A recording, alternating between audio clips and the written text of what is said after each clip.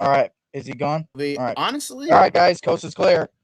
Honestly, like Spider-Man, I know people have their reservations about it, but honestly, I'm excited. Like as a guy who has been relatively unhappy with like the MCU, like especially that version of Spider-Man, I'm excited for it.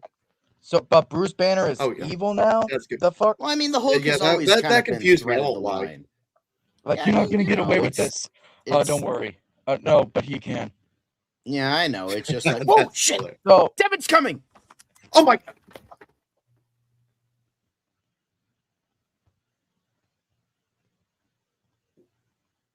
All right, I'm excited to get this video started. I got my Dr. Pepper and ready to get this show on the. Aha, guys, very funny. You said Dr. Pepper. Now John's gonna want to go visit again. John's gonna want to go visit again. Lock your doors, Devin. Now. I know how to lock pick. Yeah, John's gonna be showing. No. I'm like the Dr. Pepper version of the Kool-Aid Man. I'll just bust through your wall. Oh yeah! Give me the pepper. Wait a minute, Devin. So wait a minute. So we just came to life, and you're not scared of us. I've seen a lot worse. Damn. But anyway, hello and welcome to something completely different here on the Cool Kids.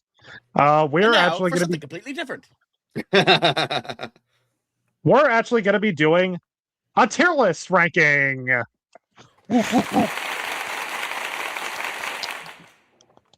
Yeah, we talked about doing one of these for a while, and we figured we'd give this one a shot. So if any of our viewers are interested in one of these videos, us doing one of these videos again in the future, let us know what we can do it on.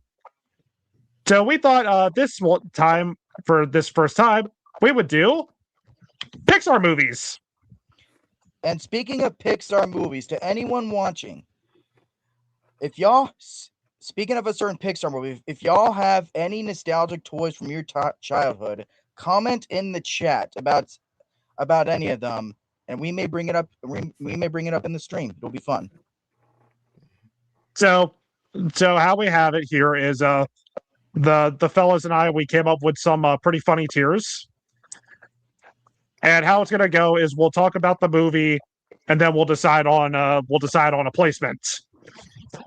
And if we have a unanimous answer, it'll go in that tier.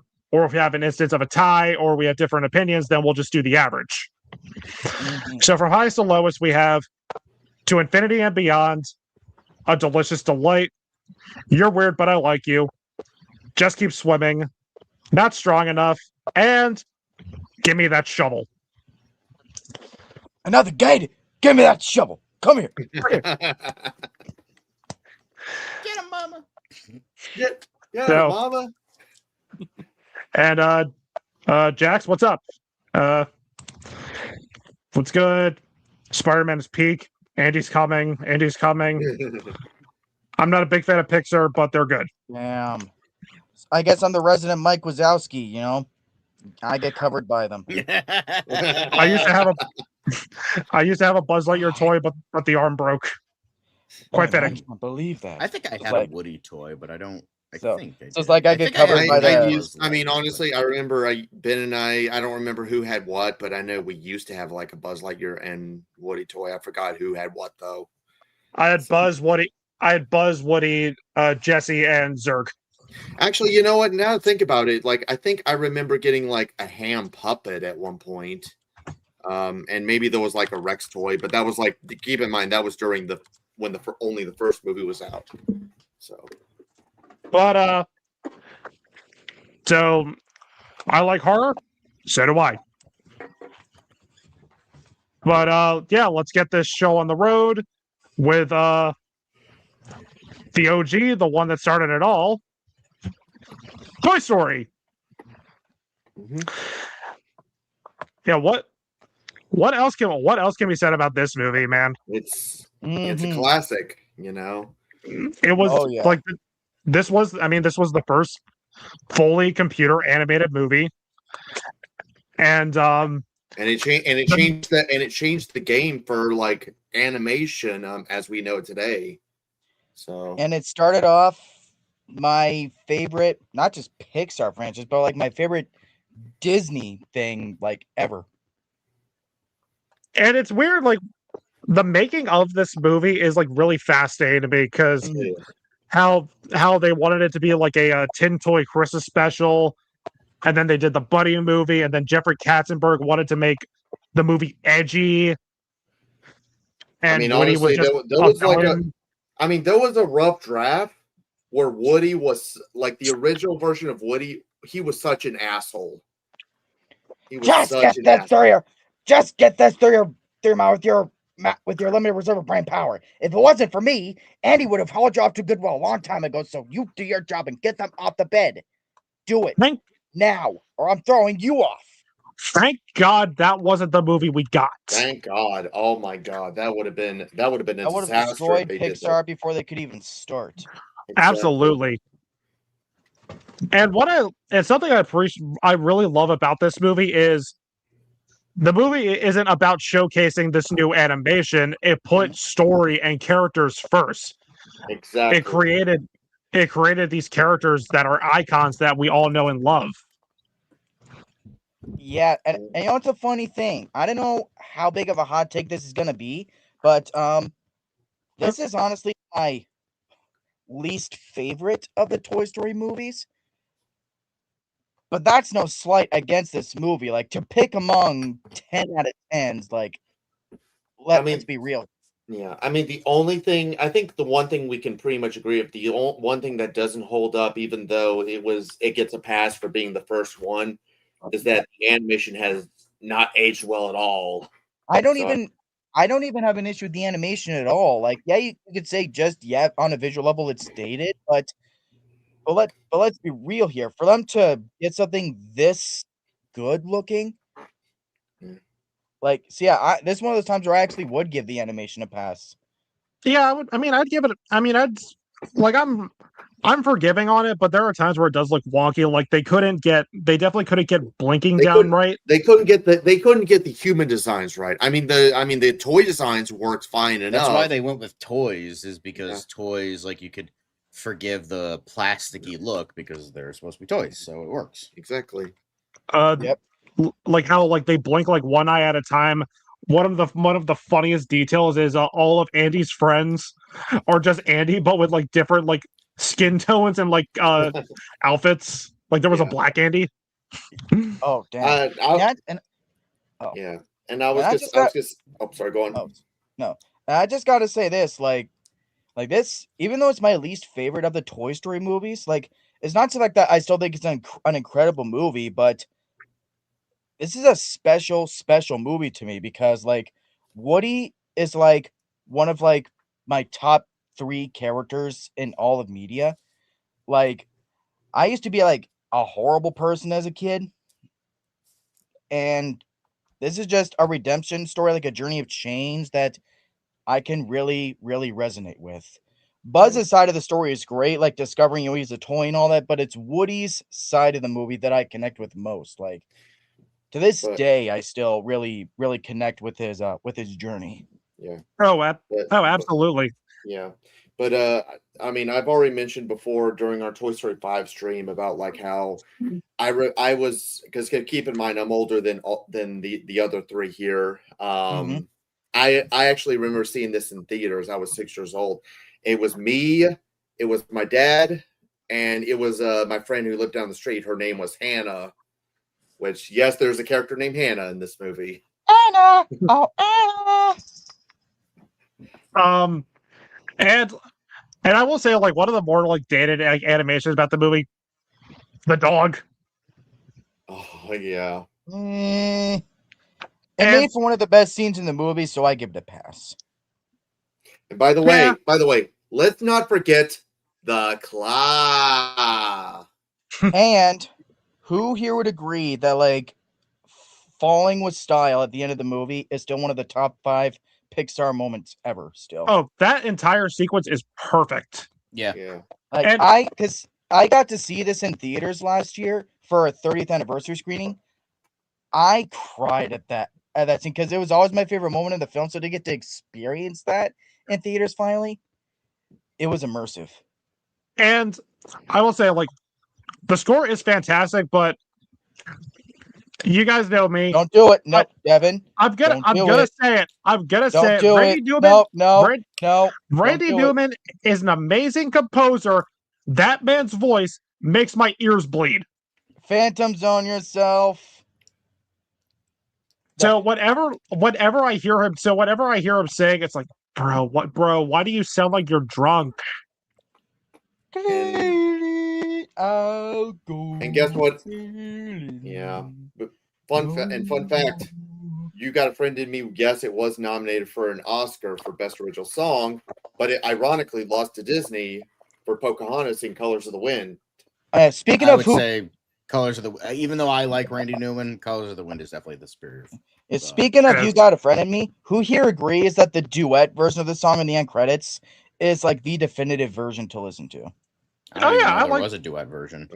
Oh yeah, absolutely. Oh yeah, watch the end credits. Also, another fun fact: the song "You Got a Friend in Me" was also used in the porn parody. You got a friend in me in a whole new way. Oh. Damn it! I don't have that clip. Okay. I need to re-download my George Sakai clip. Okay. Do we want to go ahead and just say where we want to place it now? Since I was actually thinking, like, for each Pixar movie, if we have one, we should say like what our favorite moment of each Pixar film is on a personal level. What do you guys think? I mean, I already said mine, and I'm sure because I don't want this stream to go on for like way too long. We're not going to be doing this till 5 in the morning. Just like a quick mention, I would say that's fine because it's probably the Falling with Style is probably my favorite sequence. Me too. Of that movie of the movie. Absolutely. And there is actually one quote that Renee and I pretty much mention a lot. It came! It finally came! The big one. And a second, and I would say, no, my favorite moment is when Woody finally snaps at Buzz when he does "You are a toy." A toy. That's funny too. Like, and Buzz's moment of reflection when he tries to actually fly. That's a great moment too. Yeah, these two are just the perfect duo. Absolutely. But so in terms of placement, for me, this is a To Infinity and Beyond. Agreed. Yeah. Yep. All right. Like, so it's one thing to have great characters, but To Infinity and Beyond, that's honestly easy. Like, if you don't have the right actors for the roles, and no matter how great the characters are, and that's another thing that got right is that the actors gave that perfect chemistry. Yeah, absolutely. So the OG is our first entry into Infinity and Beyond. Yes, boy. And it fits because, And now we have our the next movie. While it wasn't a big hit compared to Toy Story, it still did it. It still did good. Mm-hmm. A Bug's Life. Yep. And I know a lot of people are really lukewarm on this one, but I've always liked it. I remember liking it too. It's decent. I remember liking it a lot more when I was a kid, but now it's just like, oh, it's just Seven Samurai, but for kids and not as good. That's essentially what it is for me. So it's just like, it's perfectly fine. But honestly, if we're talking about Ants movies that came out in 1998 that also somehow featured a pedophile, I'd prefer Ants. I think Ants was the better movie. Ants is the better movie. I'll give you that. Even though I do enjoy this one, okay. So it's not great, but I mean, it's certainly decent. Yeah. This for me, I defend this movie more than most too. And for me, it's like Flick is a great main character, but for me, Bug's Life is interesting to me because I feel like it started a Pixar trend that I don't know if anyone's noticed where, even like in certain Pixar movies, the main character could still be great, but in certain instances, it's the other characters that steal the show, and for me, it's the circus bugs that steal the show. My favorite, honestly, my two favorite characters. Well, okay, besides the villain, my favorite character is actually Dennis Leary as Francis the Ladybug. Oh, he's so much fun. So, being a ladybug automatically makes me a girl. Is that it? What? He's a guy. He's a guy. I'm gonna be a beautiful butterfly. Yeah, like, I mean, yes, the movie is Seven Samurai, but it's got there's a decent story. There's a decent story here. It's got fun characters. It has a great message. Yeah, it does. And I'm actually gonna say so. I don't know if Devin will agree with me, but I think this is actually one of the rare fucking instances where I think the Liar reveal plotline was actually weaved in very, very good. I feel like it actually I feel like the lie reveal trope is the one thing that kept holding it back from being great. This is one of the times where I would say so too. Where I actually tolerate it better, honestly. Yeah, I mean it's okay. Because given the type of story that they're telling, it's not Elio levels of bad, but it's not Galaxy. Oh, we'll get to that soon enough. Yeah, like for me, it's like given the type of story they're telling, like at that point in the story. Yeah, I think it makes sense that Flick would have his down point in the movie. Yeah. And Hopper, even though yes, he's played by a pedophile, Hopper is a genuinely threatening villain. Like he knows he was a lot of fun. I mean, people seem to forget Kevin Spacey. He's a piece of shit, but he's a fucking great actor. Yeah. I mean, I would say my favorite moment from this movie is the speech of his whole monologue of it's about keeping those ants in line. That's probably the best moment of the movie. Yeah, that's the thing. Yeah, he knows we're going back. Like he knows that the ants outnumber them, but he uses fear to keep them in control. Like he's basically a dictator. Yep. Mm-hmm. Or the U.S. government. This movie is basically the moral of the movie is standing up against a tyrant, and how one ordinary person can inspire an entire group of people. Exactly. My favorite scene in the movie is after Flick gets the shit kicked out of him. He stands up to Hopper and he does the the speech the ants don't serve grasshoppers. It's you that need us, and you know it. Yeah. That part made me want to stand up and clap. Yeah. Yeah, boy. I think. So yeah, I'm trying to because I do know that this is. I think because I've seen every between the first Toy Story and all the way up to the first Incredibles, I've seen them all in theaters. I think Ben went with me. It might have been me, my mom, and Ben. So, not really sure about it. So, but yeah, I remember really liking this one. Maybe not as much as the first Toy Story, but I mean, it still holds up. So it still holds up fine. The animation got a little better too, even though there's some dated aspects when they're flying through the rain. I will admit that it doesn't look it looks kind of off. Yeah. How did you guys feel? When you guys saw this for the first time, what was your thoughts on the big bird scene? I thought that was cool. Yeah, it was pretty cool. Yeah. Yeah. Mm-hmm. Yeah. And it's one of the it's one of the most fucked up villain deaths we've seen in a Disney movie. Yes. Mm-hmm. Wish we would have actually seen him getting eaten. That would have been cool. Yeah. I mean, they probably wouldn't do that. I mean, it's a kids movie. Yeah, exactly. I don't know. Ants got away with a lot of fucking shit in that movie. They literally showed the aftermath of a fucking war battle. Talking severed head. That's fair. Yeah. All right. But keep in mind, though, that doesn't mean I like ants more than Bug's Life. Okay. So, where would we rank this? For me, I would put it in this category it's named after. It's a you're weird, but I like you. I've always liked this movie. I still do. I would put it just a clarification. Which tier is the 7 out of 10? That's the Just Keep Swimming, right? Just Keep Swimming. Then I'm gonna put it on Just Keep Swimming then, because I gave it 7 out of 10. Yeah, for me, I'm going Delicious Delight on this one. I think Okay, it's one so of the most underrated Pixar movies. Damn. What about you, John? I said Just Keep Swimming. Oh, okay. So both. all right, Okay. so we have some differing opinions. What would be the average? The average would Well, we be had- Just Keep Swimming.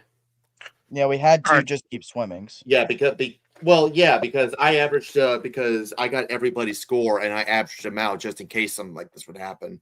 So it would have been a Just Keep Swimming anyway. So All right, so Bug's Life, because the average Bug's Life goes in Just Keep Swimming. And I don't know if you guys can hear this, but there's a storm going on right now. Yep. I just hear fireworks. So I feel a storm coming on. anyway, So, and speaking of which, the toys are back in town. Toy Story 2. Toys are back in Yeah, town. baby. Toys are back in town. I'm gonna come out and say it. Of all the Toy Story movies, this is hands down my favorite. It Same. might Like do. this I took agree. everything. This took everything fantastic about the first movie and elevated it to a whole new level. I mean, this Absolutely. is a movie I wasn't even going to see in theaters, but because my older brother Andrew, he was in high school and he was going on a date at the time, he invited me and my younger brother Ben to join along. So we ended up seeing it anyway. At the risk of sounding hyperbole, which that stuff I never do, not only for me is Toy Story 2 gold standard Pixar, I think this is gold standard, period, for sequels, period, in general, that are better than the original. Oh, absolutely. Yeah. Yeah, just same deal here. You know, we still have these characters. You know, Woody and Buzz going through great character development. You know, especially with Woody. You know, in the first movie, he was learning to come to the grips that he's no longer the favorite toy and he has to share the spotlight. Mm-hmm. And now here, he's learning, like, what if Andy's growing up? What if he doesn't need me anymore? Right. And they did that, and they did that so well. And I like how this movie was ahead of its time, where they made the villain, one of the villains, a weird, creepy incel. I found him!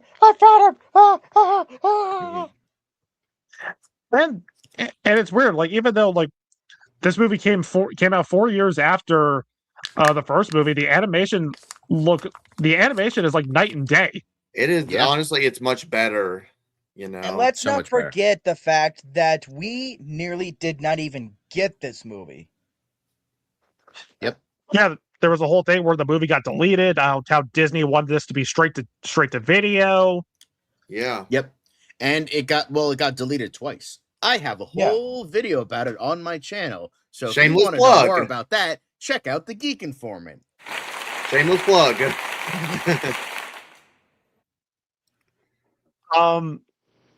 And honestly, I think this movie has Buzz and Woody's friendship at its strongest. I think it's Buzz at his strongest, especially too, because like the way that he's able to capably take charge and lead pretty much a good half of the movie almost. And the part where he's given like the speech, and the part where he's given the speech to all of them, saying like, this is a person worth saving. Like I will risk everything to make sure he's back with Andy. Yeah. And we have the homage to the Patton, where he's giving the speech in front of the flag. Yeah. Yep. That was funny. And then we have introductions of new characters here. We have Jesse, Bullseye. Jesse, we have Bullseye. Yeah. And I'm just curious, is Jesse the first introduction to everybody? Like for everybody here, is besides me, obviously, but is Joan Cusack? Is Jesse your introduction to Joan Cusack? Just absolutely, pretty much. I would have because I mean before this, the only thing I knew her from was Addams Family Values, because she was the Uncle Fester's crazy wife, that tried to kill her. Oh shit, that was her, wasn't it? Holy shit. Yeah, it was her. Yeah. And this also has, this has like a lot of like the dramatic scenes like hit well too, like where Jesse's given her backstory. It's genuinely heartbreaking, and I'm glad they had Sarah McLachlan singing, because if it was Randy singing, it would have ruined the whole vibe. The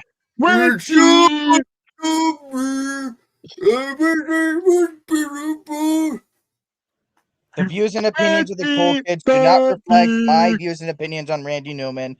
I'm separating myself from that. I am not associated. Nope. Randy, we love you. And I think this is the first Pixar movie where we had the twist villain. Where we had two villains here. We had the human antagonist, and then we had the toy antagonist. Exactly. Played excellently by Kelsey Grammer. Mm-hmm. Kelsey Grammer and Wayne Knight.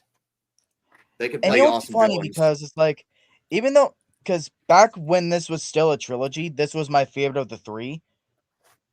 And even though that's not the case anymore, this still has the best, like most fun third act out of all the Toy Story movies. Oh, the climax in the airport is amazing. Yep. And I loved when I say like when Buzz is giving like the speech to the toys, like, yeah, we need Woody is worth saving. I loved when Prospector hits Buzz, and then Woody says, "No one does that to my friend," and he defends him. Exactly. Like again, like the friendship between these two is at their strongest in this movie. Exactly. And also, this movie has probably some of the funniest moments in any of the Toy Story movies. You know? Oh yeah. Oh, and the bloopers. Let's not forget the bloopers. Oh, yes. What are we gonna do, Buzz? Use your head. But I don't want to use my head. And well, like, pardon me, fellas. Have you seen a cowboy doll with bad arm? Why, no, I haven't. Hey, he was talking to me. No, he was talking to me. Why you? Oh, and at the end, Buzz's wings like that, and it says "this space for rent." Darn it, Woody! Another funny thing. Another funny thing is that the other Buzz Lightyear, the one with the belt, the one that's still thinks he's Space Ranger. Like, he defeats Zurg, and then when they're outside the apartment, it's like, "Are you coming?" "No, I've got to catch up. I've got to play some catch with my dad." Which leads to a great callback in a later Toy Story movie. We'll get to that soon. Yeah. And I also love and I also love the all right, I'm gonna let go of the wall. What? He wouldn't. 1, 2, he would. 2, no, 3. I don't want to use my head. Is it bad that I sort of, even though it was the blooper, is it bad that I actually sort of want that to be how this scene actually went? Ow. Yeah, I miss when Pixar did the bloopers, man. Pixar, even you've been having some great films lately. I think the last Pixar movie to ever have bloopers was the first Incredibles, I want to say, and even then, that was on the DVD. Oh, there was bloopers on the first Incredibles. Yeah, it was. I remember because I used to have the DVD of the Incredibles, and I remember seeing them. Yeah, holy shit! I'll have to look that up after this stream. Okay, but are we ready to talk about where it's gonna be placed? Yep. Yeah. Okay. This is another to Infinity and Beyond. I'm not even gonna argue with that. To Infinity and Beyond. It's not better than the original, but yeah, one of the best movies ever made. Put it above the original. Yeah, I would say so. Yeah, I would say so too. Put it above the original. Come on, there we go. There we go. All right. So you may have noticed the first 3 movies were all directed by John Lasseter. Mm-hmm. As much of a creep that he is. Our next allegations were not founded. And so then we have our next movie that's directed by one of the other Pixar greats, Pete Docter. Monsters, Inc. This is another fun one. I've always loved the idea of this movie, how the monsters treat scaring kids like it's just a normal 9 to 5 job. Exactly. Yeah. And it treats like powered by screams. And yeah, I was gonna say it's almost kind of like a power plant, but instead of like generating electricity and shit, they're pretty much generating screams to power the whole Monster City. Yeah, like just showing Pixar's talent for taking these abstract concepts and making these great characters that have arguably more humanity than even humans. And this is one of the movies that Pete Dr. John Lasseter interested in, and the late great Joe Ranft came up with at that lunch. Yep. While Toy Story was being finished. Mm-hmm. Yeah, this has always been like one of the funnier Pixar movies to me. I'm just gonna say it right now, on a pure comedic level, this might be like the funniest Pixar movie to me. And it mainly, in a lot of the humor comes from the fact that that Sully and Mike are just the perfect duo. Yep. Like I don't know what the hell Doug Walker is smoking. Billy Crystal was so fucking funny in this movie. Oh yeah, Billy Crystal's always great. Like, but yeah, man. I love the dude's voice. The dude has such a funny voice. I mean, put that thing back where it came from. So help me. Back when Toy Story was supposed to be a very different vision, he was, and back when Buzz Lightyear was supposed to be called Lunar Larry, they wanted Billy Crystal for that role, but then he said no, and then Toy Story exploded. He's like, okay, next time they call, I'm accepting it. They're like, hey, Monsters. Yep. Oh, here's the thing. Billy Crystal works better with a character like Mike, whereas like Tim Allen has the perfect voice to be like this kind of like superhero guy. Supposed to be, Buzz Lightyear, when he was called Lunar Larry, was supposed to be much more of a dumb like character. Like he was supposed to be like kind of more naive and kind of stupid. So it, like, I feel like at the time it would have worked better for that. But the thing is, the person that came in, and I wouldn't say without a doubt only him saved the script of the original Toy Story, but what the? Okay, we have two. Now there's two of them. We have two right dudes. All right, let's get rid of the fake dude. Yeah, sure. The left guy. Look, there we go. That's the left guy. The person that came in and essentially rewrote the script for the original Toy Story and kind of made it more in line of what we have today, Joss Whedon. Fun fact. Yeah. So, Joss Whedon, remember when Joss Whedon made great movies? Good times. He could fix Toy Story, but he can't fix DC.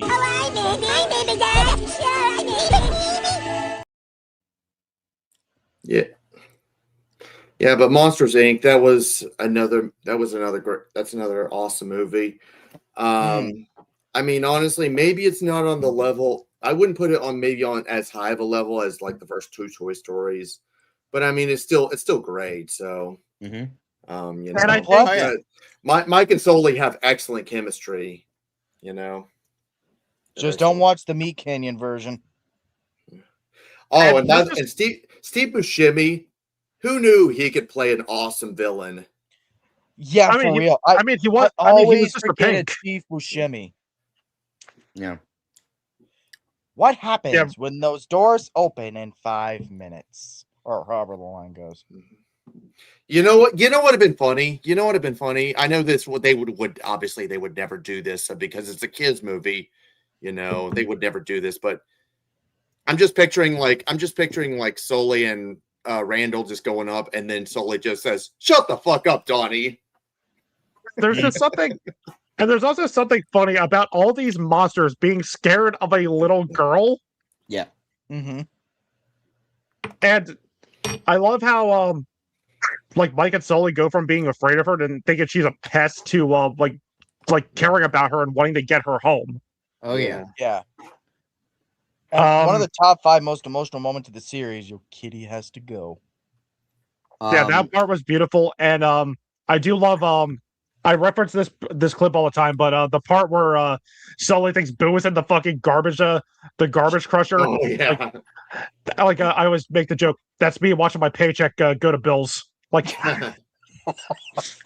that's what I mean when this is like the funniest Pixar movie to me. Yeah, I also love how in order to get Boo's lines. They just ran around the Pixar offices with a microphone while Mary Gibb just ran around and just said random shit. And they were like, and they had to like kind of capture whatever she said with a microphone. Oh, you know what character we forgot to mention? How could we forget about Roz? Oh yeah. Hello, Wazowski. But guess what? You forgot to file your papers last night. This office is closed. Oh, that stupid paperwork. Wouldn't it be a shame if it all just flew away? Don't let it happen again. Dang it. Yep. And how do you guys feel about like the twist of Mr. Waternoose being the villain? I thought that one was kind of obvious. I mean, he's a corporate obvious, way too that obvious. owns a company. Of course, he's a bad guy. Yeah. It's obvious, but a well-written motivation, it makes it work. Yeah, because they're dealing with an energy crisis. He's desperate. He doesn't want to lose his business. Exactly. And you know what? I think it's really refreshing as far as his motivation. It isn't just out of greed. It's literally out of a sick desperation to actually save the company. And again, I got to shit on Doug Walker again. Like the whole the evil plan is complicated. Not really. How is it complicated? Yeah, it's self-explanatory. They're using the machine, to extract streams from the kids, to power the whole city to solve the energy crisis. Exactly. Yeah. And even though Waternoose is aware that laughter is a better power source, he wants to create fear. Yeah. And and I know, Zach, you brought the ending as one of the most heartbreaking moments. One of the most heartbreaking moments was when Sully's doing the scares demonstration and Boo runs off. Crying. That scene's really sad too. That was heartbreaking. Yeah. And that made when Mike and Sully took over the company. What are you doing here?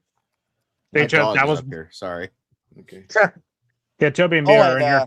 I didn't even notice she was. How can we forget one of the other big highlights? Really? Welcome to the Himalayas. Oh yeah, John Ratzenberg. John Ratzenberg. That's one of my favorite.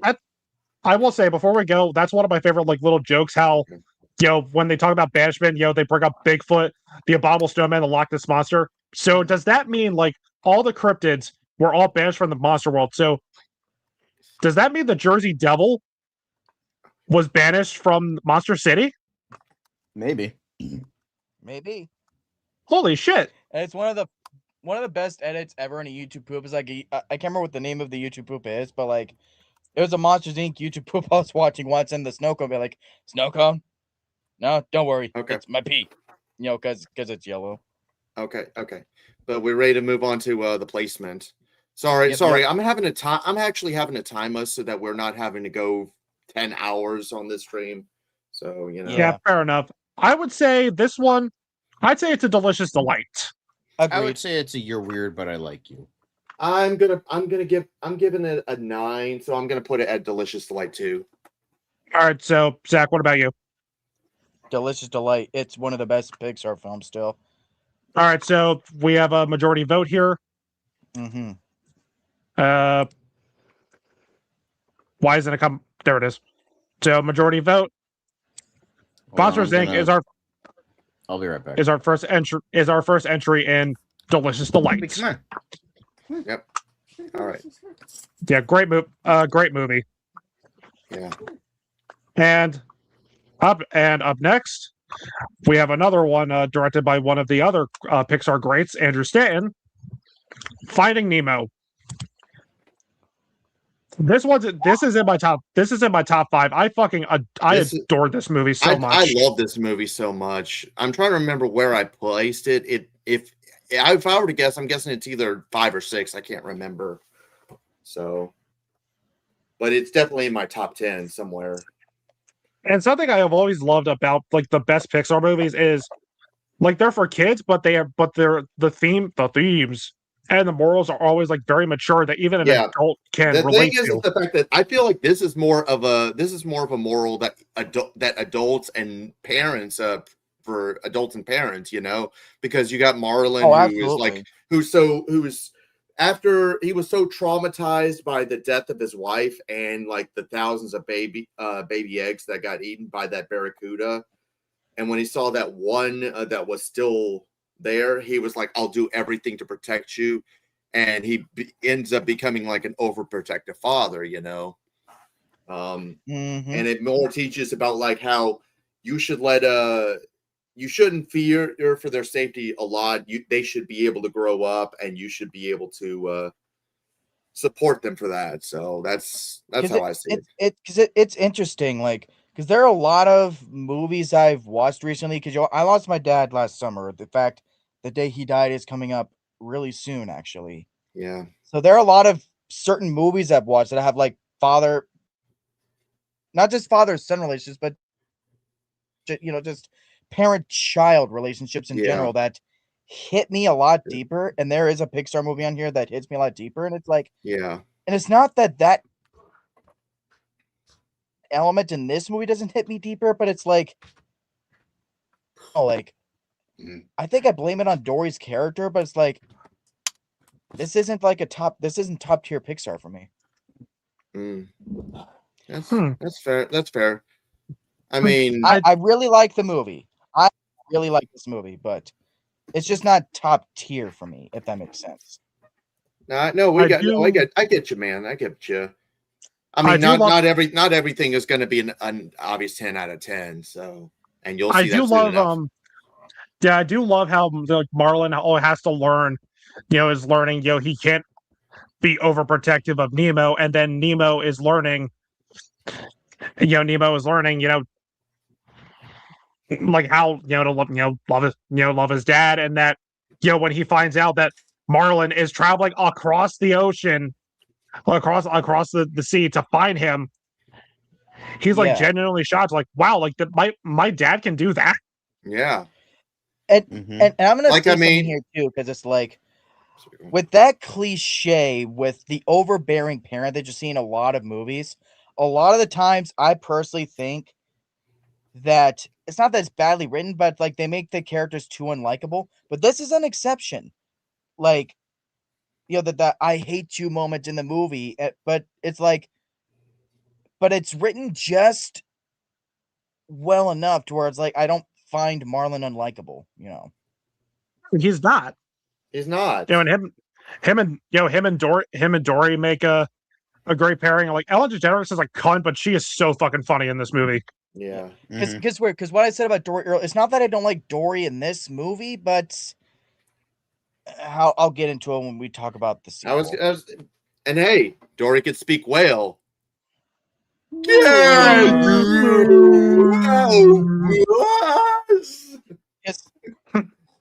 Because I'll compare it this way. You know how R2-D2 and C-3PO in Star Wars are great characters because they play the exact role they're meant to, side characters, comic relief.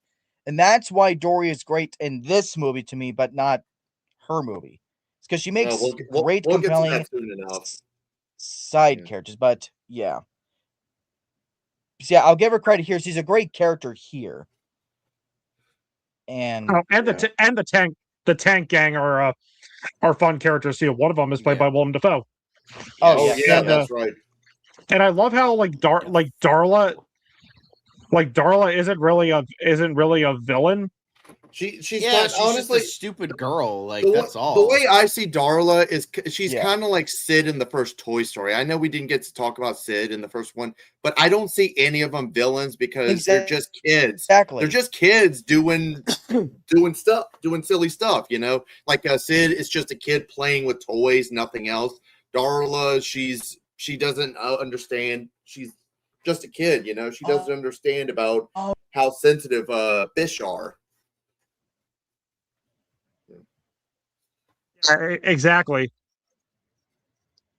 And also, weird fact, for a long time I didn't know Peach was a girl. I thought Peach was a boy. Peaches. But yeah, I fucking adore this movie so much. Oh yeah, this movie is amazing. This is a to infinity and beyond for me. obviously I'm gonna put it to Infinity and Beyond. That's I put it in a you're weird, but I like you.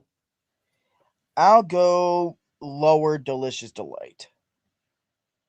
All right. So another average. By that, we'll pretty much put it in Delicious Delight because average that out, it's like 9 out of 10. So yeah. So just put it there. We haven't even. I'm surprised we still had like less than 2 minutes left to talk about it. So that's fine. So should I put it in front of Monsters Inc. or behind it? I would say Monsters Inc. is better. I would put it in front of it. But Monsters Inc. is a lot better to me. Yeah. All right. So we're definitely again we have a tie. I guess and just go ahead and put it behind Monsters Inc. It's fine. Yeah. All right. We'll just put it that way. And again, the hot streak continues because the next one is unique because this one isn't focusing on like bugs or fish or inanimate objects. This one's actually focusing on humans, and it's directed by my boy Brad Bird, The Incredibles. Do we even need to talk about this one? It's to Infinity and Beyond. It's goated. It's Brad Bird. It's amazing. Fucking fantastic. It's the best Fantastic Four movie we've ever gotten. Does this even need to be talked about? Why do we need to talk about this? There are some things I do want to talk about. Oh yeah. This is hands down my favorite Pixar movie. I adore every little aspect about this movie.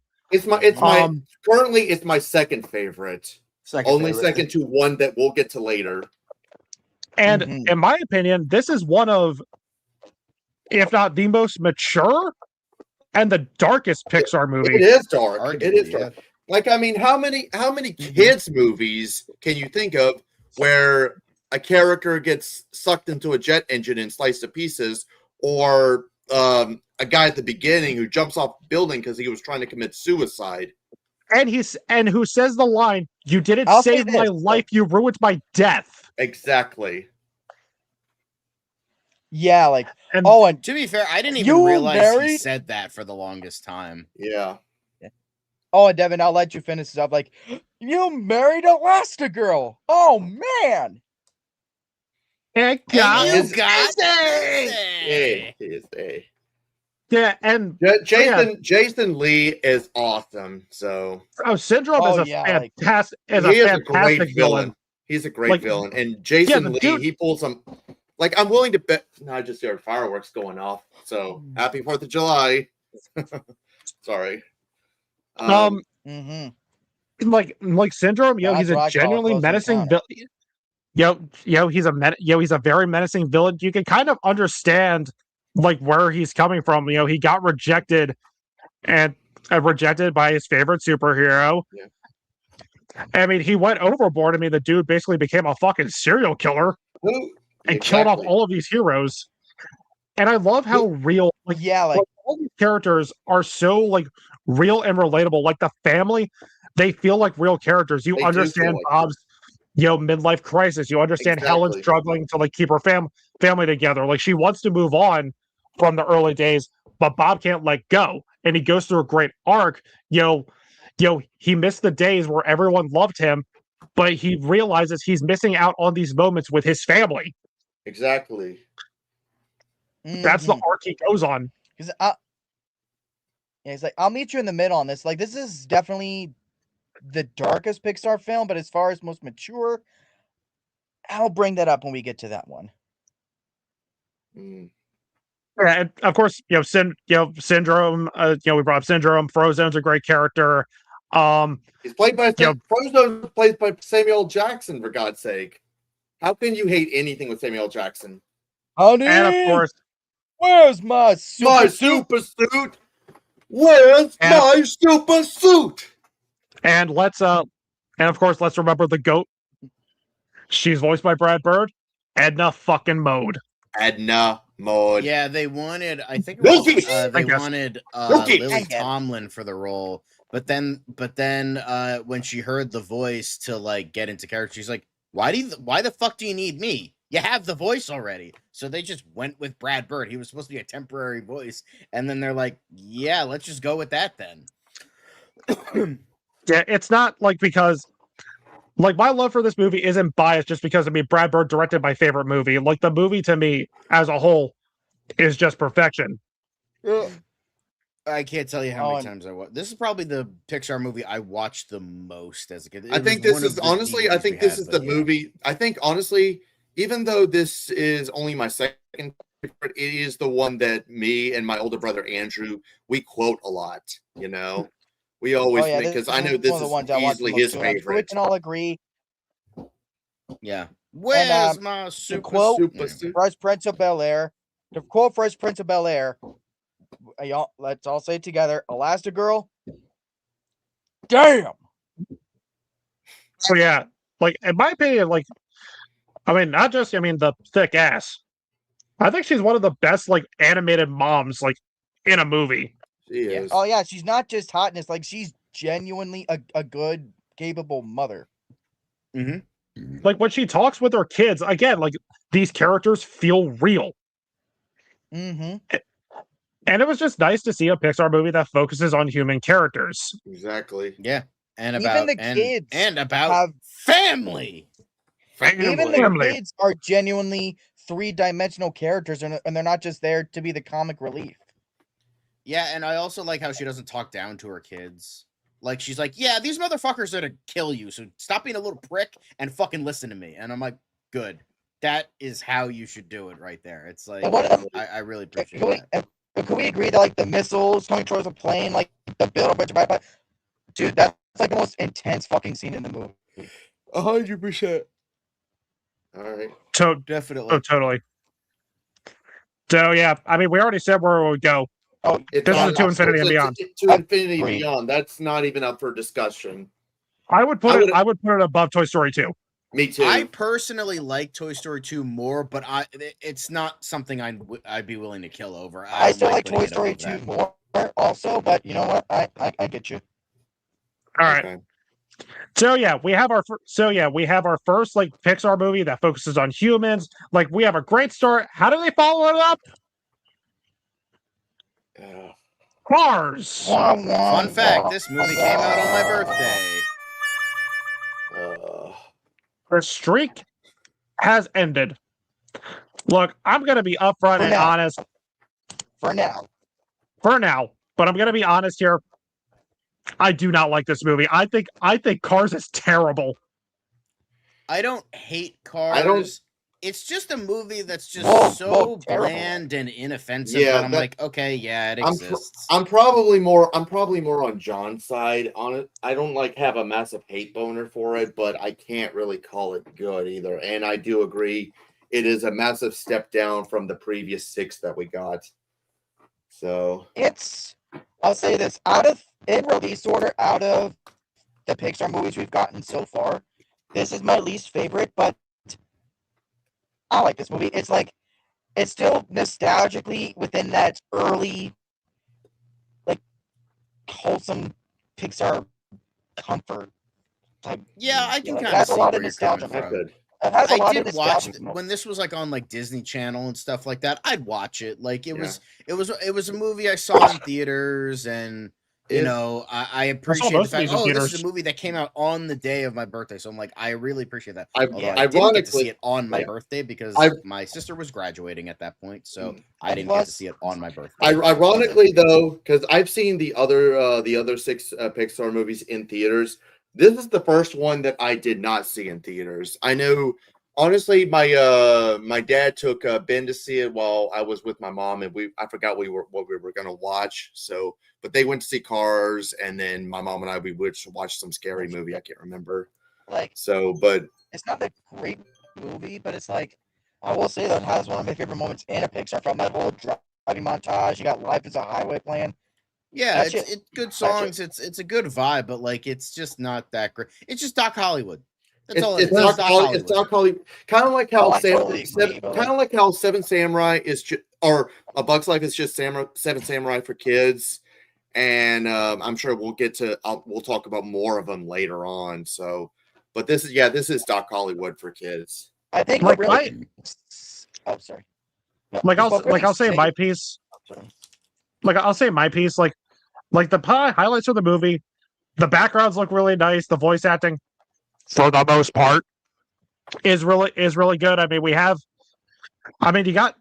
have Paul Newman here. You have George Carlin, but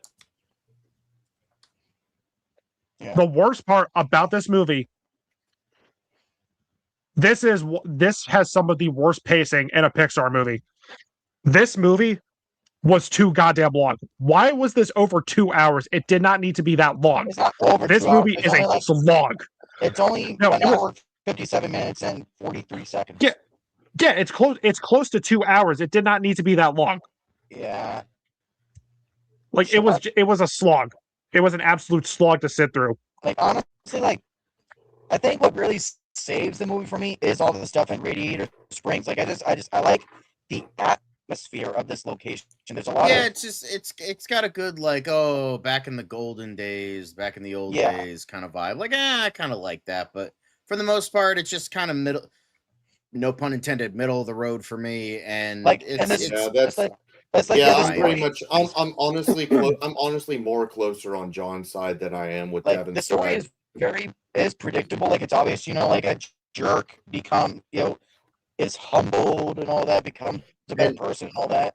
But like I think, but it's like for me, it sounded like a decent version, like going through the formula but doing it well. But it's like what really saves it a lot is the acting.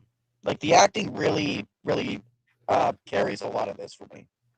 And the acting is good, but again, the exception, you guys know I fucking hate Larry the Cable Guy. Mater is annoying.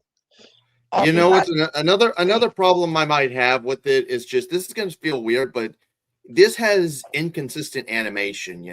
You've got realistic looking backgrounds, but with put in with these cartoony character designs. Why? There's another Pixar, and spoiler, there's another Pixar movie we'll get to later that has the same problem.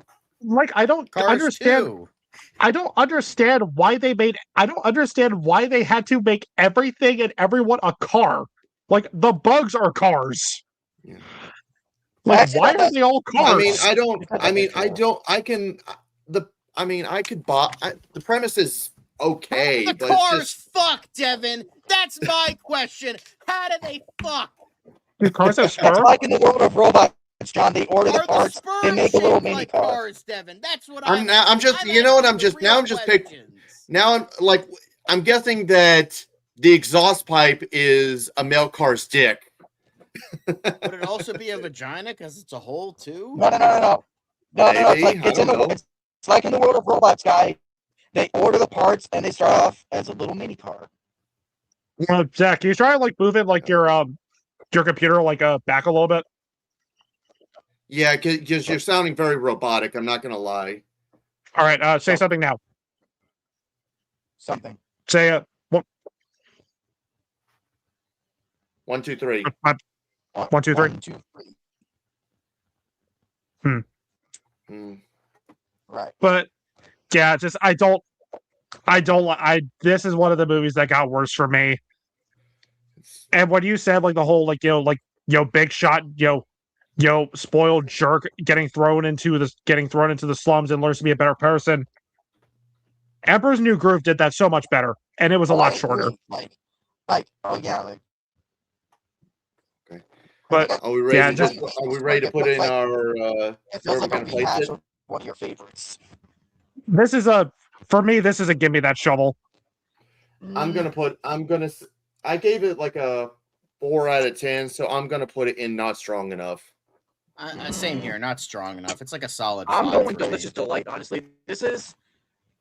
Granted, it's not just nostalgia driving it for me, but rewatching it, the vibe still works for me. So I go lower Delicious Delight, but still Delicious Delight.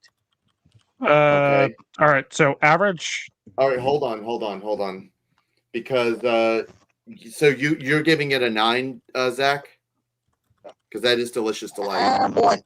More an 8. So that's you're weird, but I like you. Okay, because for me, I'm just sticking by the tiers we have, lower Delicious Delight. That just Makes it So easier. so an average of everybody's score is rounds up to about a 5 out of 10. So that would be what, not strong enough? Oh, all All right. right. So, not strong enough, but yeah, not one of Pixar's best. But thankfully, my boy comes back. Get the return of my boy Brad Bird, Ratatouille, and Rob here. Rob here has some thoughts. Yeah, I'm gonna say So this while right I go out, now. the floor is yours. So I honestly, if you ask me which Pixar movie I think is the most overrated, I honestly would say this. I mean, don't get me wrong, it's not bad, but I guess what it is just the characters really don't interest me. The premise just doesn't seem like it doesn't really get to me. The only things I actually liked about this movie was just the ending with the food critic, and I mean it did have a decent message in there, but it's just I really couldn't get into like a lot of these characters. I mean, I'm sorry, Linguini was a boring character. And I didn't understand how he was able to control just by his hair. Like I'm sorry, that's not how the nervous system works. So it just didn't really do a whole lot for me. I know I'm alone on this. I know I'm an island. But you're not just on the island. You're stranded. You're dead where you stand. Well, fine. I'm gonna go make my own tier list with blackjack and hookers. I'm sorry. I mean, it's not a bad movie. Give me that. I didn't say it was a bad movie. I would practically say fireworks are if I were to say what this was, I gave it a 6, so I'm going to be generous and I'm going to say it's a Just Keep Swimming. So I know I'm alone. Everybody's probably going to put it into Infinity and Beyond or something. But no, I don't think it's that good. But like, I do think that this is a great movie. I don't know. It's just like the idea of, I like maybe because like when I was a kid, I would bake a lot. Like my mom helped me learn how to bake. So even though it wasn't cooking, I had more of a connection with food. I mean, as you can fucking tell from my fat ass that I have a connection with food. That I think that helped a lot with me. I think plus like Linguini is kind of a loser. Like I kind of identify with that a little bit. And like you have, I feel like even though they can't talk to each other, I feel like ironically Linguini and Remy have great chemistry with one another. Oh, totally. And Anton Ego, great villain, the great Peter O'Toole, rest in peace, but he did a fucking fabulous job. Apparently, Will Arnett was the thumb guy. I killed him with this thumb. Like that was Will Arnett. You know what? That should have been like another option for like our bottom tier. Like I killed it with this thumb. And honestly, my family quotes that all the time. And apparently, something interesting I learned about this movie was what My Cousin Vinny is to lawyers, this movie is to chefs. It is apparently one of, if not the most accurate chef food kitchen movie of all time. Anthony Bourdain said this was the most accurate like food movie of all time. So that's, I think, really interesting. Yeah. And pretty much kind of like My Cousin Vinny is like the most accurate in terms of court proceedings. This is the most accurate in terms of how a kitchen works and how like food works. So I thought that was a very interesting kind of tidbit. And I like the characters. It's probably, if I had to think about it, probably Brad Bird's weakest animated film. But like, it just goes to show that even his weakest animated film, the man makes great work. So let me say, Joe, I haven't said my piece yet since I had to check my AC. Obviously, I absolutely adore this movie. I watched it again last night. I still love it. I love the Paris setting. Paris looks fantastic. I really like the characters here. Sure, Linguini's your typical bumbling, screw up. But he is a likable character. I loved his chemistry with Remy. I loved the premise of a rat wanting to be a chef. And I love I thought his little like thing with Colette was nice. I thought all the characters in the kitchen were really entertaining. Skinner, he's a fun villain. Ego, I love his design. Like what I love about Brad Bird's Pixar movies is they always look unique and stand out from the other movies. Like his style is all over these movies. They're always so fucking mature. Yeah, and they're mature. The ending is great. I love one of my favorite. Sure. And one of my favorite, I do love. I just love how Remy controls Linguini like a puppet. By pulling his hair, that was such a great idea. I love that. It's funny because there's a Ratatouille YouTube group out there I saw where the bit where he's like realizing he can pull the hair and control him, like doing moves his arms, moves and all, and then they do it and where he does it again, pulls up his legs to the point where they break his bones, and it's like, ah! Okay, that was kind of funny. Not gonna lie. And I gotta say, the critics, Ego's speech, his review that he gives at the end, the way that it's written, it's to a whole nother fucking level. This not only elevates it as a family film, as a Pixar film, it elevates it to it elevates as a movie in general. This, I have no words to describe it. This movie just speaks, out of the Pixar movies, this is the one that speaks most to my passion and my desire, for becoming just a critic in general. So that's why that's my favorite scene in this movie. But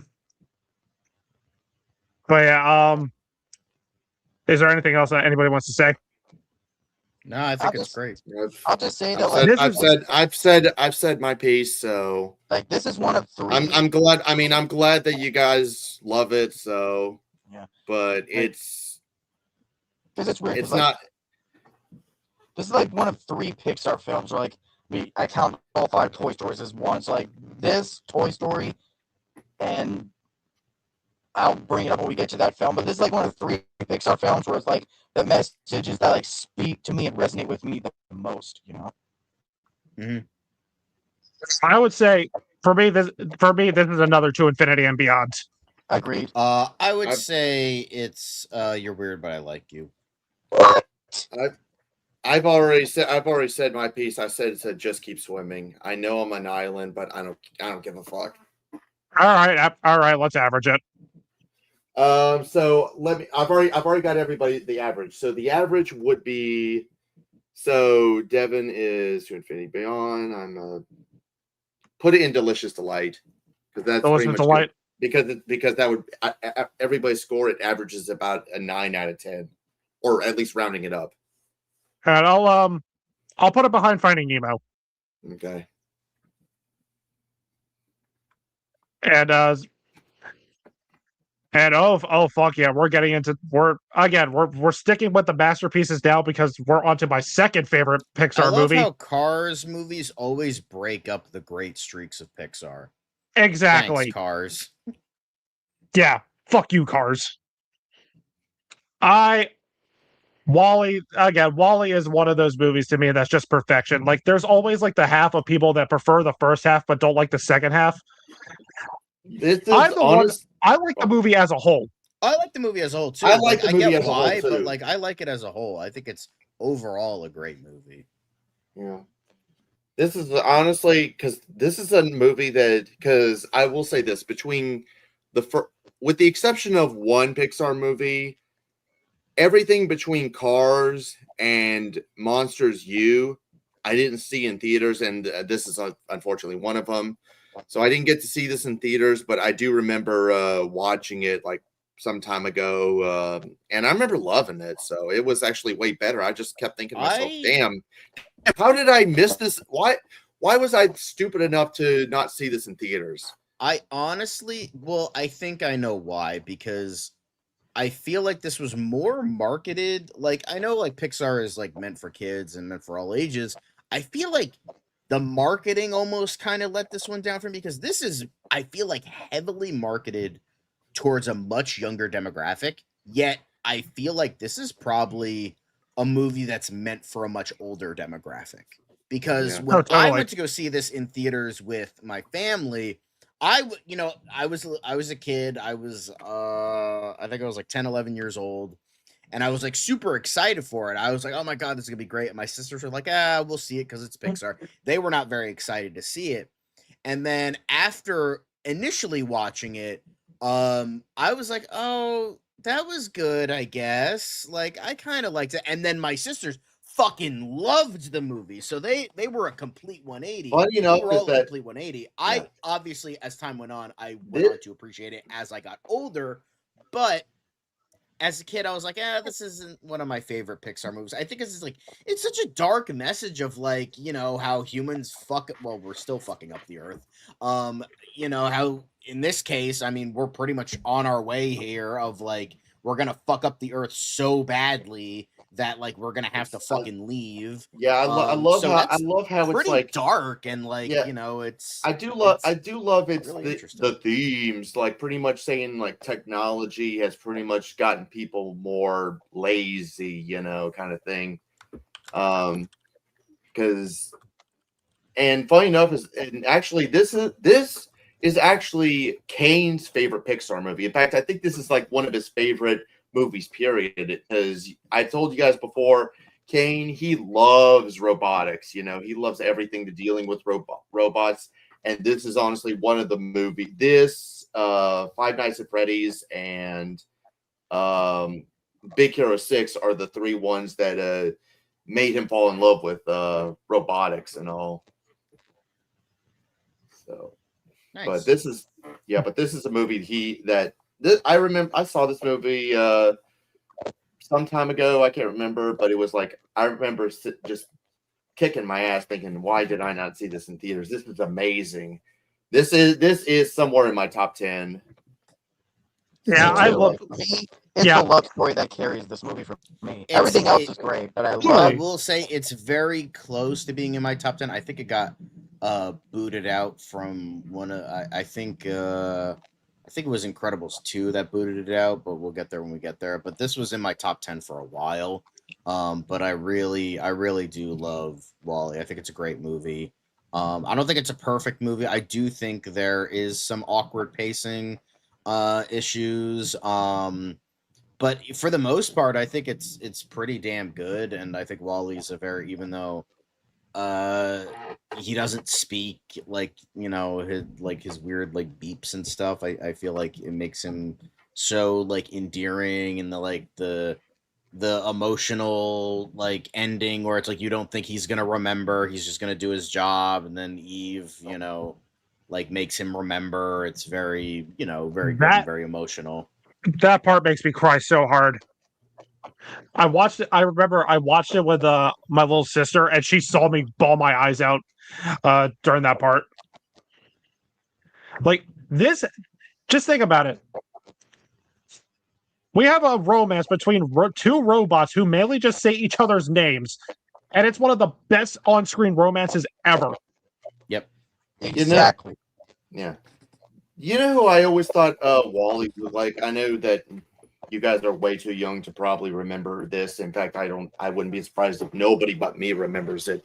But but in the 80s, my older brother used to have a kind of like a TV educational game system, you know. It was called Socrates Learning, and honestly, the robot looked just like WALL-E. You know what? I'll find a picture or something in the chat and show it to you guys. But I always thought that WALL-E looked like that little robot from the little Socrates educational game thing that my brother had.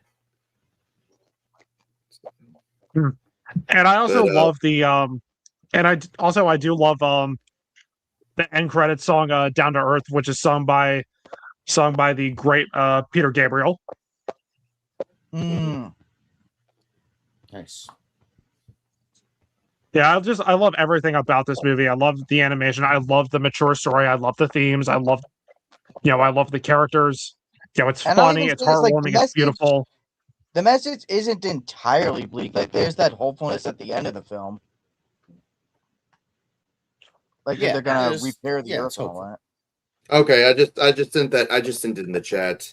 Maybe it doesn't look exactly like I thought, but you know, I can see the vibe. That does look like Wally. Yeah. All right. So, do we know where we're gonna place it? This is a To Infinity and Beyond for me. I'm gonna say To Infinity and Beyond as well. I'm gonna say it's a you're weird, but I like you. I mean, it is another. You're weird, but I like you is great. That's an 8 out of 10. I said. The To Infinity Beyond is a perfect 10. Delicious Delight's a 9. You're Weird But I Like You is an 8. Just Keep Swimming is 6 to 7. Not Strong Enough is 4 to 5. And then everything below is Give me that shovel. Yeah, so it is majority vote. So where, like, I would put it between Incredibles and Toy Story 2. Yeah, I don't think it's that high. I would say put it in between Toy Story and Toy Story 2. That's what I was thinking. Like either I can't remember if on my letterbox list, I can't remember if I put it like higher or below the first Toy Story, but I do remember putting Incredibles and Toy Story 2 higher. Because I have Wally. Wally's at number 2 for me. Damn. Oh, I adore it that much. Yeah, no, I love this movie. It's just like I guess I'm more like I don't want to say cynical, but like I just have more accurate ratings in terms of. To be fair, it's been a long time since I've seen a lot of these movies, so maybe they would improve with a rewatch. But I wasn't ready to rewatch the entire fucking Pixar catalog. I was just it's been a while. Yeah, not gonna lie, I only rewatched a handful of them, so I don't have time to rewatch every single thing. There are some that I wish you would have watched for the first time. Period. I mainly rewatched the ones like that I only saw like once, and I needed a refresher on. Yeah, that's what I did. That's what I did. And I watched all of them just for the hell of it. Okay. And so yeah, we had one of them, Rob. So we've had two. So far we've had two from Brad Bird.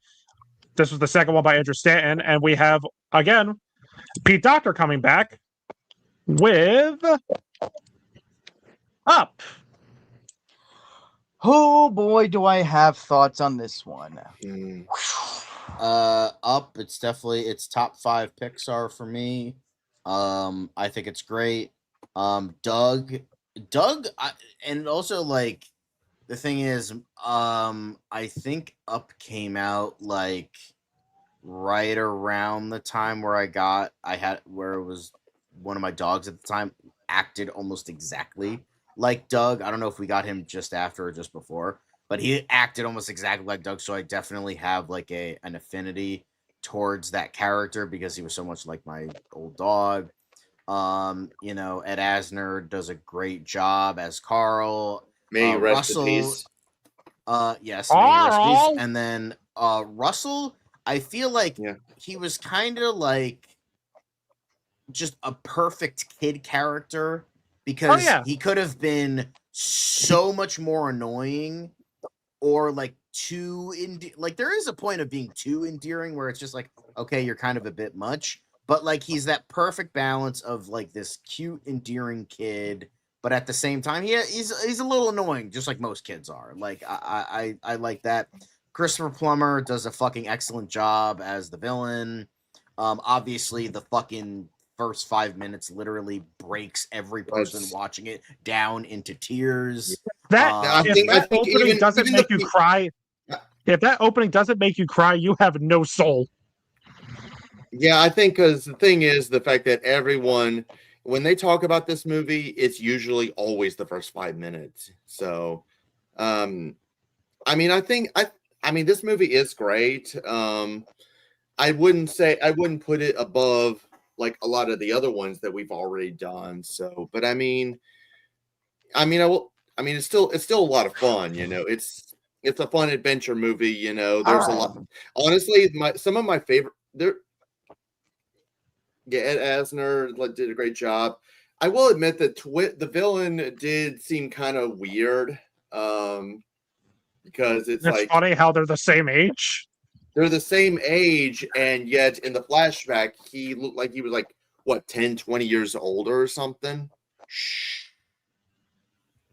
Carl really let himself go. And unfortunately, in the camp, that is where I'm. The opening when they're young is To Infinity and Beyond, but the rest is it's good. Yep, it's pretty good. Not one of their best, but it's good. You know, we're good. And honestly, how can you hate Doug? Come on. Yeah. Yeah, Doug in fact, when this came out, because we had a dog and we always made squirrel jokes. Like, there's only one other scene in this movie that matches the emotional height of all that opening, and that's where he's looking at those possessions, you know, and that note that Ellie leaves for him and all that. Like, there's like, "You'll always be my greatest adventure," something like that. Is the other most heartwarming part of the movie for me. Oh, that part was beautiful. And the part that we always quote is so my dad's name is Kevin. And when they find out that he's a she, Kevin's a Karen?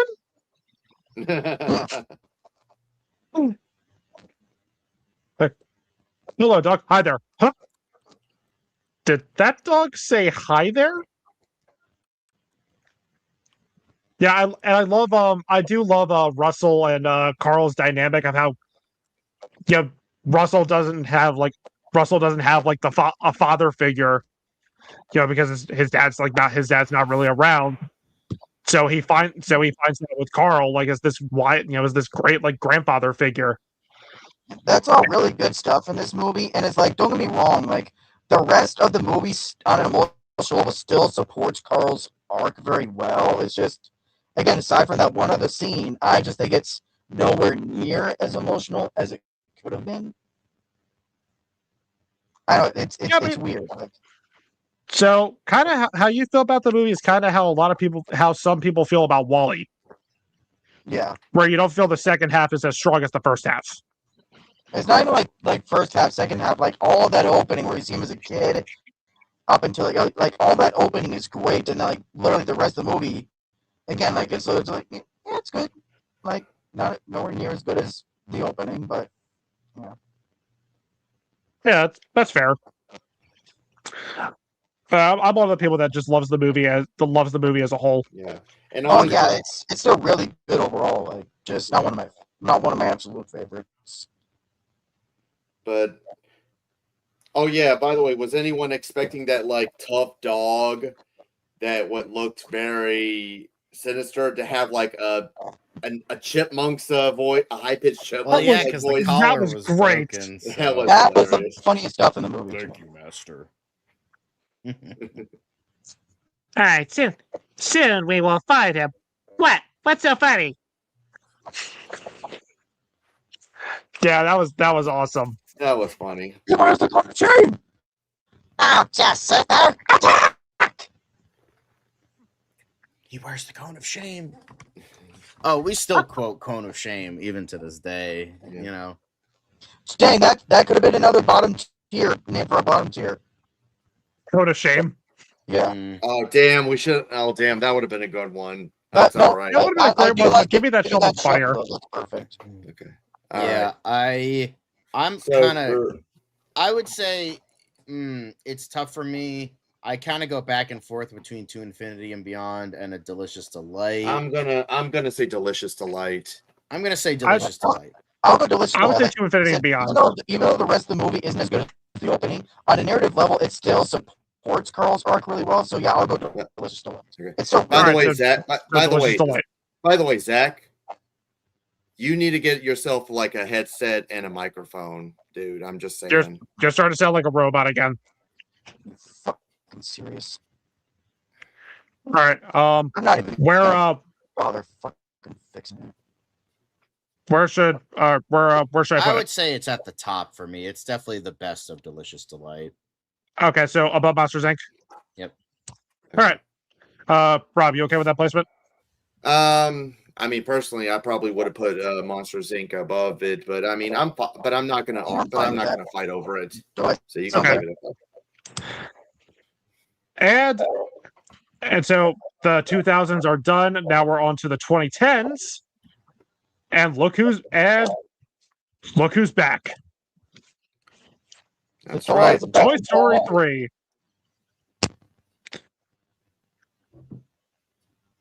And not only was this the first Pixar movie of the decade, this was, this is the first Toy Story movie in 11 years? Yeah. And it was the first Pixar movie to ever hit $1 billion at the box office. The only one that got close before that point was Finding Nemo. But this one actually hit $1 billion. Yeah, I mean, it was a long-awaited sequel. That's right. Yeah. I mean, when I first watched this movie, I actually didn't really like it. I felt it was kind of just a repeat of... Hang on, Zach! Let me finish talking! I felt it was a repeat of what came before. I felt it was just kind of reiterating what Toy Story 2 did. And even though the animation was great, I just couldn't get into the story. I felt that Lotso being the twist villain, I don't think was as effective as it could have been.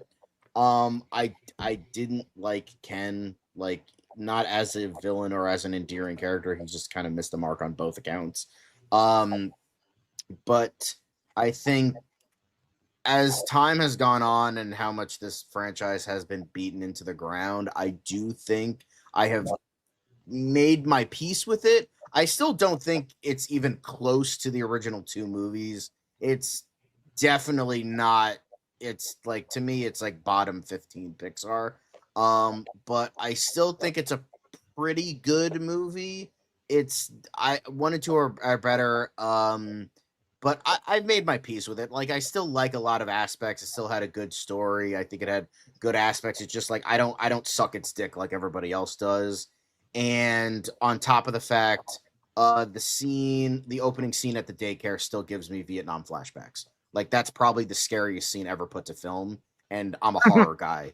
So, nothing scares me like small children like that. So, yeah, I think I think it's a good movie, but I don't think it's a great movie. I don't think it's even as close to S or A or anything like that.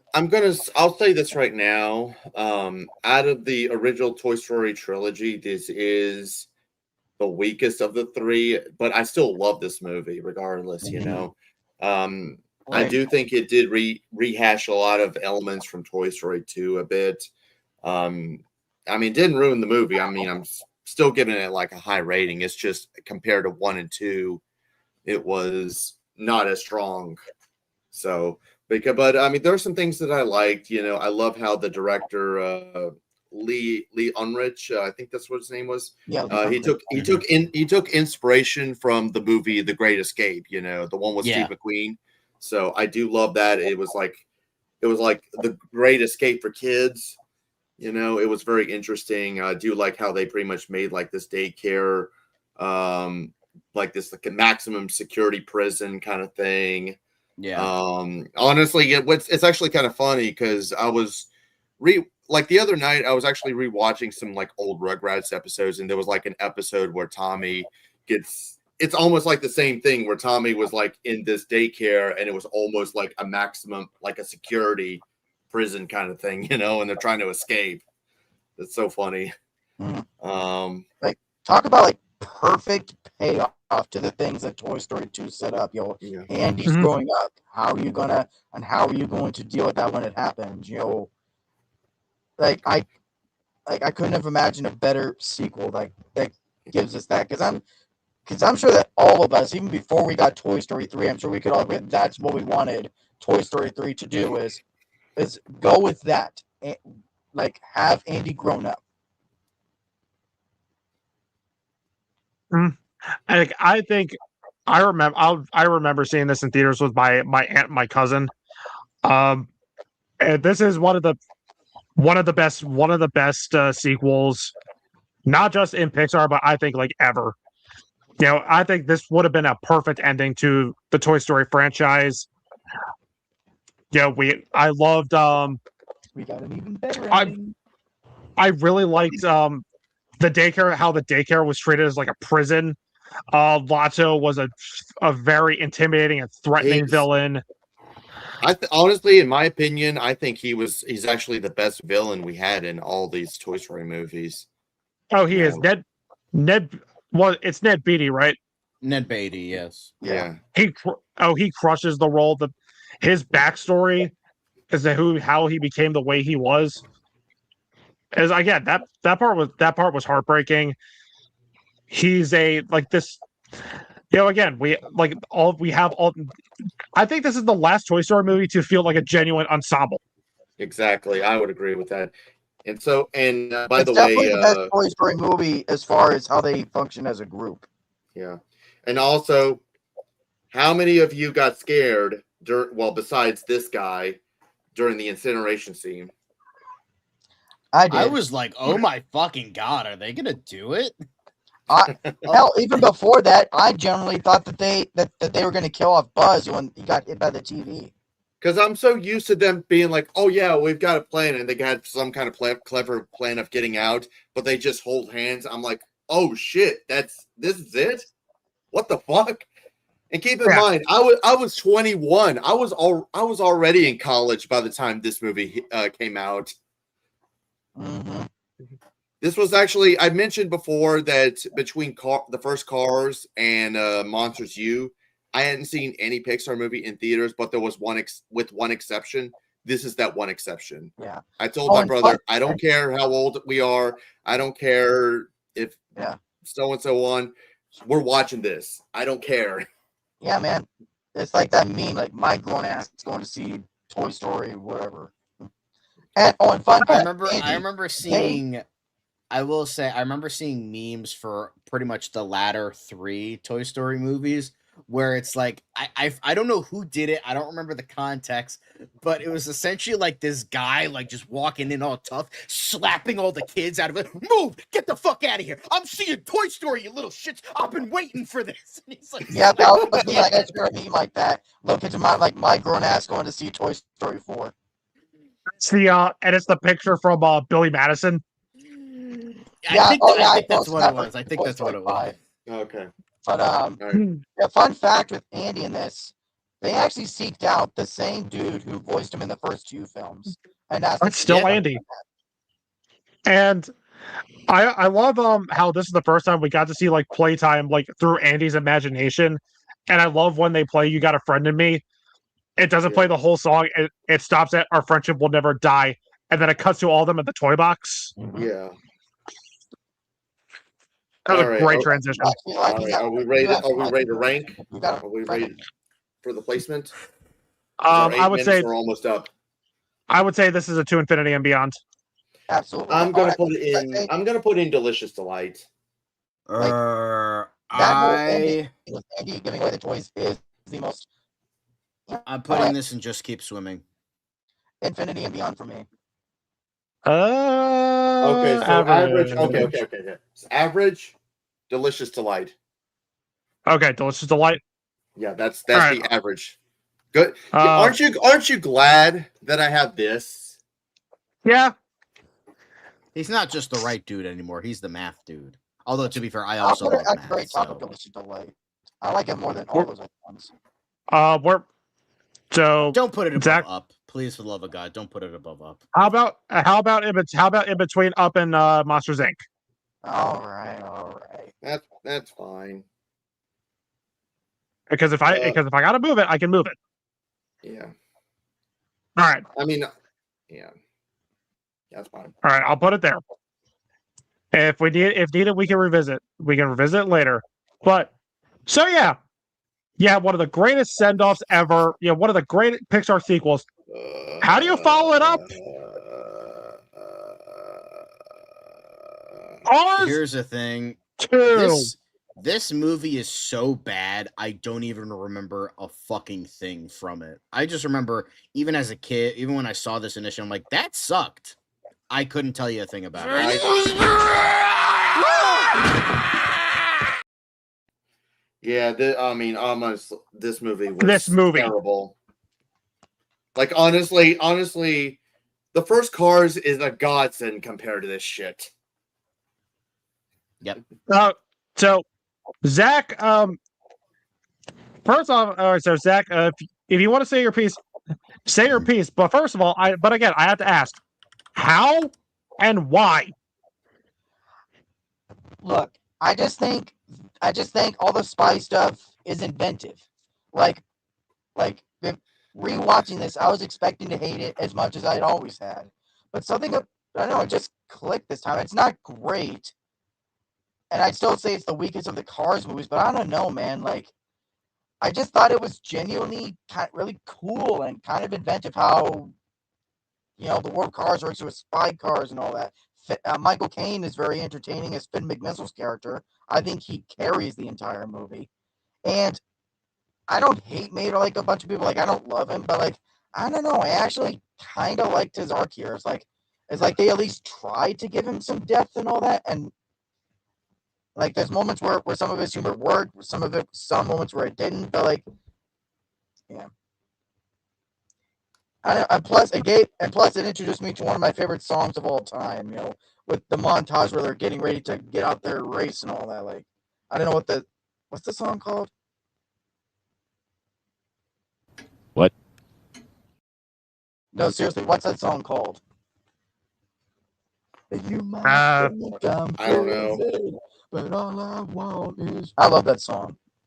But yeah, I think it's fine. Like, it's like, I don't know. It's like, I can see why it's hated by a lot of people, but for me, it's like, I don't know.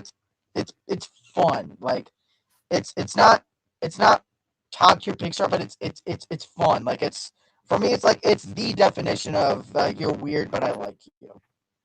I gotta say, so while this wasn't Pixar's first bomb, this was the first Pixar movie to actually get negative reviews, and I can see why. First of all, you have Mater as the main character, and I've gone on record. I can't stand Larry the Cable Guy. I think Mater is annoying. So 9 times out of 10, when you have a movie focus on, or a spinoff focus on the comic relief, it doesn't work because comic relief, they provide the relief for the main story. Why are we focusing on Mater? And the spy subplot isn't interesting. Just like with the first one, it's a fucking slog. It isn't funny. It's just not interesting. Like 15 minutes shorter than the first one. Like, this doesn't feel like a Pixar movie. This feels like one of the bad DreamWorks movies or one of the bad Sony Pictures animated movies. I wouldn't say it feels like an Illumination movie, but it feels like a bad DreamWorks movie, like something like kind of like Shark Tale. I'll actually say this. Visually, I think it's actually the best looking of the Cars movies. I mean, it's not saying much. I think there's a noticeable up in the quality of its animation compared to 1 and even 3. But Rob, thoughts? I mean, honestly, there's really not much to say. This movie is just terrible. I don't like giving Mater his own movie. First of all, it shouldn't even be called Cars 2 at this point. If you wanted to make a Mater movie, just call it Mater. Honestly, this has no reason. This has no reason to be called Cars. What? It's literally half and half.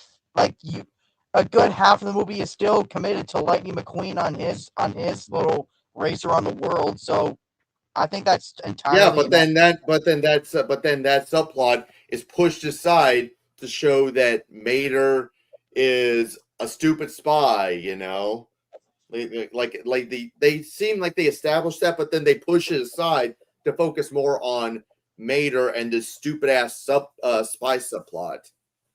And I'll actually say this, out of all the Cars movies, I actually think just on a pure editing structural level, this is the one that best followed a 3-act structure. Okay. Well, let's let John give his piece before No, I I take up gave my any. piece. Like, I can't fucking remember this movie. This I just know when I first watched it, it was bad. Yeah, and I it- just I yeah, yeah, that's I kind of just it. I think the time I watched it was when I remember just renting it or something, and even I just remember not liking it. So I'm so glad I'm so glad I never saw this in theaters. I didn't see it in theaters either. Actually, now that I think about it, I didn't see Up in theaters. I don't think I saw know Up why in my theaters either. I don't know why my dad New didn't take me. Year's Eve. Isn't this the highest grossing of the Cars movies? Maybe. I don't know. I mean, all three Cars movies did financially well. I mean, they did well for like merchandising. Didn't this one make near $1 billion also? No. I'd have to look that up, but let me take a look. But if you ask me, the only place Cars 2 it made belongs. $559.8 million on a $200 million budget. So like a little bit more than so a little bit past the halfway point for $1 billion. Cars 3 made 383.9, and then the first Cars made 462. So it is the highest grossing of the Cars movies, but not even close to $1 billion. Well, yeah. If you ask me, the only place Cars 2 belongs is Give Me That Shovel. Give me that shovel. And for me, it's like it's the defining thing of like you're weird, but I like you. I'd go to you're weird, but I like you. Because that is literally what it's a weird movie, but I don't know. I kind of like it. John, I'm assuming you're Give Me That Shovel. Oh yeah, give me that shovel, 100%. Give me that shovel. Come here. Okay, but and so we've had Pixar's first movie that got bad reviews. It could get better, right? No. You know, I'm just gonna say right now. No!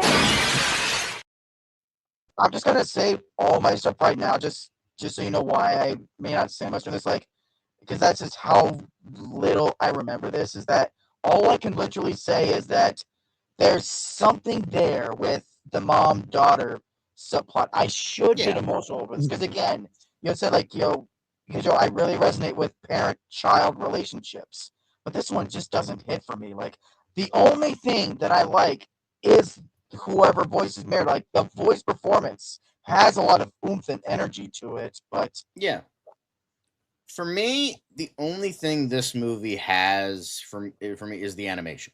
The animation is fucking amazing. Like, just for the hair alone on Merida is fucking astounding. Yeah. Like, in the sweeping highlands of Scotland look fucking phenomenal. Totally. But, like, it's just, the thing is, they promised, like, such an epic movie in the trailers, and it's just, oh, your mom got turned into a bear. It with Disney and Pixar and turning people into bears? If I had a nickel, but it's just like I know my sister who fucking loves this movie tried to explain it to me. It's like, oh, it's like supposed to be like this kind of like feminist message of like being stuck in a certain position as a woman and Our agenda. And you have to make do with the best you can and be like a strong woman despite being stuck in a bad situation, like, in a patriarchal world and all that stuff. And I'm like, cool, but like, if that's the attempt, I don't fucking see it. Because all I see is the movie about a woman turning into a bear for some reason. It has some really good ideas and really great animation, but it's just the execution is so fucking piss poor that it's for most people, it's one of the worst Pixar movies. Like it just fails. Rob hasn't said. Zach. Rob hasn't said his opinion. Let him say his, and then I'll say mine. As John already said, like the animation does look nice, the realistic scenes of Scotland and things like that. But the problem is that I don't really care about like a lot of the main character is just so unlikable, you know. Thank you. I really don't like her character, you know. And I get they're trying to do the whole arc with whole daughter-mother relationship, but guess what? There's a Pixar movie that does that better, and we'll get to that soon enough. We'll get to that soon. And hey, there's another Disney movie involving magic about a mother-daughter relationship that does this a hell of a lot better. It's called Freaky Friday, and go watch that instead because it has Jamie Lee Curtis, because Jamie Lee Curtis is awesome. And it's essentially Freaky Friday, but with bears. I honestly thought the witch would like the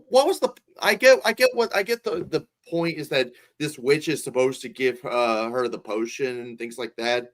It's like she disappears. Like what happens? Like, oh, magic. I don't know. Like, so for my I felt like there was no outcome with her character. So there wasn't. And from my point of view, you guys know this, but for my viewers who don't know, I'm Scottish on my dad's side. We have family in Scotland. I've been to Scotland, and we were excited to find out that Scottish boy. Yeah. I mean,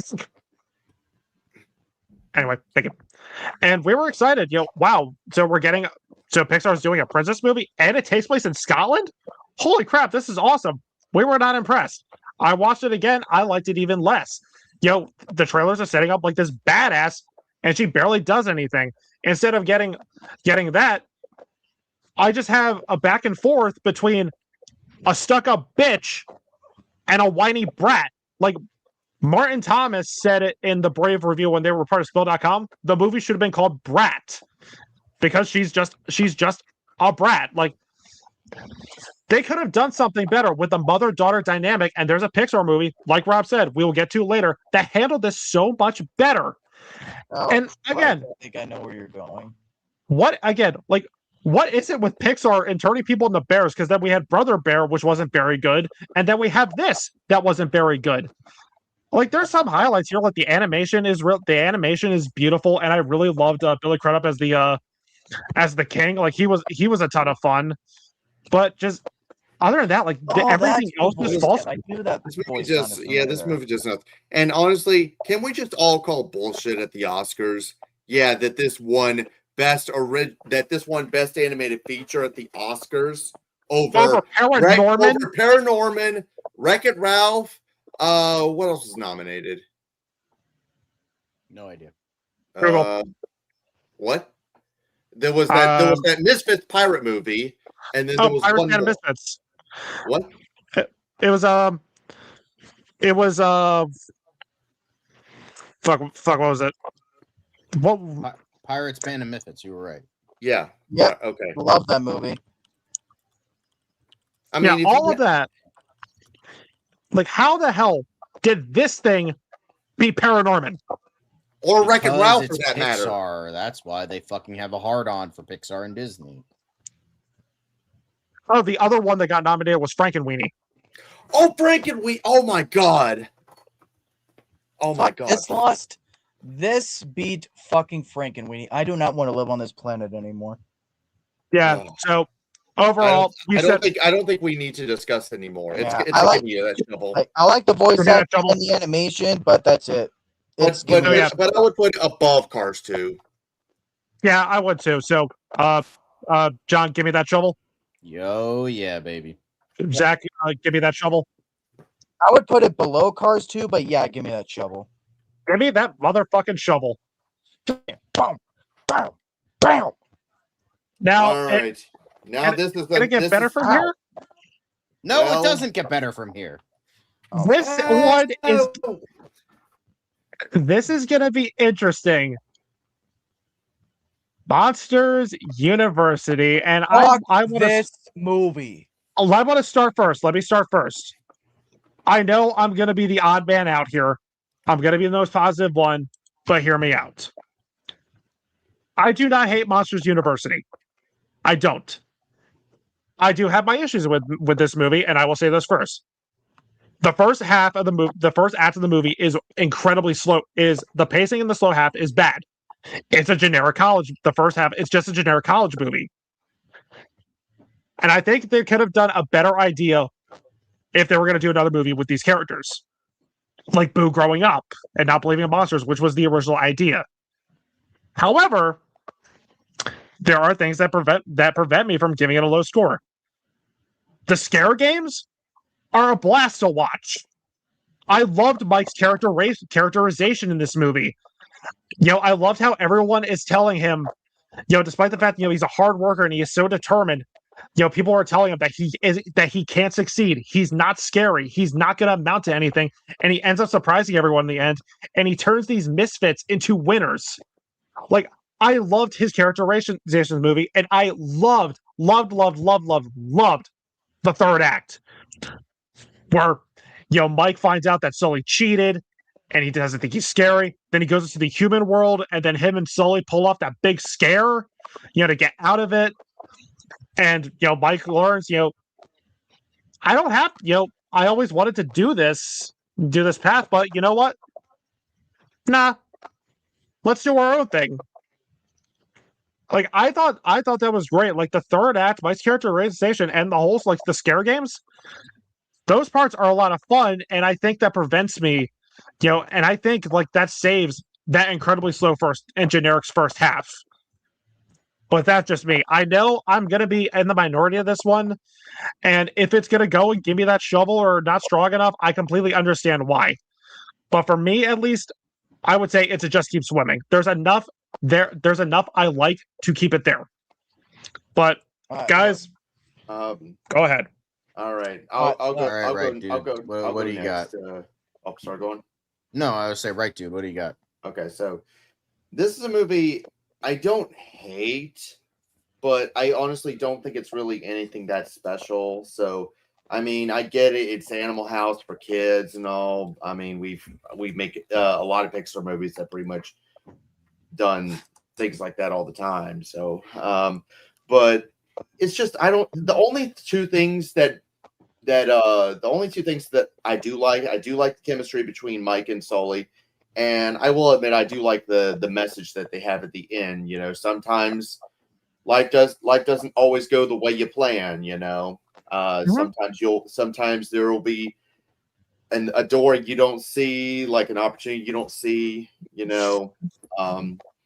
Like you will always have a plan, but it won't go the way you think. So I do like that message, but I think everything else, I mean, I don't know. The rest of it just didn't really connect with me and all. I just didn't think it really was anything special. I didn't find the other characters to be really all that interesting. So, yeah. But if I had to put it anywhere, I'm going to say it's not strong enough. I'm thinking that the two below me will probably have it a lot lower than what I'm at. But that's where I'm at. I'm putting it not strong enough.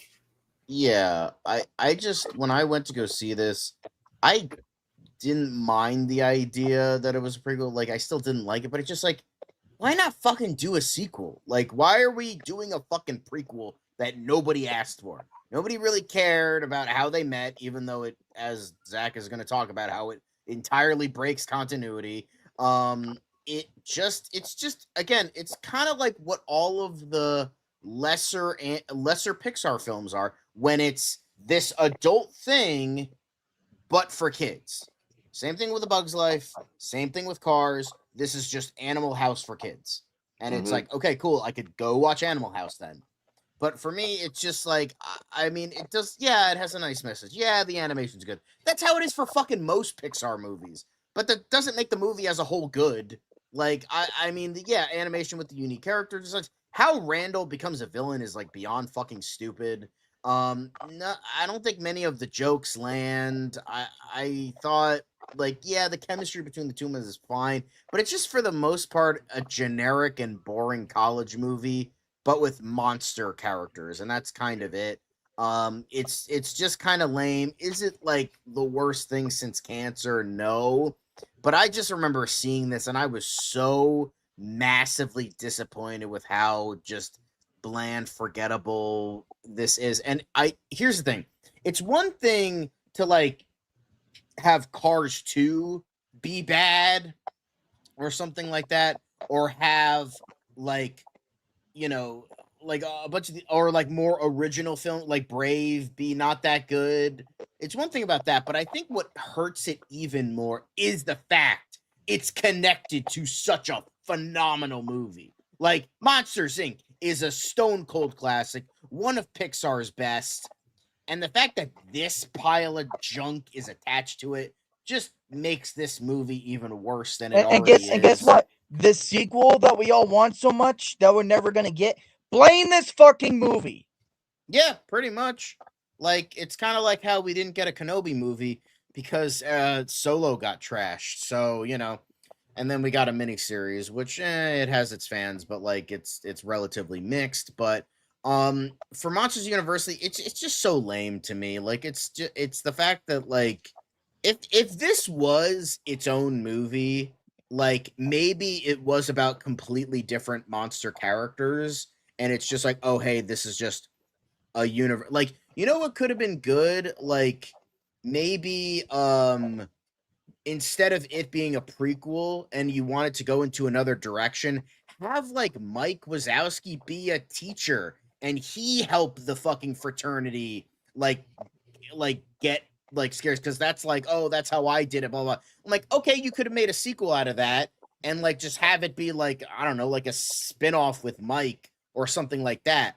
But why are we making it a prequel that one breaks continuity and two is just so terribly uninteresting? It's just like, I don't know, it just feels like, why was this made? You know, like I'm it actually just gonna say nobody was something. clamoring for Animal House but with monsters. Nobody asked for this, nobody wanted this. When it came out, some amount of people did like it, and then it just kind of became forgotten, like with a lot of the lesser you know, Pixar movies. So with that, I gotta go give me that shovel. Like, I really don't care for this movie. It's just so outrageously lame to me, and it's connected to a great movie, so that makes it even worse. Okay, Zach, do you want to go and say your piece? Oh man, like, all right, I'm gonna say something that I'm just gonna say right now. Monsters at Work is better than this. Granted, I actually think that's good. Could have been better, but good. But yeah, it's better than this shit. So look. Granted, this is not my worst Pixar movie, but it commits one of the worst sins that all these Pixar movies have done.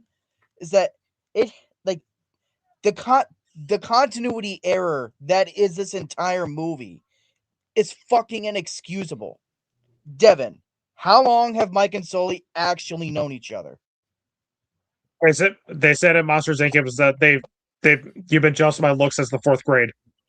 Yeah. So like, and the thing is, granted, like all of you, I wanted an actual sequel, but even then, okay, you're gonna go with this being a prequel. All right. Now, sit down. Class is in session. I'm gonna tell you how to fix this movie. All you had to do was have some kind of opening with them as kids. Either shows how they met or just some scene with them as kids establishing their friendship, and then you could still have this whole plot where like maybe they have a falling out. Like maybe they have like a big falling out in high school, and like they're like, I don't want to be friends with you anymore. And then you think they're gonna go separate ways. Like maybe Mike Wazowski didn't get into the university he really wanted. Maybe it was like this more prestigious university because they're like, oh, you're not a true scare, so you got to go to Monsters University, which isn't like a bad institution, but it's like not as like it's like that's like Harvard, and this is like more like a regular college. I would have had some kind of and he's like, ah, shit, I got to go to this one. And I would have had some kind of arc where Randall was actually a jerk all along, and he's manipulating Mike, making him kind of a jerk for a portion of the movie, and Sully has to, fix things. Like there, I fixed the fucking movie. But yeah, like this entire movie is a big fucking continuity error. Yes, the animation's good. I actually like on paper the messages. I actually think that message actually character-wise fits very well with where we see Mike in the first movie, just being content with not trying to be the lead scare, training solely how we see and all that. I actually think that fits well enough, but this is not a good prequel. killed any hopes of us ever getting a theatrical Monsters Inc. sequel. So yeah, this did damn near irreparable damage to the brand. I'm going, give me that shovel too. Okay, so again, like I understand all your points. So, but we do have differing opinions here. So, Earthman, do your thing. All right. So, Monsters U, according to what everyone said, Devin gave it a 7. I gave it a 6. John gave it a 3. And Zach gave it 0.5. That's 16.5 Nice. over 40. Rounded up, it's a 4 out of 10. And that goes in. That goes into I'm not strong enough. So, behind Cars. Yeah. Yeah, I guess so. Would you put it in front of Cars? Well, cut to the tier list. No, I'd put it behind Cars. I don't have it up. Crap. Yeah. My bad. All good. I would say, yeah, Cars is better. Okay. All right. So yeah, we've definitely had some not up to tier movies, but thankfully, it's gonna be redeemed. Pete Doctor comes back. We made it through the rain. Ain't no doubt about it. We made it through. The rain. Inside Out. Oh, Inside Out. Now we're with Kino Cinema, gentlemen. This is honestly, I'll go first since this is easily my favorite Pixar movie. You know, yes, I love the Incredibles, but this pretty much just hits me in every way. You know, I just absolutely adore this movie. I love how the different emotions, you know, I do love everything it was going with, the ideas, you know. I just love everything about this movie. So this is a movie I will watch hundreds of times and then never ever get tired of it. So this has one of the best messages I've ever seen. Me too. Yeah, in a movie period. Yeah, in a movie period, like how, like, you know, you don't always have to be happy. You know, being sad is a good thing. I was gonna say it shows that every emotion is actually very important. True, it's always good to be happy, but there's nothing wrong with being sad or angry or disgusted or scared. I've always said that even above the toy. Oh shit, you froze. Go on. Like, I've always said that even above the Toy Story movies, which are always going to be my favorite, this and even the sequel, we'll get to it soon, but like these movies are not only just great Pixar films, but they're important movies. They're useful movies. I would say these movies should be shown in schools, colleges for like mental health seminars, you know, things like that. Honestly, I'm so fascinated with like psychology and things like that. So it's just it really speaks to me. So like my whole episode I had with my mental health last year, it connected me to these movies even more. Yeah. This is the first Pixar movie that I saw in the theater to legit make me cry. Oh yeah, me too. I mean, I cried when I saw Toy Story Oh my 3, god, I bawl my eyes out. Yeah. What? Yeah. Justice for Bing Bong. Yeah. We love you, Bing Bong. And plus, kudos to them. They kept him, you know, gone. There isn't no kitty baby movie cop out where he's just back at the end. That takes balls. Yeah, John, your piece.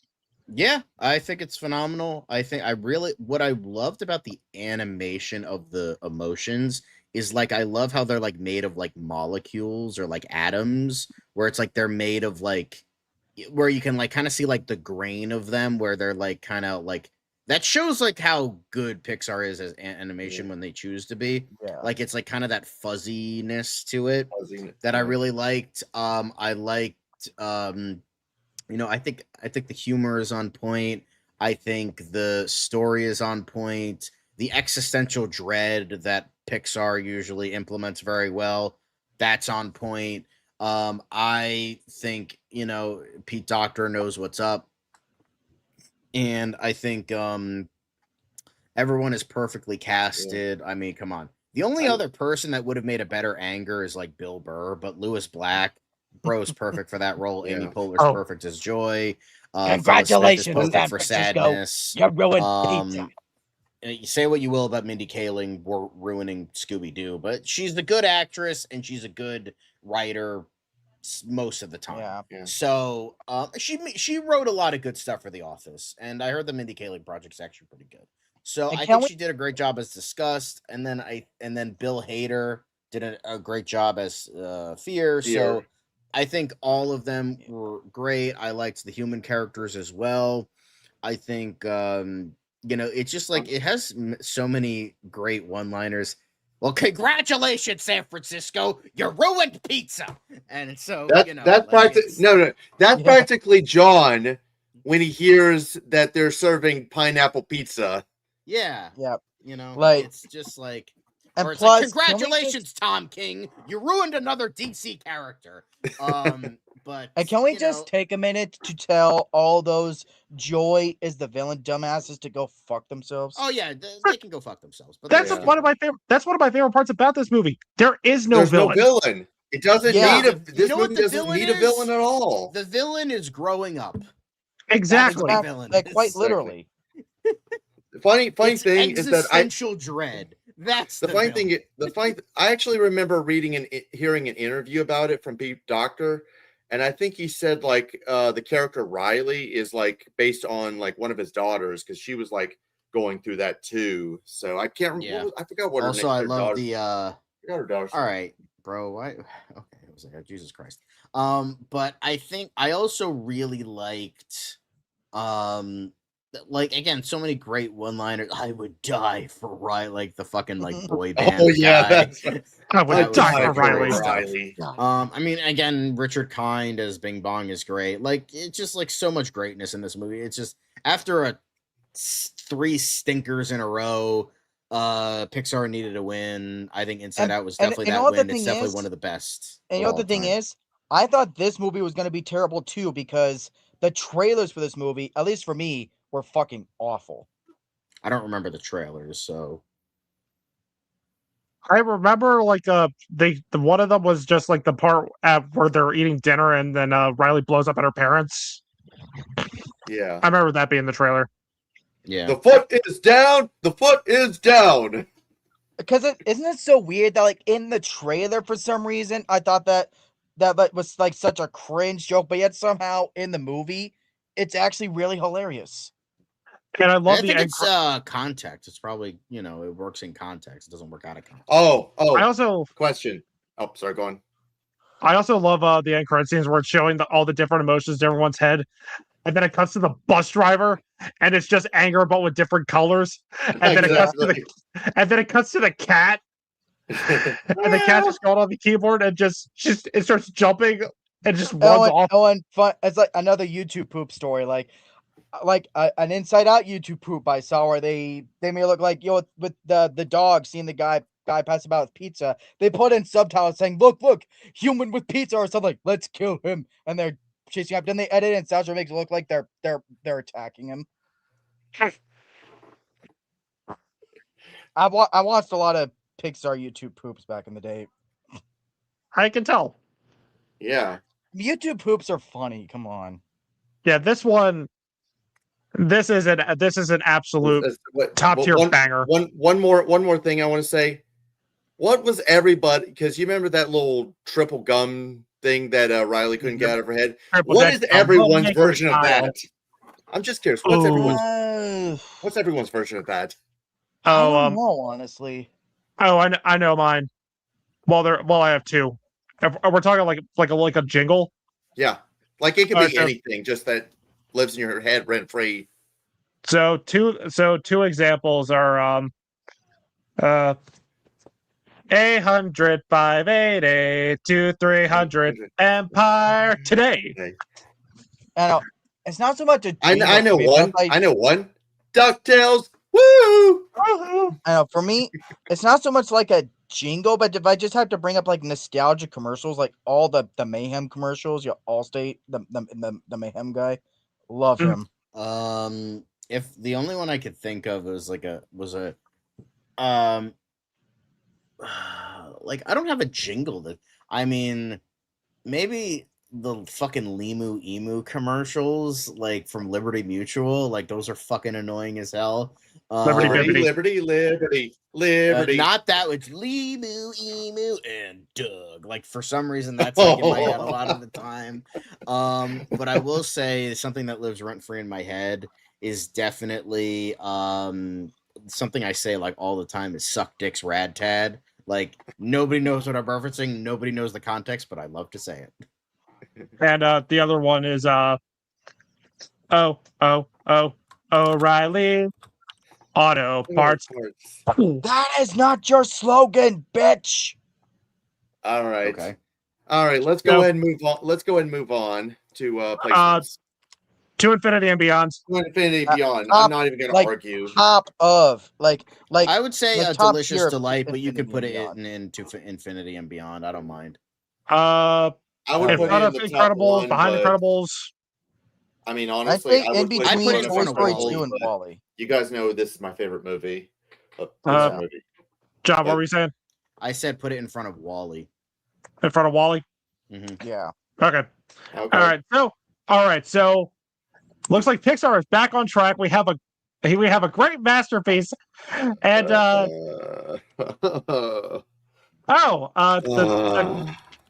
the Good Dinosaur. I'm just like quite literally. I'm going. This is literally the only.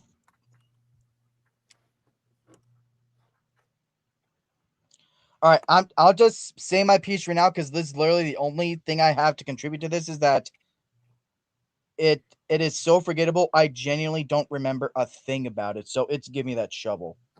Honestly, I'm gonna say with sorry, I forgot to turn off the timer.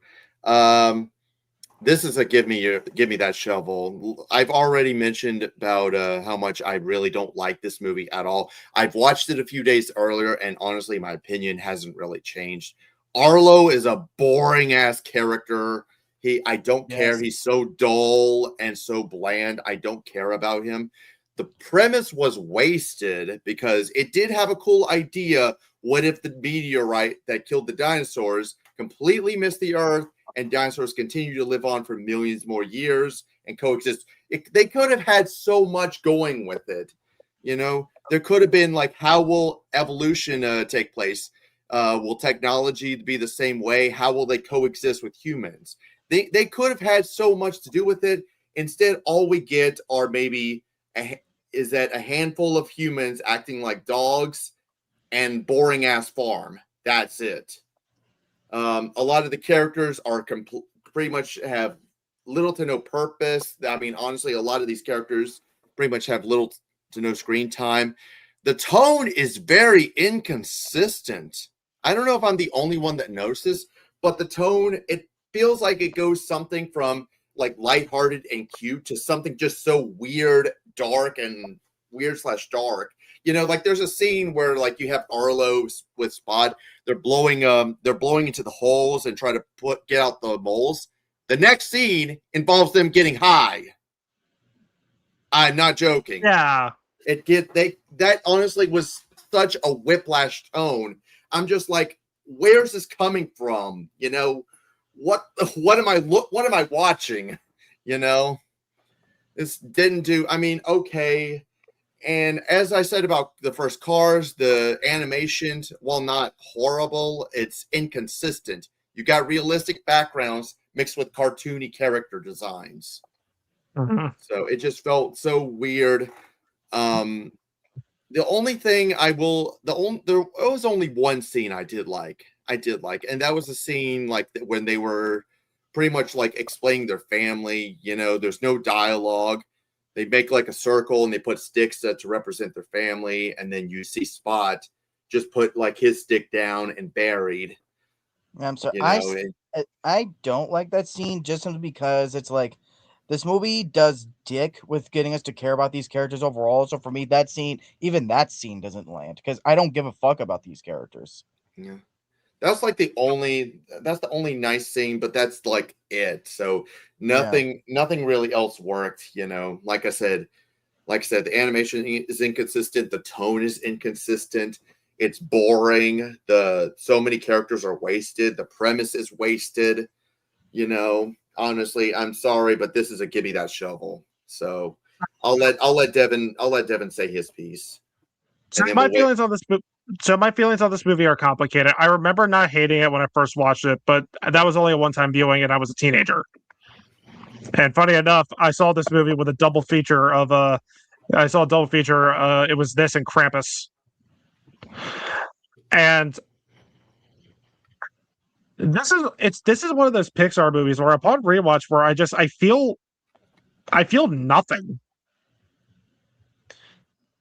The backgrounds are beautiful, but unfortunately, I think this is the first Pixar movie to introduce the Beanmouth designs, which I'll go into detail much later. But I hate that design. I thought Arlo was really annoying. I just felt like this world where what if the dinosaurs lived isn't very interesting. They could have done a lot more with it, and some of these characters don't make sense. Like we have these cowboy T-Rexes, and they say like saddle up and let's ride, but they're not riding anything. Like they're just running like regular T-Rexes, but they're going yeah. Like, what the fuck do you mean, let's ride? Mm-hmm. That makes no sense. And I will admit, like Rob saying, like the scene where they're explaining like what happened to their families, that was a really nice scene. And there were some, and I did think there were some good moments with Arlo and his dad. But again, it's just diet Land Before Time. Just 1 calorie, not even enough. Like this movie is it's there. It doesn't piss me off for me to put it and give me that shovel, but it's compared to the last movie we got. This is not strong enough. As Jeremy John says, dog shit. All right, well, let's let John say his piece. Yeah, sorry, I had to use the restroom. Yeah. But Good Dinosaur. I actually like this movie. Yeah, I know, crazy, right? I'm sure that these guys have gone on giant diatribes as to why this movie is the second coming of cancer. But for me, I thought it was pretty good. Like, I watched this movie. Again, it's like one of those movies where it's, like, inoffensive, or it's not, like, the greatest thing ever, but it's, like, not the worst. But I still found heavy enjoyment out of it. Like, you could tell that there were production issues because it was in the media at the time, but I liked the chemistry between the two of them. I liked the animation. I liked the story and road trip of these two.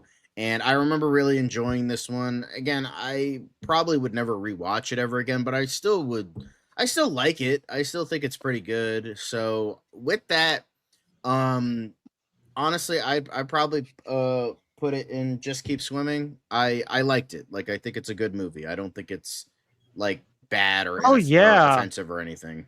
Oh yeah, I forgot this movie went through like a shit ton of development hell and changed writers and changed directors, and that was I forgot to bring this up with Brave. Cast got changed out. Yeah, and I forgot to bring this up with Brave. The original director attached was one of the directors of Prince of Egypt, one of the greatest animated movies of all time, and again, Brave would have made sense if we had like a woman attached to it, but instead they just hired a random guy who never directed anything. And I think same deal here. Like this dude like didn't really direct anything, and you can tell he was given a messy product. Yeah, and it's a shame because I think he's the fall guy for it, and I think he's directed some good stuff after this. So yeah, and then this is not only that. This is the first Pixar film to bomb at the box office. Wait, hold on. Let's see. Hold on a second. This Where is is the it? first. Yep. Very deserved. Yeah, this was a flippity flop. Exactly. So once again, we have different opinions. So we have one not strong enough, two give me that shovels, and one just keep swimming. All right. Well, the majority is give me that shovel, so It's probably going to be a not strong enough. If I take a guess. I was gonna say, does everyone want to give me their? Oh, okay then. So should I put it and give me that shovel? yeah. Well, I think the average is not strong enough, right? Yeah. The average is the fact that because I got everyone's score like a week ago. It came out to a 4 out of 10, but because Devin gave it a 6.5, but I don't know if his score has gone down. That score absolutely went down. All right, what's it now? Do the average then. Yeah, I think it would definitely be a 4 out of 10. A 4 out of 10? Okay, hold on. Yeah. Bring up the calculator. Okay, 4 plus. Okay, so Devin gave it a 4. John, you gave it a 7, right? Yeah, I gave it a 7. Okay, I'm giving it I'm gonna say 2.5. Zach, yours is what, a 1? Or what it is? Yeah, it's in give me that shovel also. Give me It would be 3.6 out of 10. So give me that shovel. Yep. Yeah, I mean technically, but if we were to round it up, it would be not strong enough. But if you really want to put it and give me that shovel, then whatever. I'm not going to die on that hill. Yeah. All right. In front of Brave, behind Brave. Better than Brave. Let's put it above Brave. I think. Yeah. All right. So does it get better? Does it get better from here? No. Kinda. Hills and valleys. Finding Dory. Honestly, God, of all the Pixar movies to get a sequel, I was not expecting Finding Nemo to get one. Actually, you know what? Fun fact. They were going to do a Finding during the mid 2000s when Pixar had the idea of doing that direct-to-video Pixar sequel company, Circle 7. They did originally they originally were going to do a Finding Nemo 2, because this was at the time when Disney and Pixar wanted more money from them and things like that. And there was some kind of dispute. They couldn't agree on something. So should I play the clip? What? Should I play the clip? Play the clip.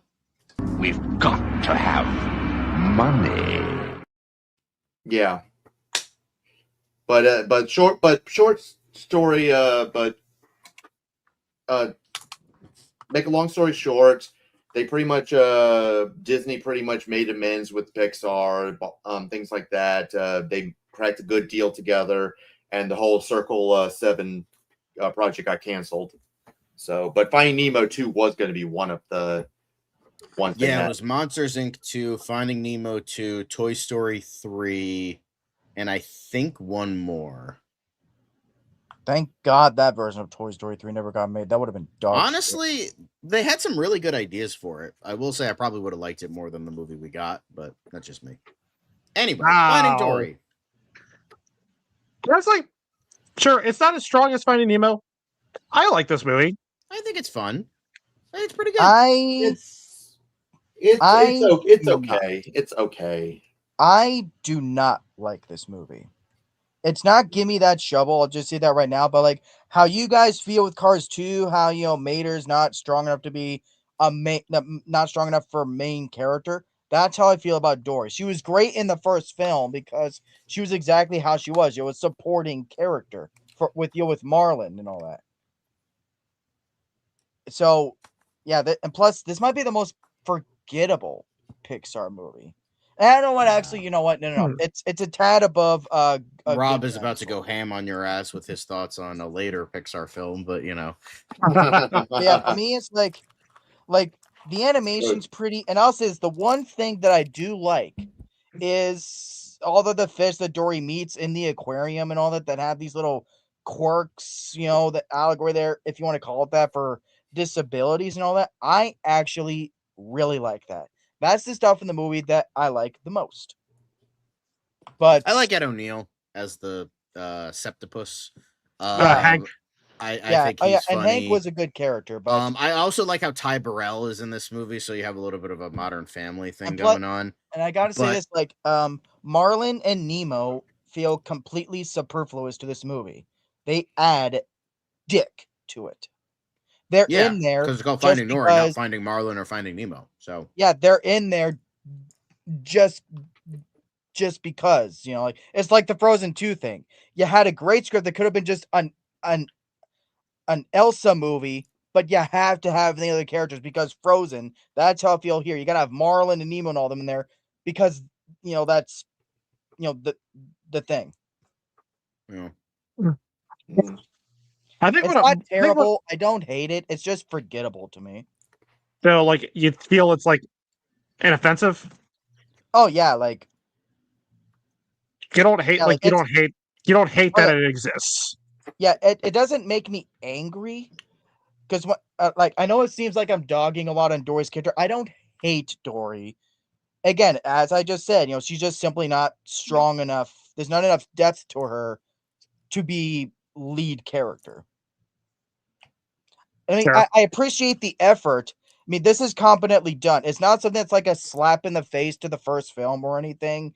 And there is something there with Dory's whole thing of finding her parents and all. That's sweet. It's not bad. It's just, again, it's like, this just isn't the type of sequel that I would have wanted. Fair enough. I would say for me, I mean, I like the movie. I thought Dory did a decent job, as being the focus of the movie. This is one of the instances where I think the comic relief being the center focus actually worked. I liked her. I liked the journey she went on.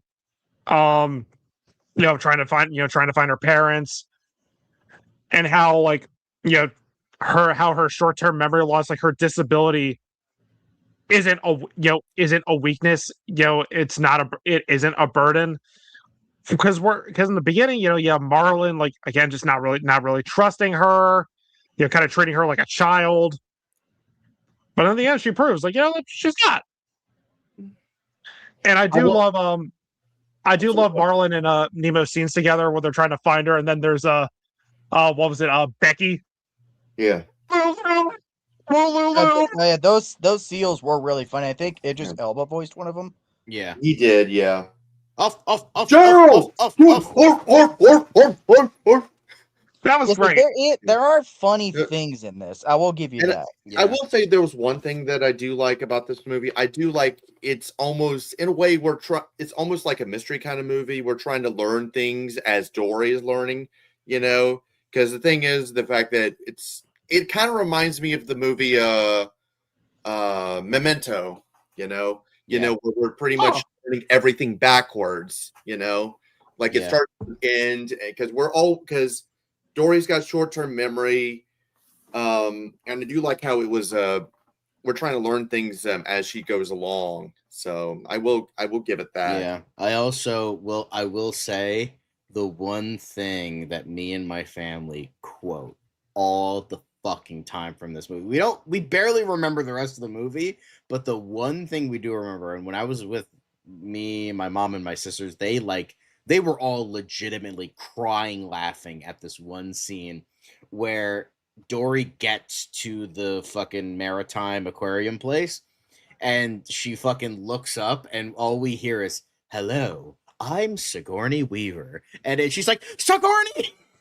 And like that, I don't know why, but that one fucking line, my family quotes all the, like, whenever, like, Sigourney Weaver comes up in a movie or, like, we mention her, we always mention that one fucking line from this goddamn movie is, "Hello, I'm Sigourney Weaver." And it just, like, I don't know, just some things stick with us, I guess, but it's just, I also love, I always remember that one thing from this movie.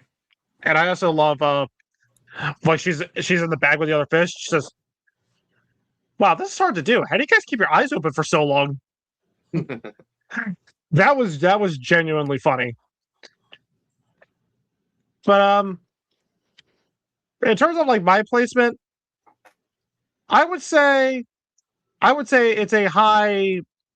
I'd probably say it's a high. Just keep swimming. Same here. And I plus would it go fits. personally not strong enough. Like it's not an effortless, heartless, like soulless film. They tried. The effort is there, but it's just forgettable to me. So I'd go not strong enough. I probably would say like maybe I probably would put it maybe in like low, what? Honestly, swimming. Like honestly, the little bit that we get showing the tank gang, still in the back and all that's this fucking sequel I wanted. So just keep swimming.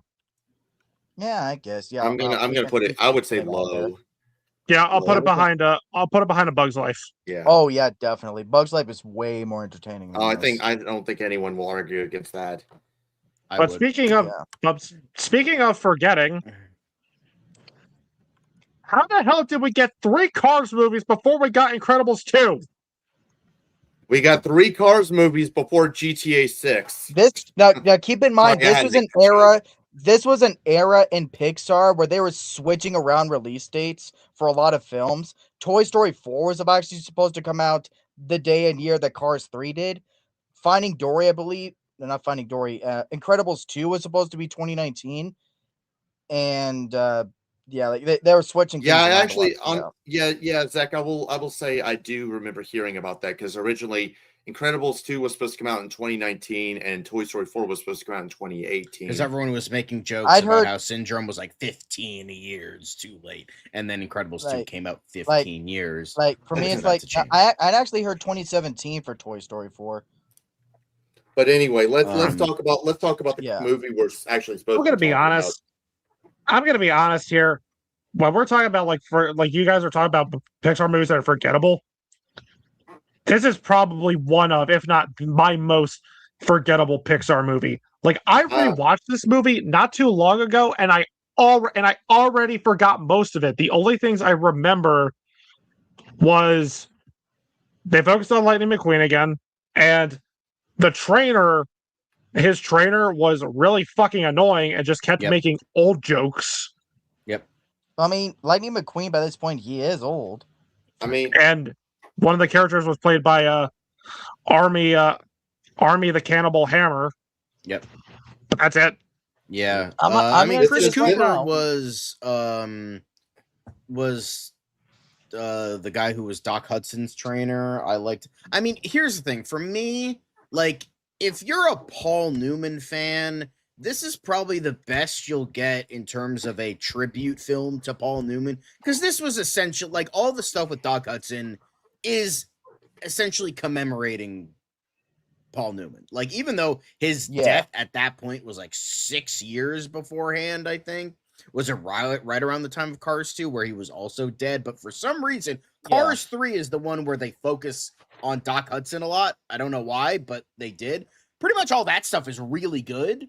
And then the rest of the movie is just like, it's just kind of typical, like, oh, the guy who's like way past his prime, who still thinks he's in it with these young kids. He still wants to hold on to his past, but can't. And it's like, we've seen this song and dance before. And then like the idea of like, and then like once that trainer is introduced, you're like, oh, he's gonna pass everything on to her. Like the fucking like twist where it's like the whole idea of Lightning McQueen like getting out of the race and him like giving everything. It's like, okay, when is that gonna happen? Because we all know it's gonna fucking happen because it's the most obvious twist of all time. It's built up well, honestly. So, I'm just gonna say this. This is my favorite of the Cars movies by a country mile. It's my favorite too. It's probably the best Cars movie. It's the best of the Cars movies, but that's not saying much. It's fine. It's perfectly serviceable, but it's not really great. Yeah. And it's not incredibly interesting. But for me, it's like everything that and I like the last race. The last race was fun. Like the animation's good. The last race was fun. But considering like literally the teaser trailer of this movie is like so fucking serious, even though the movie is not like that at all, is just really funny to me. Where they're like, oh, are they actually going that far with a Cars movie? Oh no, they're not. But like, The it's trailer actually no, watch the movie. The trailer actually severely cuts down how intense that crash is once you actually see the scene in the movie. That crash no, is I know. fucking It's just rough. like you think like that's going to be the tone for most of the movie, and it's Yeah. just typical Cars No, stuff. that's fair, but Yeah, like everything I said about the first Cars, like how it's following, the formula but doing it well. I apply that here. Everything you said, like they're getting older, they can't keep up and all that. Like it's following the formula, but doing it well. I think Yeah. the passing of the torch is earned. It's stuff that most trilogies do. Andy passed the torch and with the toys in Toy Story 3. Lightning McQueen passed the torch here. Like it works. Like it's not like deeply emotional. Like I resonate with this, but No, it's the yeah. best. It's the best executed of the Cars movies, and I'll even say this because now retrospectively that I like Cars 2 a little bit more now. I actually do like on a narrative level. I do think it is weird that none of that movie is even acknowledged. Like, I mean, I get why because overall, pretty much no one liked that movie. But like, I don't know. I kind of would have liked to see that stuff elaborated on a little more. But I'll give them credit. They did still give us a good sequel, regardless. So yeah, this is I my think- favorite of the three. I think Okay. for me, it's like it's. I will say another thing that like I wouldn't. I don't know if it bothered me, but like I will say it. The thing that's like, I guess spoiler alert for the movie. Not like anybody watching really cares, but the thing that's like interesting is like how like Dynaco like bought out Rusty's, and it's treated as a good thing and as a joke, yet and which is definitely awkward considering at this point Disney bought out Pixar and Lucasfilm and then 2 years later would buy out Fox. So it's like, Disney, what are you trying to fucking say, man? What are you trying to fucking say with that shit? Like, come on now. You trying to I'll give brainwash you your that. audience? I'll give you that. You trying to do something there? Because go fuck yourself for that one. All right. Let I will me give you say that. let me say my piece since I have not had a chance to talk at all. So Go ahead. Yes, I will agree. This is the best of the three Cars movies. Not that that's saying a whole lot. It's I mean, practically, if you think about it, it's practically Rocky 4. Like you Not a could pretty bad much movie say to reference. what? It's not a bad movie to call back to. I mean, it is certainly the best, but then again, that's not really a high bar. So, but I mean, I will say there were some things I do like. The arc that I do like some of the arc that Lightning McQueen goes through. I do like the scenes that we had with Paul Newman's character. We had flashbacks with it, even though because from what I was told, like a lot of the dialogue that he did was a lot of recorded lines that he did when doing the first one because he was talking a lot about racing. So that's what they kept in the movie. So that was nice, but I mean, even then, it's not really anything too special. So, if I had to put it in anything, I'm teetering. I'm torn between give me that torn between not strong enough and like a high not strong enough, low just keep swimming. So I'm kind I of would say it's not strong enough. Okay. I wouldn't be upset. If it was not strong enough, I wouldn't be upset. I'm going to go Delicious Delight. I'm going to go with Just Keep Swimming. Okay. All right, so well, each of us have a different take. Holy okay, shit. okay. So hold on. All right. Calculator man on the way. Okay, so I'm technically like the most positive on this one, huh? Yeah, you are. Yeah. So what's everyone's score on Cars? I'm giving it a Delicious I gave it Delight. I think I gave it like a 6. You gave it a 6? Okay, 6 plus. I'm probably gonna give it a 6 as well. John or Zach is an 8. And are you still a 5, Devin? Yeah. Okay. That's 25 divided by 40. I don't know if you could see. It says 62.5. Or So that's pretty much Just Keep Swimming. Okay. Like a low one. That's fine. That's fine. All right. Sure. So we pretty much all agree it's the best of the three. Yeah. But honestly, that's not really saying a whole lot. And you gotta give him credit, Devin. This has the least Mater in it. That is true. Yeah. That is They true. finally learned their lesson. Because the thing is, Larry the Cable Guy was barely a thing at that point. Like the prime of his career was gone. So like no point in having him be a major voice in that movie. Okay. All right. And now we're back to the top tier. Wow. My God, talk about a roller coaster. Up, down, up, down, up, down, up, down. Loop. So we're back to the bangers with one of the most beautiful movies, Coco. Also, by the way, Adam from Your Movie Sucks can suck my dong. Remember Me is fucking awesome. You can go fuck yourself. What I love so much about this movie is that Adam from Your Movie Sucks. Is that you hear that guy's this a pretentious song douchebag anyway. You hear the song in so many different contexts, like so many different genres, but each genre really works because the lyrics can be interpreted a lot of different ways depending on the genre. A show tune, a sad an acoustic song. Yeah. I love the song "Remember Me." I love the ending song, "Proud Corazon." Oh yeah. Mm-hmm. Like this is such a great movie. I love the Land of the Dead sequences. I love I love the family. Even their whole music. No music. No, go give me my shoe. Yeah. Yeah, Abuelita with the trunk though. Very. And honestly though, Coco isn't even my favorite character. Like, what's his name? The main dead Hector. Yeah, Hector. Like I think he's the heart and soul of the whole thing. I absolutely adore. I have this no movie. fucking idea why this is getting a sequel. I don't think it's necessary, but wait, curious what? Back up. What? Yeah, Coco is getting a sequel. It's getting a sequel. Yeah, it's coming out in a couple of years. I think 2028. I think is when it's coming out. Dude, I told you about that because I remember you said you were like, oh yeah, I'll take Gato, and I was like, all right, but I get Coco too. Oh yeah, fuck, I did. I forgot. But you know what? Because this one was so good, I'll give it a chance. I'm curious where it's gonna. I'm curious where it would go. I think there's enough there with the World of the Dead that again, much like how I say with Zootopia all the time, I think there's enough there to where you could explore things more. Yeah. Yeah, and the Land of the Dead is really interesting. It's well animated. It's a beautiful movie. It's a beautiful story. Exactly. Yeah. This is another Pixar movie. This is another Pixar movie that did make me cry. Same here. Oh my God, this movie brought me to tears.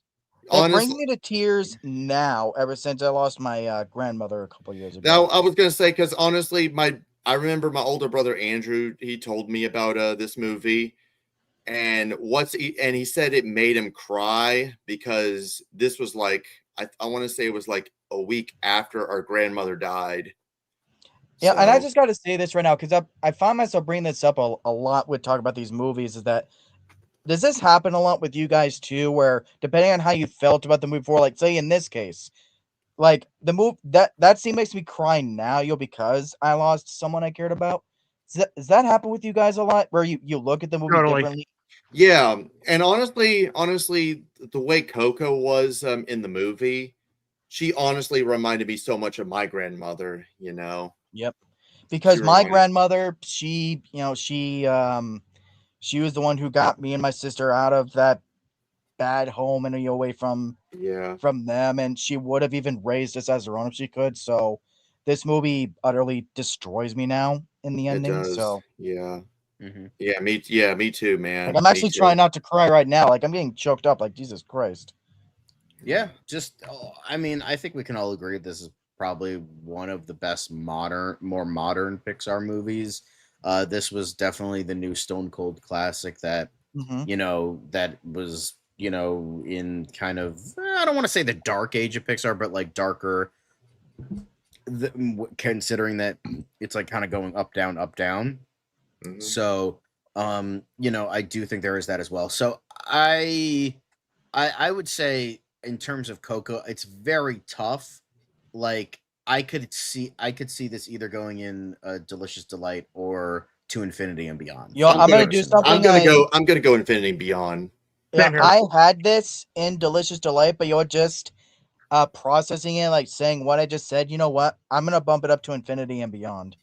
Yeah, this is a To Infinity and Beyond. I love, everything about this. Like everything about this movie is just perfect. I love the Mexican setting. I love how Pixar successfully did a musical. Yeah, exactly. I think and it's weird because I thought like the movie was going to be like a very predictable setup. Like they don't like music. Oh, the family doesn't like music. Blah blah blah blah, and it does something. And what it does is great. I love the reveal that Hector was Miguel's great grandfather, not Ernesto de la Cruz, and Ernesto was a fraud.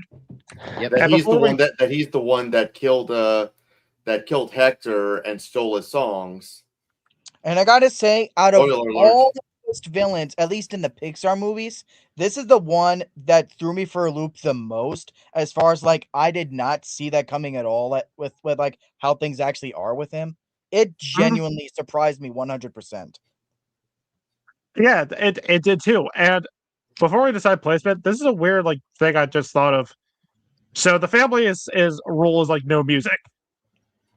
So if they're at a wedding and like the couple, the married couple does the first dance, do they dance to like complete silence? Yep.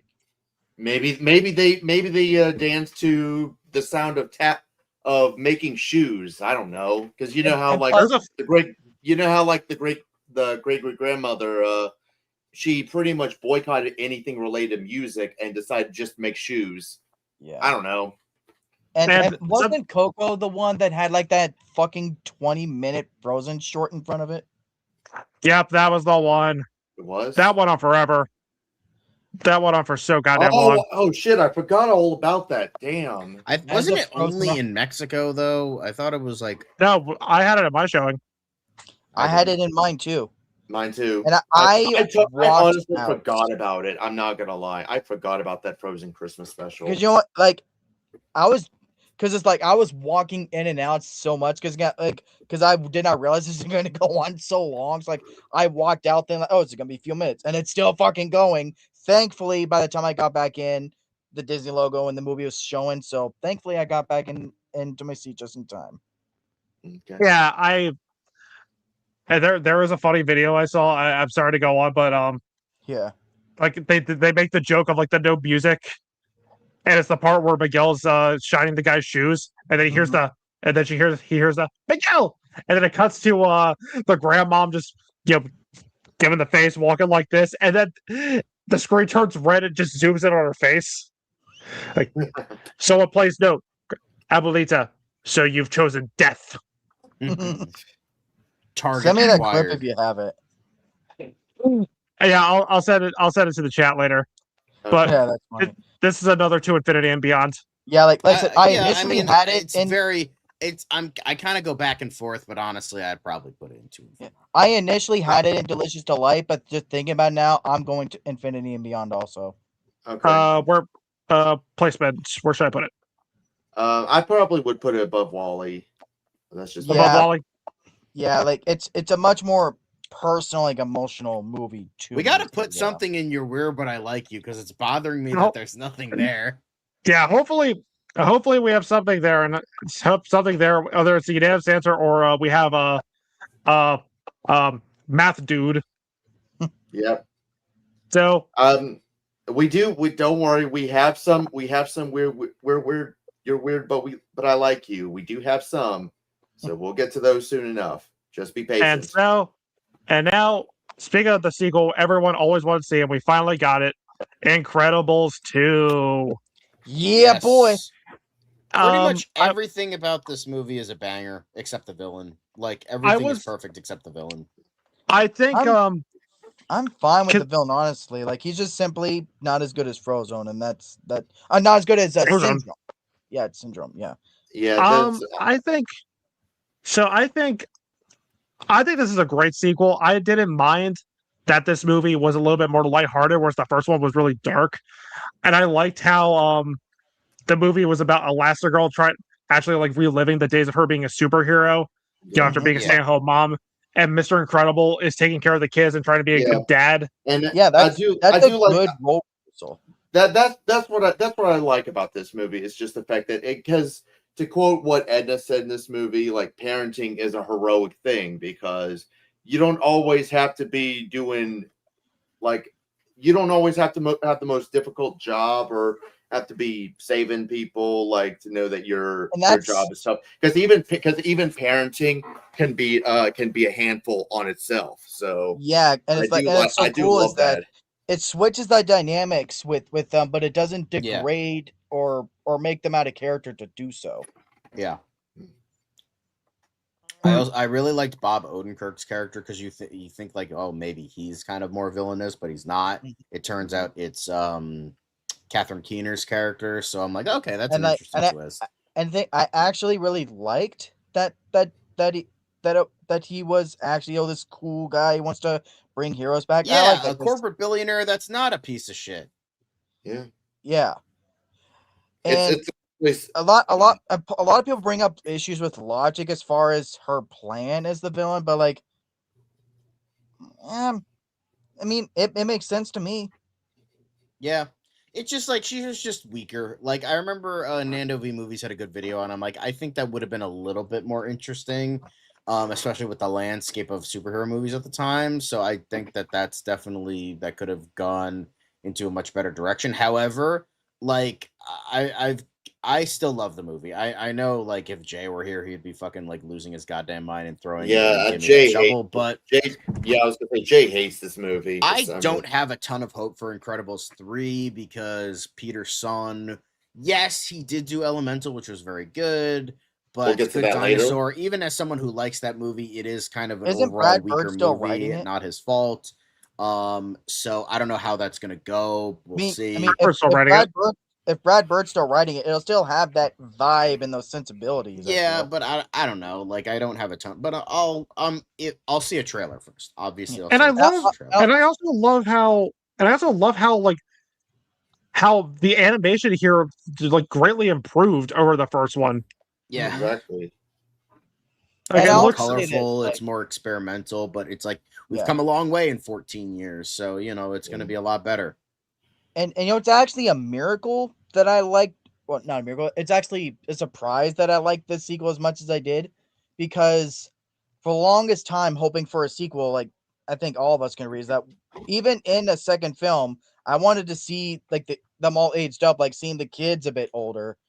But yeah, I want to see that too. In this film because it was so good. But I'm like, all right, Incredibles 2, you get this one, but in the next one, you gotta age everyone up. I think the only things like that kind of prevent me from loving this as much as the first, like having it be to infinity beyond like the first one.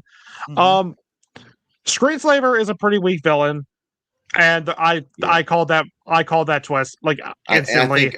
Me too. I did too. And Elastigirl's arc isn't as strong as Mr. Incredible's in the first one. I think honestly, I do like this movie. Don't get me wrong, but I don't love it. It's still not as great as the first one. The ones that prevent me from doing it, obviously, the villain was not that great. So, and the twist was obvious, but also I felt like they were recycling certain things from the first one too. You know how like superheroes are still illegal and shit like that. Blah blah blah blah. So I felt like it was just kind of. They sort of were repeating certain things. First film, so yeah. And again, that's why that's one of the reasons why I think there should be a time jump in the third film. Also, I do love. I'm sorry. Because I'm gonna be honest, like at least depending on what the story is for Incredibles 3, if they keep everyone like the same age and all that, I'm admittedly going to be a little frustrated.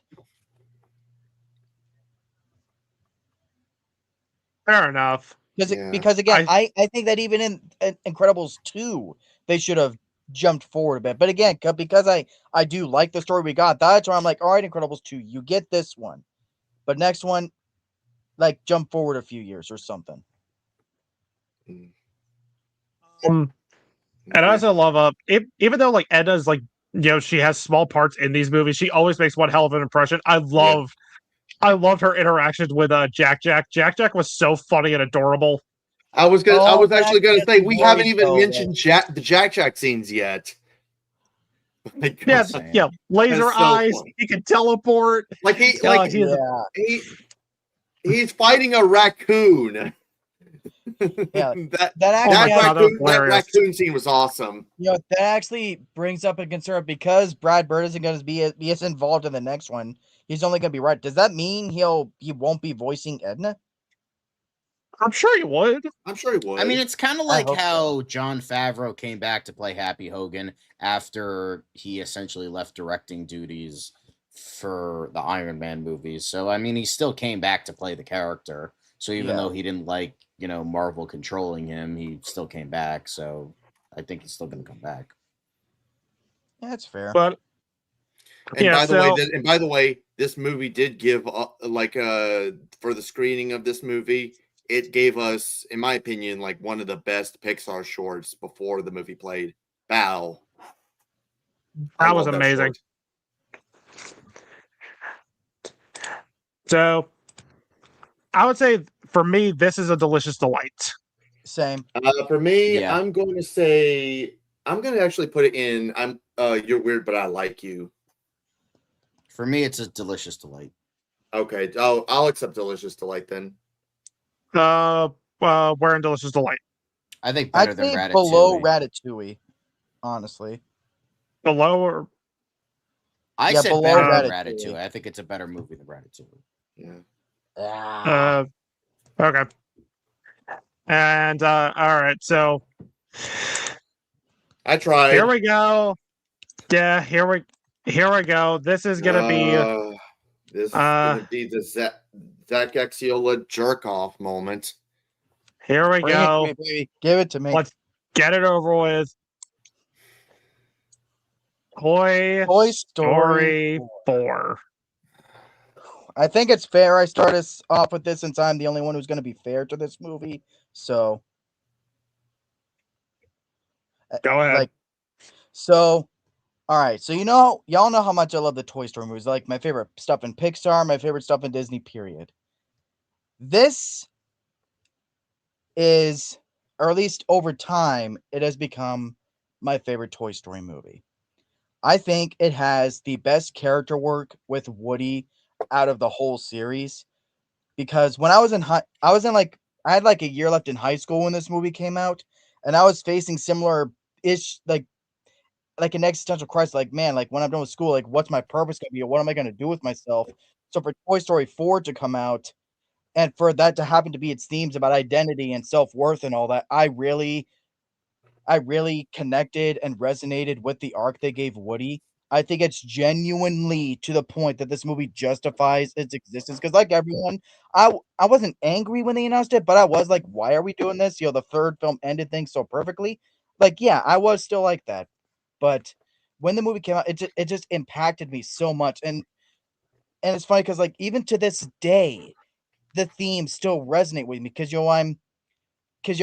since dad died, your mom's struggled on her own. She's not like alone. We live with other family in our property, but like I felt this like sense of like that I need to be around, be with her, similar to how, Woody feels like, staying with the gang and all that. Like, and, the choice that he makes at the end, like finally make purpose for yourself. Like, this is what he wants to do. I'm in the process of that also. Like, I'm going to be getting my own place. I'll be on my own basically. So to this day, this movie is that special that its themes still find ways to connect with me and resonate with me. And not just on that, like just as a Toy Story movie, it's generally a really good sequel. I genuinely feel like this really justifies its existence. Like yeah, y'all butter like, oh, just simply the fact that they made a Toy Story 4, it shouldn't exist. Like it speaks the ultimate truth of life. That things change, things in our life change, people around us change, our relationships to people around us change. We have to change along with it. That's like the most mature and most challenging thing this franchise has ever said. And I said earlier that I think there's a more mature Pixar film than Ratatouille. This is it. I think this is Pixar's most mature movie. This is the most mature thing they've ever had to say, and they just knocked something over. But yeah, so yeah, like of course, y'all can feel however you feel about all opinions are valid, but I genuinely am sick to goddamn death of the it's unnecessary thing. Like I genuinely feel this movie deserves more love and respect. So that's my piece on it. The only person who's actually going to be fair to this movie. So yeah, without question, it's easily Infinity and Beyond. Okay. Who wants to be the bad guy first? Okay, I'll go next. All right. So, I've already said my piece with this movie. Even if I took bias aside and saying like, oh, the story's continuing after 3, which didn't need to be, like, even if I were to throw that aside and just judge it as its own thing, just judge it as a movie, it's still, in my opinion, the weakest of the Toy Story movies. So unless you count another movie, which we'll get to later, but I digress.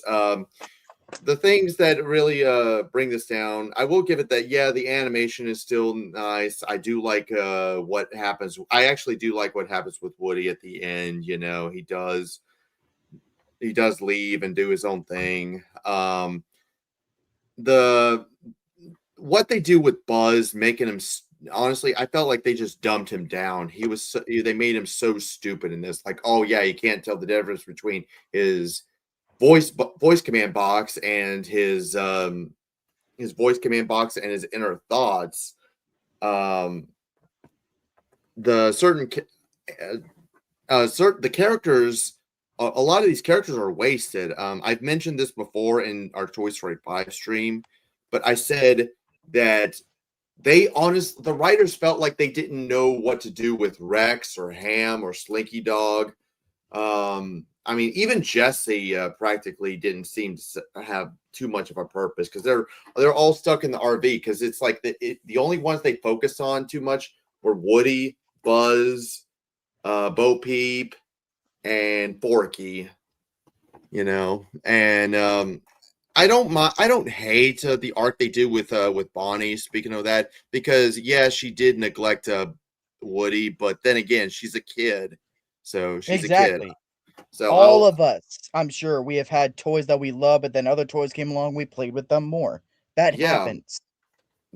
So I don't hate that arc. So because I know that's one thing that a lot of people with hate boners love to bring up. So, but I mean, yeah, it didn't need to exist. But I mean, like I said, putting a bias aside, I just felt like there was just so many problems that just kind of made it the weakest of the Toy Story movies, in my opinion. So I'm trying to balance between either a low, just keep swimming, or a high, not strong enough. So I'm trying. I'll decide about it, but I'll let Devin take over. So here's my issues. Like, I don't hate Toy Story 4. I really don't. But it's a very frustrating movie. I liked how it started with the toys saving RC and Woody saying goodbye to Bo and debating whether or not he should go with her until he hears Andy. I loved, and honestly, I liked how the movie wrapped up with Woody deciding to stay behind with Bo to help other lost toys, because, I mean, let's be honest, that is something I could see Woody doing. Exactly. And yet, a lot of people are saying that it destroyed his character. Woody would never do this. The issue I have is everything else in the middle doesn't really work for me. It just feels like a retread of stuff we've seen in the other movies. Woody, coming to terms that he's not the favorite anymore. him just go helping Well, another here's the toy through thing, though. an existential crisis. I'm gonna. You've said Yeah. your piece. I'm saying my points. Sure. Woody, helping another toy realize he's a toy, who's going through his existential crisis. Like again, like we've seen this before and done better. I don't like how they reduced Buzz to a running joke. That's not how you treat Buzz. And I get that, yeah, like I'm not like one of those fuck Bonnie people. I mean, that's kind of cruel to say that. Like the only little kid I can say, all right, fuck this kid about is Caillou. Bonnie's not Caillou. Yeah. But the thing is that it comes out of nowhere. Like there's no build to it at all. It just comes out of nowhere. And the Toy Story 3 was the last Toy Story movie to feel like a genuine ensemble. But other toys are just stuck in an RV and they serve no purpose in this movie. Well, if you really think about it, like the parents and the kid going in and out of the RV and all the toys are out looking for Woody, that would be like fucking mysterious. Like then they, so structurally, I think they made a good excuse for it. Okay. Are we ready to? Yeah, I would say like it's a shame. Like after like 3, like in my opinion, just masterpieces. It's followed up by this really unnecessary movie. I mean, is it really that hard to just simply think that like, I mean, things organically happen after the first, so why can't things just happen organically happen after 3? Explore more with Bonnie. We explored more with Andy, so let's explore more with Bonnie. Okay. So what would we? So he's already said Infinity and Beyond. What is your score again out of 10? I would say it's leaning towards not strong enough. But what score? So I'm trying to average it out. I think I might have given it like a 5.5. Okay. 5.5. Maybe a low 6. I don't know. I'll probably give it like I think I gave it like a 6. So that's me being. Just keep swimming. Yeah. I would put it at least above Finding Dory. Okay. So just keep swimming. It's at least better than Cars 3 and Finding Dory. Just keep swimming. Yeah, let's do Just Keep Swimming. So yeah, it's at least better than those other two. You gotta admit. Yeah. But yep. We got that felt good actually to finally get that out there, because it frustrated me. Okay. That I knew I was gonna be the only one who was gonna be fair to this movie. Like, I mean, you now like what you like, dude. Up. We're ready for the next. Oh no! Onward. Oh, shit. Yeah, boy. It's hard. It's harmless. I fucking love this movie. Honestly, out of the entire Pixar binge, out of all the Pixar movies I had not seen, this was easily the worst. It's not the worst Pixar movie I've ever seen, but it's just one of those movies. The more I think about it, the more I dislike it. Like, I like Chris Pratt. I am probably the only Chris Pratt defender here. But Chris Pratt was ungodly fucking annoying here. It was so annoying. I fucking hated his character. Tom Holland was annoying. I felt he's just Tom Holland. He's just Tom Holland being Tom Holland. Chris Pratt is just being Chris Pratt. I think he was really sweet. I thought he was very likable. I think it's just a boring road trip movie where with characters I don't care about and next to nothing happens. It's just like yeah, it's got a cute moment at the end, Tom Holland, I don't even fucking know his actual name. He's just Tom Holland to me. Sacrifices his Ian and Barley so that he can, Chris Pratt can give his goodbye to his dad. I'm like, all right, that's kind of cool. And the anime, as it always is, the animation is always really good, but I couldn't give less of a flying fuck about this movie. I honestly, go on. The Manticore was annoying. Again, it's just I like the world. I just hated the fucking story within the world. It's just It feels just like basic bitch yeah. Pixar. That's what it feels like to me. It's just basic bitch Pixar.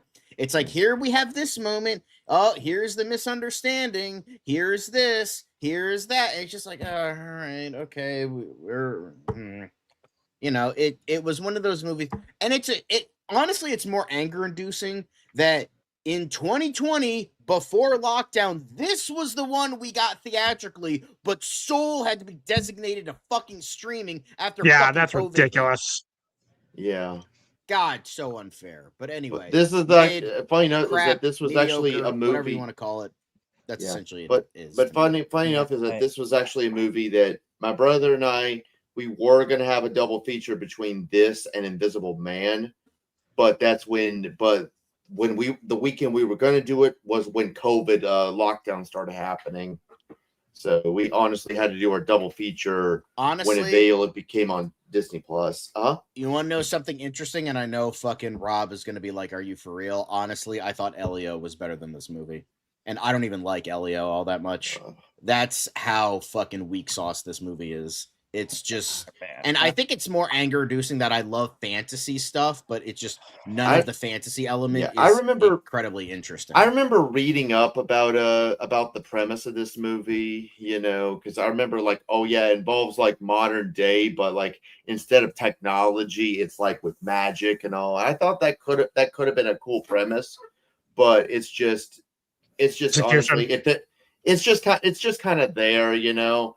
I mean, God damn it. It's just kind of there. It didn't really seem like it did anything that honestly, I don't even remember a lot of the characters that they come across. So it's just, I mean, it's kind of one of those whatever kind of movies. So I won't say any much. So who wants to give their piece next? Zach wants to talk. So all right, go on, Zach. Finally, but yeah, like once again, I know I'm sounding like a broken record, but it's just me being honest, which just really speaks to the power that Pixar has with a lot of their movies, with how it can connect with people.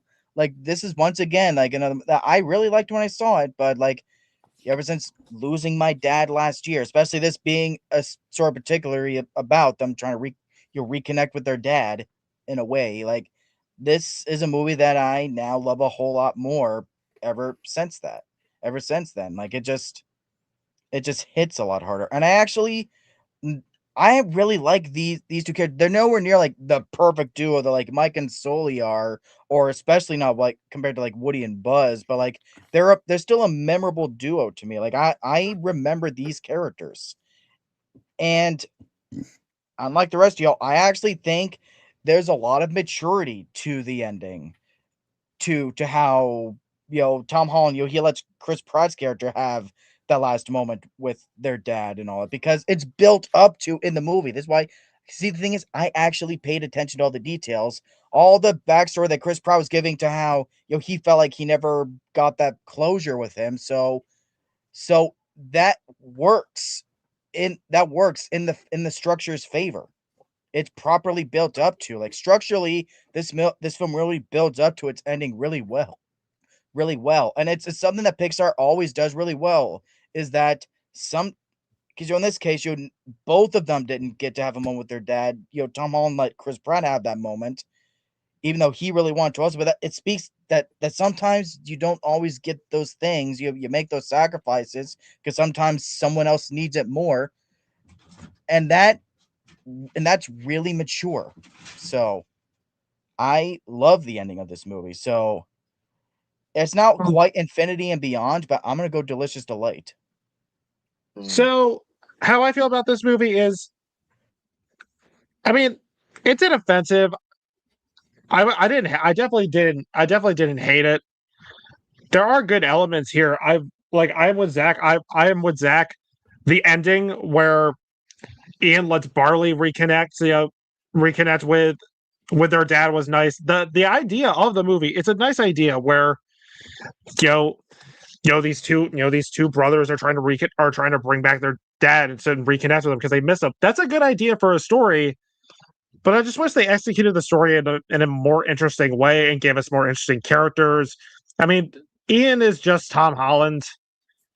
and Chris Pratt and Barley is just annoying. Is just annoying Chris Pratt, and I will say it. Barley does not represent us people who wear the battle vest. He does not represent us.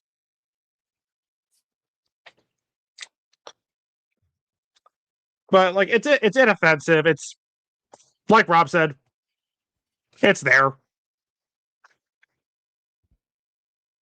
Yeah. The placement for me would definitely be kind of tough because I'm balancing between Just Keep Swimming and Not Strong Enough. For me, it's not strong enough. I'm gonna say not strong enough. Okay. It's not. Delicious It's not Delight. bad. Okay. Okay. So All right. Math boy to the rescue. Okay. So. No. All right. So I calculate everybody's scores. Actually, wait. Zach, you said it was Delicious Delight. That's a 9 out of 10 for you? Yep. Oh shit. Okay, well, yep. Let me recalculate because I had you as an 8. So I was trying to go by with what I was saying. Okay, so Devin, you're a 6, right? a low 6. Okay. All right. John's a 5. 9 divided by 4. So it would be 6.3 out of 10. So rounded up to about a 6 out of 10. Yep. So just keep swimming? Yeah. I'd put it under Toy Story 4, but above Finding Dory. Okay. All right. But up next we have another banger and winner of Best Animated Feature for that year. Deserving. Heath Doctor Fuck yeah. Beautiful movie. Oh, so fucking good. Y'all are gonna hate me. Go ahead. All right. I like it. Okay. But that's okay. it. This is a Pixar film where I feel like the tone and the vibe felt not bad off, but it felt off. Yeah. Okay.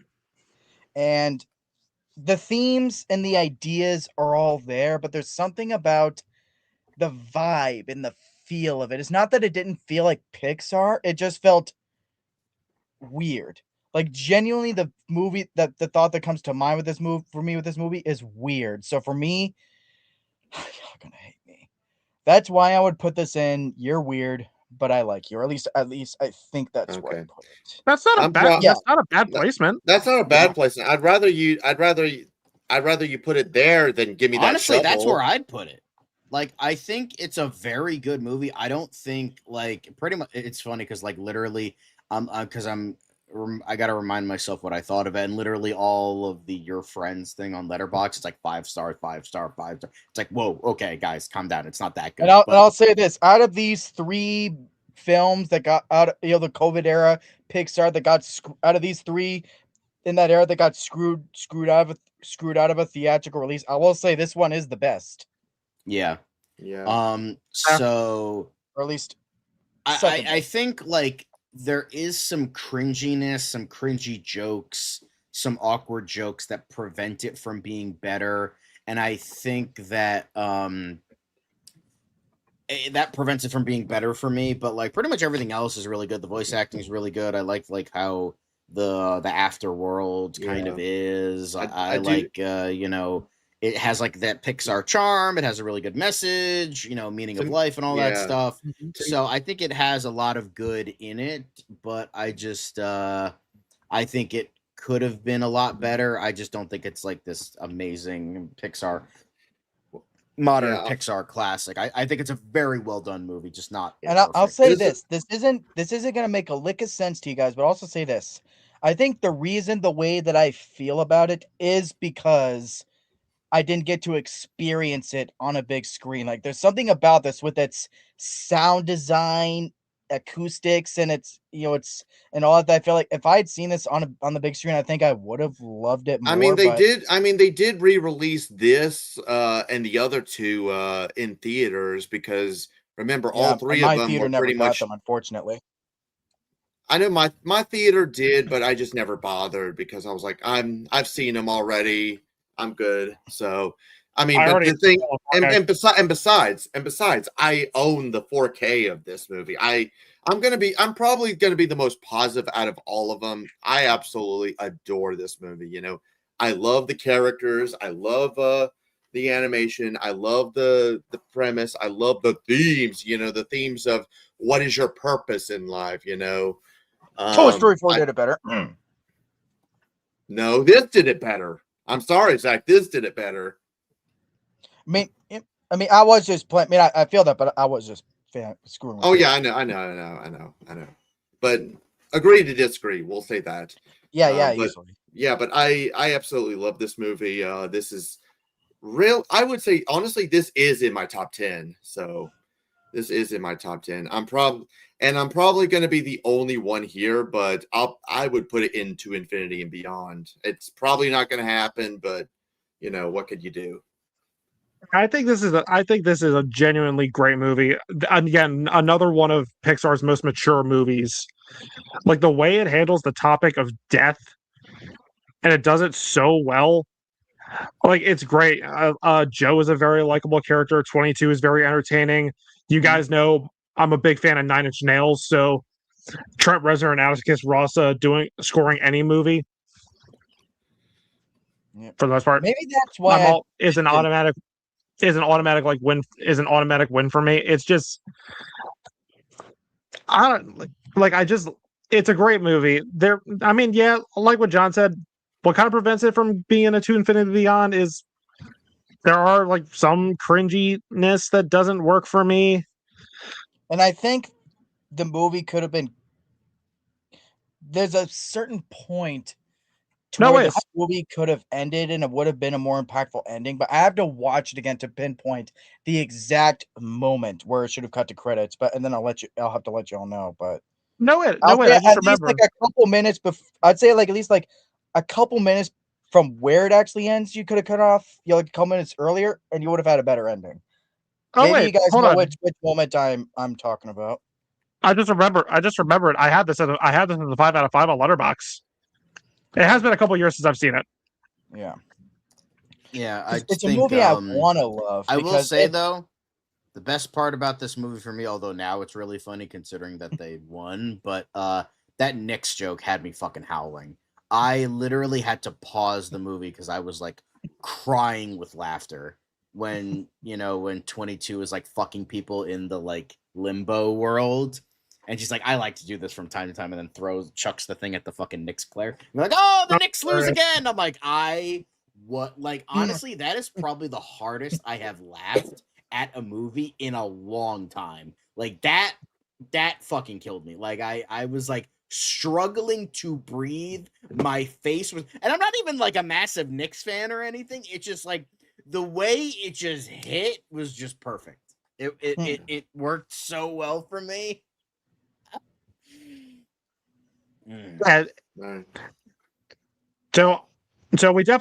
we have a tie. We have 2 for To Infinity and Beyond, and we have 2 for You're Weird But I Like You. Wait. Who was the other one that was To Infinity and Beyond? I think this is To Infinity and Beyond. Oh, okay. You did. Okay, my bad.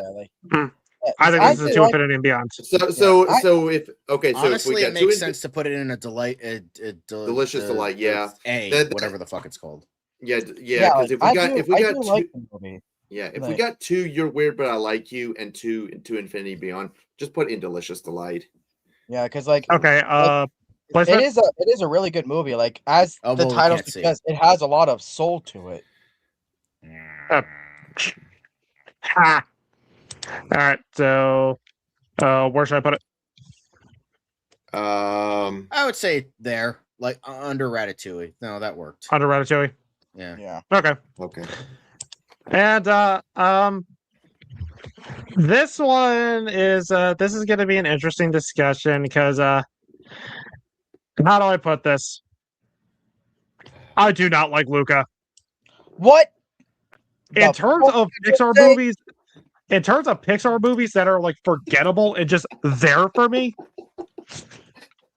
Honestly, the first half of this movie, I legit slept through. Like I was going in and out of sleep, and I didn't care to rewind it and look back. I'm like, I get it. Like honestly, what was so funny about this movie? I thought Alberto was the only one that was like, was a fish person. I didn't realize Luca was a fish person. I thought he was like a human that got turned into a fish. I don't know why I thought that was the fucking movie, but that's what I thought it was.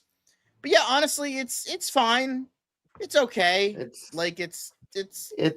kind of like what I said about Onward. It's just kind of there. It's fine. I don't have a. I don't have a hate boner for it. Praise for it. I don't have a hate boner because for everyone it, but thought even it was then, gay, Devin, and when it's gay, people love it. The one thing I will admit I don't like about this movie is that this is when it became noticeable about the CalArts bean mouth design. I hate how this movie looks. I really cannot get into that design because between this and two other movies we'll get to later, I just didn't. I don't like that. Yeah, I will say one of the funniest parts about this movie for me was like I love how like institutionalized racism against sea monsters stopped because two kids won a bike race. Like what? Like what is this? Remember the Titans? Like what the fuck? It's just like we're not racist against sea monsters anymore because these two kids seem cool. All right, let's This movie it's cute, it's charming, like it's really really charming. Like I like this movie's feel, like it's got I really like the Italian vibes and all that with the setting and all that. The ocean stuff is really really well animated. Yes, it's got a lot of familiar tropes of the controlling parents and all that. You got the bully character, all that, but I don't know, it's just a charming movie, like out of all these three COVID era Pixar, this is the one I would have most wanted to see in the theaters. It's one of the more visually pleasing Pixar movies. And how this being the first Pixar film that fully had this kind of style to it, I think it's Pixar's most unique movie. You ain't even seen Toy Story 4, John. You ain't got no room to no. Visually unique? Unique? In what fucking universe? Because it's not this one.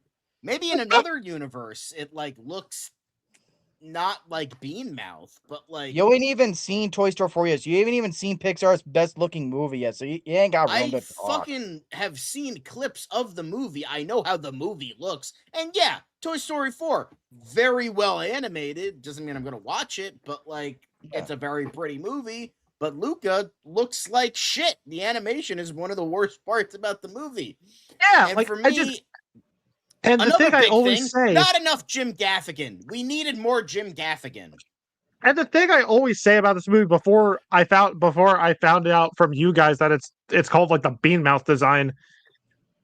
When I first saw this movie, the characters looked like SpongeBob to me because they had like the big toothy grins and the wide eyes. Like they all was CalArts style. That's what I was gonna say. It actually is CalArts style. Because here's the thing, like this movie is just very earnest in how it presents itself. It's not trying to be anything bigger than what it actually is. It's very confident in what it is. If that makes sense.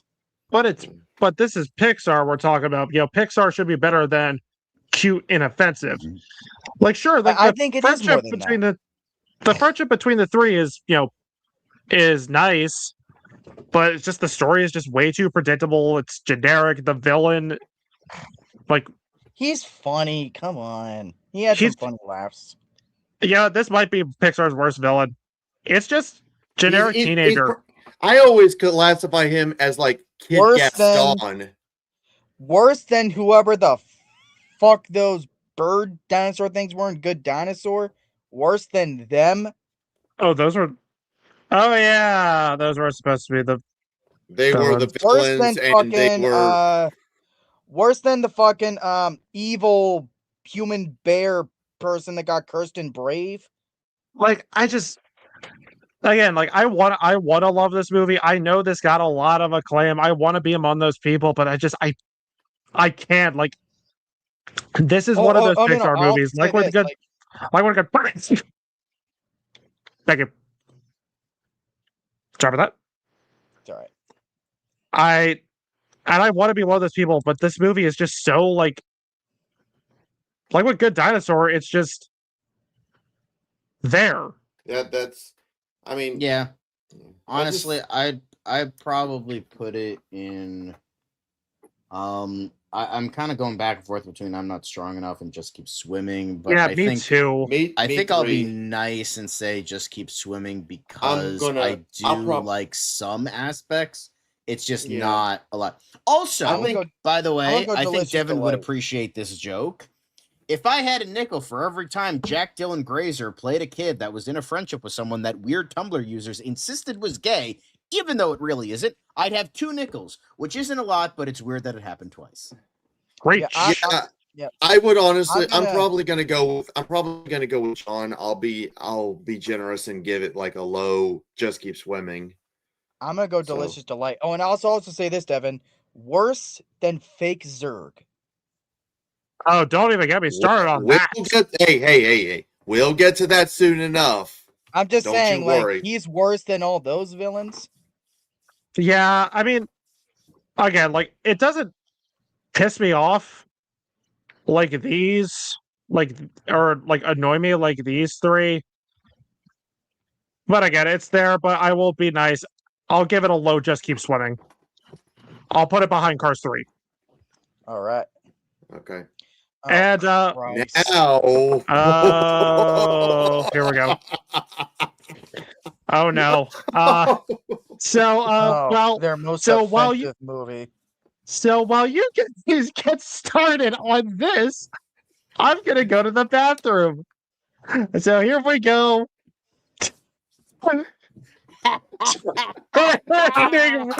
Turning around. Their most offensive movie. Guys, did you know that red twerking giant pandas caused 9/11? Jump. Yeah. So should we let Zach go first? Has no message. There you go. Oh boy. Well, Zach, we'll just let you rant for a bit. Yeah, go ahead. Yeah, you go to the bathroom. Since you have the most I've been holding it for way too long. Look, like I understand what this movie's trying to go for. I mean, admittedly, I misinterpreted how it was in parts at first, but like I get it. And it's a good theme. It's a good idea, but what it really boils down to is that I just don't like these characters. And even then it's like on paper, you know, I can see how I maybe would like the main character. And there is all this interesting lore with how they turn into these things and all that. It's cool ideas. I just don't. It's just again much like Soul, but again like unlike Soul where I like the movie, it wasn't like off in a bad way. This is one where this genuinely doesn't feel like Pixar to me. The entire vibe of this film was off from right from the trailer. Like I knew right from the trailer. I think it was like the first trailer where they're all like oh Pixar is going for that type of humor that's usually beneath them. And the thing is, I genuinely feel that they abandon them. They abandon the thematic elements, like in like the climax of the movie. So it's like again, we have Toy Story 4, which in my opinion has the most mature message about finding your purpose, finding yourself. You know, things in life change. What's the message of this movie? Twerk in front of your parents in an act of rebellion. Disobey your parents because it's cool, even though they're not being unreasonable whatsoever. I empathize with the parent more than the kid in this movie. Okay. All right. But yeah, this is the worst. This is Pixar's worst, in my opinion.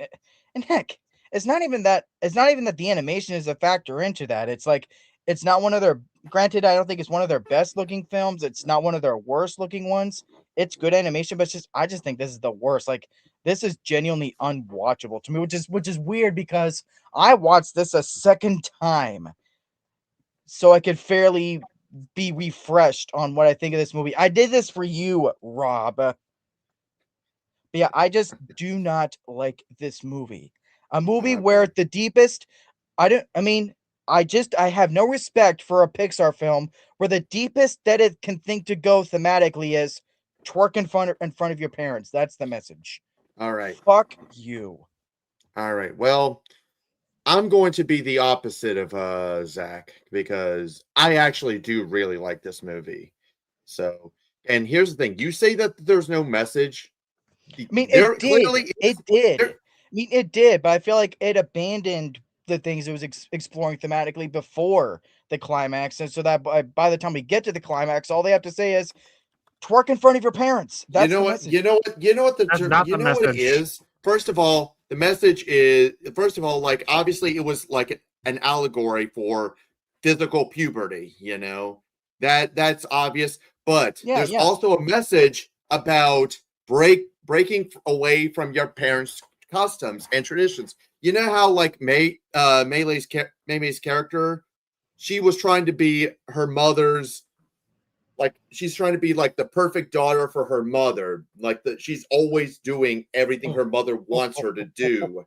So I'm not laughing because I think you're wrong, but there's another Pixar movie you were talking about that I think does that so much better. But yeah, you can go.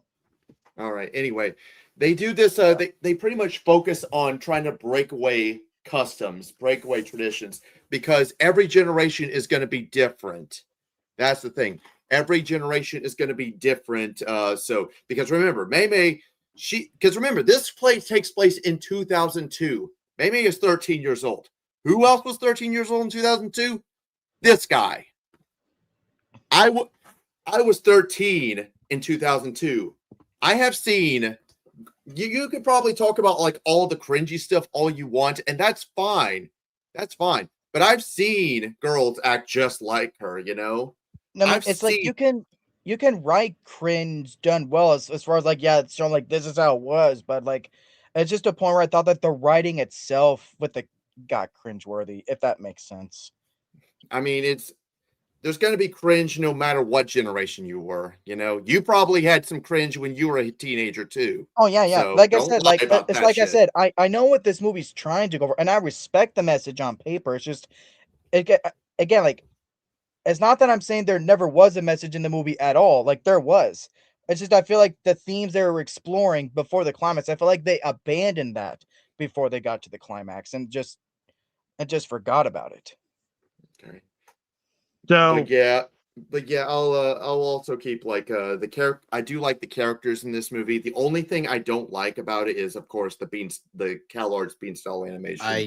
Yeah. So, it's a shame because they use a lot of like anime style influence for a lot of the scenes in this movie. Like a lot of like the stuff in the climax is like kind of like, you know, in that kind of quote unquote anime style, like over exaggerated kind of. So it can be good. It's just I hate how for the most part it like the people characters are just kind of, you know, they got that bean mouth. Yeah, it's just the more of the bean mouth style, because I mean the rest of the things involving the animation is really good, you know, and I do like the anime kind of style. You know, I'm the weeb of the group, so I love anime. You know me, I like the over the top, how it could go a little over the top at times with the style. For me, I'll just try to say my piece as quickly as possible. I think it does have a few problems. Like I'm not gonna lie, it's you know, it's I think that I don't think it's terrible, but I do think the cringe could have been better integrated into the movie, because the reason I think it's bad is not the cringe in and of itself. I think it's more tonal whiplash, because when you do have those earnest great moments, like you have the mother-daughter stuff, you have the stuff with her friends, you have like this stuff about her growing up, the immigrant stuff, Like you have all that really excellent, like that is like top tier Pixar stuff. It feels like tonal whiplash. Like you go from like this really earnest stuff, and then you have like your main character saying, "I like gyrating and my panda, my choice, mom." And I'm like, see, and that's why I don't like it, because I genuinely empathize with the mom in this. I do not think she's being a bitch or too controlling or unreasonable. I genuinely think this fucking kid was acting out of line, not just in the twerky moment, but just in general. I thought she was very unlikable. I think, but the thing is, I think, you know, it's the whole idea of like the overbearing parent. As someone who had like who kind of has had overbearing parents, I can relate to that. Like it's just like it feels like you can't do anything, and so you act like more of a schmuck when you don't want to be because your parent is like limiting your freedom that much. And so it's so there I think there is something there. And I think I also really like the East Asian inspired score, and as I mentioned, the anime influenced I do like the animation score. I style will give you when that. it's not being the bean mouth stuff. I think like the stuff with her friends is so fucking good. Like as someone who has had parents who did not approve of their friend group, I related to that a lot. I had I forget the girl with the braces. What's her name again?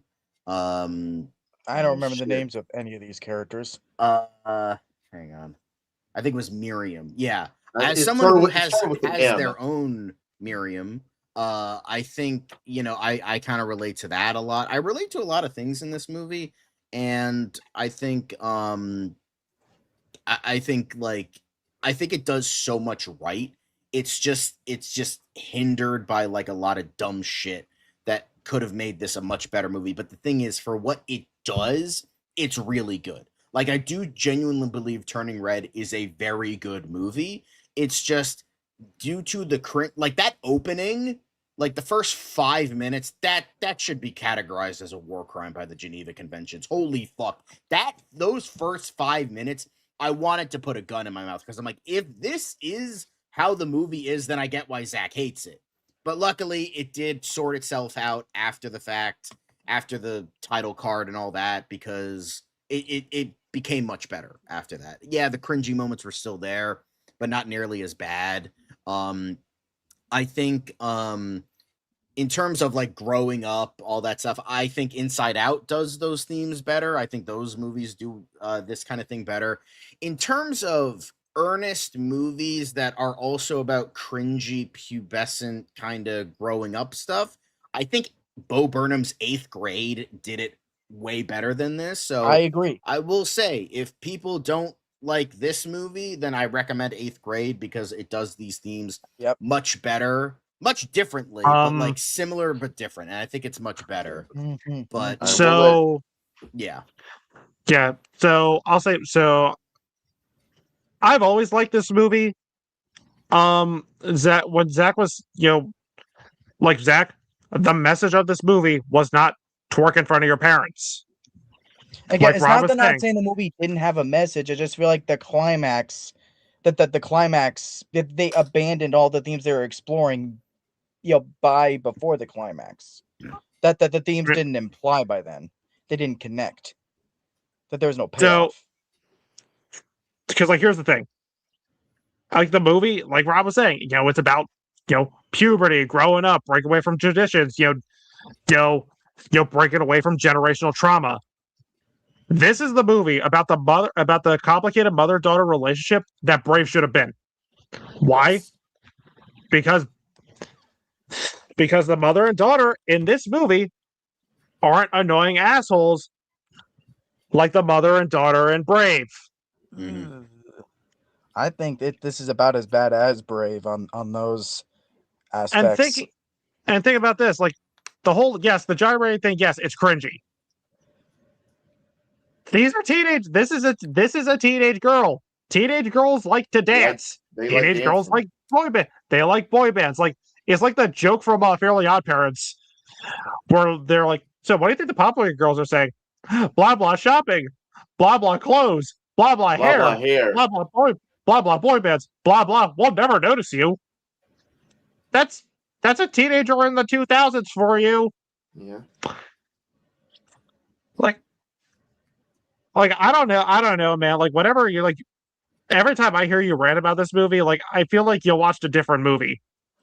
I'm just gonna say what I said in my worst movies of 2022 stream is that this movie, even with me kind of liking Cars 2 now, I'd say that this movie makes Cars 2 look like Toy Story 3.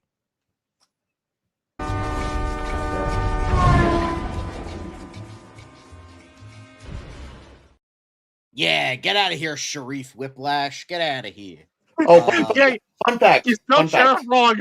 Fun fact. Before we move on to placements, without looking it up, take a guess who scored this movie.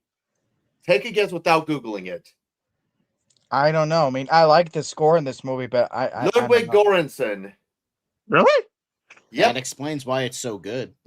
Wow. Yeah. Wait, Junkie XL? That's like what he sometimes goes by, or is that another person? Ludwig Göransson is the guy who the- won an Oscar for Oppenheimer Yeah, he did the score for Oppenheimer and Sinners. and Black Holy Panther. shit. Yeah. Wow. I don't think he won for Black Panther, but I think he was nominated. He Or should have maybe won he for did Black win. Panther. I don't remember. Because I do like the score in this movie, so I'll give you that at least. But like Turning Red, I think it does a lot of good. It just I wish it was I just wanted you to be better. That's all. Like I think it's I think like in terms of immigrant stories, it doesn't beat you over the head with it. It's not, the allegory isn't so irritatingly obvious, and I think it's I just wish, like, this is like a small nitpick. I just wish like periods weren't mentioned, because like since the red panda is a gigantic allegory for periods, I don't think you needed a actual reference. But considering that periods are not well represented in media, or people don't know how periods work, Stephen King, Ryan De Palma, I'm looking at you. But considering it's done very tastefully and done very well, and it's done very positively, I'm like, you know what? That's fine. But with this, guys, I really gotta ask, 9/11 though, where do we stand on that? Where were you? But I think that her taking down her mother is definitely a well-written allegory for Building 7. Thoughts on that? Okay. This has been Top John's with the Geek Informant. For me, like my whole thing is like, it's a gimme that show for me. It's like good ideas, good themes, but bad, and I would even say irresponsible execution. Okay, this is Pixar's worst. That's fine. That's fine. That's fine. Personally, I would say it's you're weird, but I like you. Yeah, same here. You're weird, but I like you. I kind of go back and forth but I feel like those earnest moments, like looking back, I remember the earnest more than the not so earnest. Like I remember the earnest stuff more than the cringe. And you know what? I think that works for me. It's a very good coming of age. It's a very good coming of age movie, but Inside Out and Inside Out 2 were the better ones. Yes, we'll get to Inside Out 2 later. And I'd say the next one. Oh no! Oh shit! The fact that Turning Red's above Toy Story 4, Christ. Well, you can't lie with the majority vote or math. I know. I'd say the next one. Oh fuck! What do we got? God damn it! I'll just. Okay. I have a feeling I'm technically by a little bit going to be the most positive on this, but I'll let y'all go first because I'm just going to let it out of the way. Is this a good movie? No, not really. Star Command, much better Buzz Lightyear spin. Thank you. 100%. 100%. However,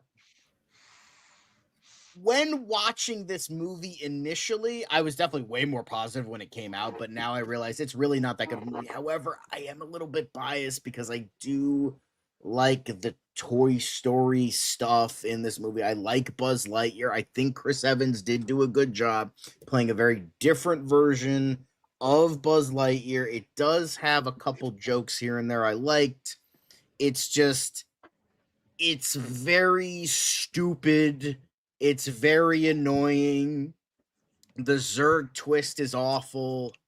And yeah, I've realized that it's really I think I gave this like a fucking 8 out of 10 when I first watched it. I was like I was so enamored with like, oh, this was so great, but now looking back I'm like, no, it's really not that good a movie. It's definitely I'm not strong enough, but I still have a little bit of a bias there because I like the Toy Story movies of my youth. So I was like, okay, I like this vibe. It definitely had Star Command vibes, which I did watch a lot of as a kid.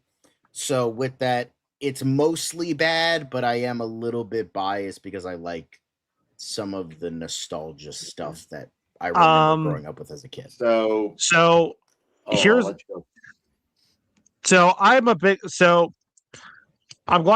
glad John brought up Buzz Lightyear of Star Command because that pilot movie and that show were great. And I was actually really excited for this movie because I thought that was the vibe we were going to get. And we didn't get that. The trailers made it look like that it was that vibe. And I liked the idea of, we're going to see the movie that inspired Andy to get the Buzz Lightyear toy. Okay, good idea. And like Doug Walker said, Andy's favorite movie, my ass. I think that was his like tagline in his YouTube review. This is not the. I don't see this being the movie. No. I'll say for me, because I was actually going to mention Buzz Lightyear Star Command because my brother actually had the DVD of it, and I watched it for the first time like a few days ago. So, is the movie. That is the movie that should have inspired Andy to get a Buzz Lightyear toy, not this. Because honestly, the thing with this is the fact that this is a movie that's supposed to take place in the early 90s, yet it's still a 2022 movie. Yeah, it still feels it's too modern. It's too modern. It's like, you have like a lot of like overly diverse characters and all that stuff. So like, but I'll let Zach go. Let Zach go. He hasn't spoken yet. So I have the perfect allegory for this movie that I'll get to in a minute, but I was really excited about it too, like something on the lines of like the literally making the movie that like Andy loved as a kid and all that, like and so I was excited for that. Even though watching this, it did not feel like that. Just as a movie, I was really liking it. Just as it was, I really was. Like I wasn't loving it, but I was really digging it. But then the Zurg shit happened, like the reveal and all that. And then it went to shit after. So like, and it's weird because like there are a lot of more mature things in this movie that I feel like that are in this movie that I think that people give credit for. Like the fact Buzz has a really good arc in this, like the fact that he's the only one who still wants to like get all of his people back to their time, but the fact that everyone else is just like settled. I like that.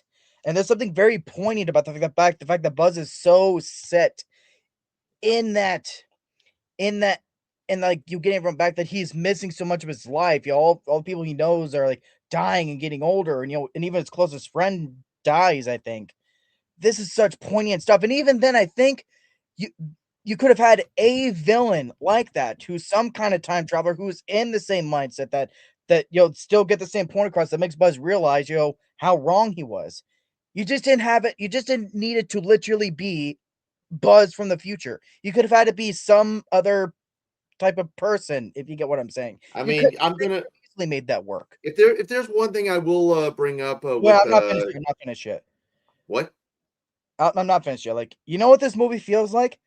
This doesn't feel like y'all hit the nail on the head like perfectly. Because those Toy Story movies, that first one, like it felt very in its time, in a good way. It felt in the 90s. That original Buzz Lightyear movie felt very in the 90s. That's the movie Andy would have watched. And yes, exactly. I agree. This feels too modern. You know what this feels like? I got the perfect allegory. I don't know if it's allegory, but like this does not feel like Andy's favorite movie. This feels like the in-universe reboot that they would make that a grown-up Andy would take his kids to see. Yep. I'm gonna make the joke. This feels like a Lightyear movie directed by Zack Snyder. And that's not a compliment. No, You know what? this not. would this Yeah. no, and not just that. Kind of going off of what Zach was saying. This isn't the original '90s movie. This is the movie that Andy would take his kids to, and then say afterwards that it ruined his childhood.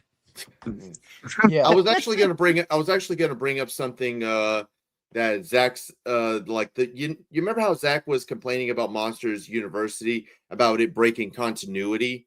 Well, Yeah. this did the same thing with the Zurg twist. Exactly. I don't like this Zurg twist at all. Because Toy Story 2 established that Zurg is the father of Buzz Lightyear, and yet this movie established that it's just an alternate version of Buzz.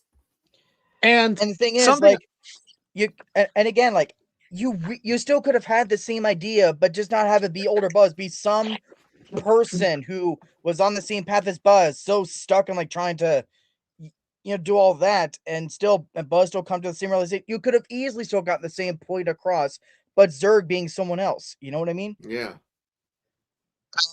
And because here's my thing. Like, if they had done that, I would put this in Delicious Delight. Honestly, that's how much I was liking the rest of the movie before the twist. I was really liking this.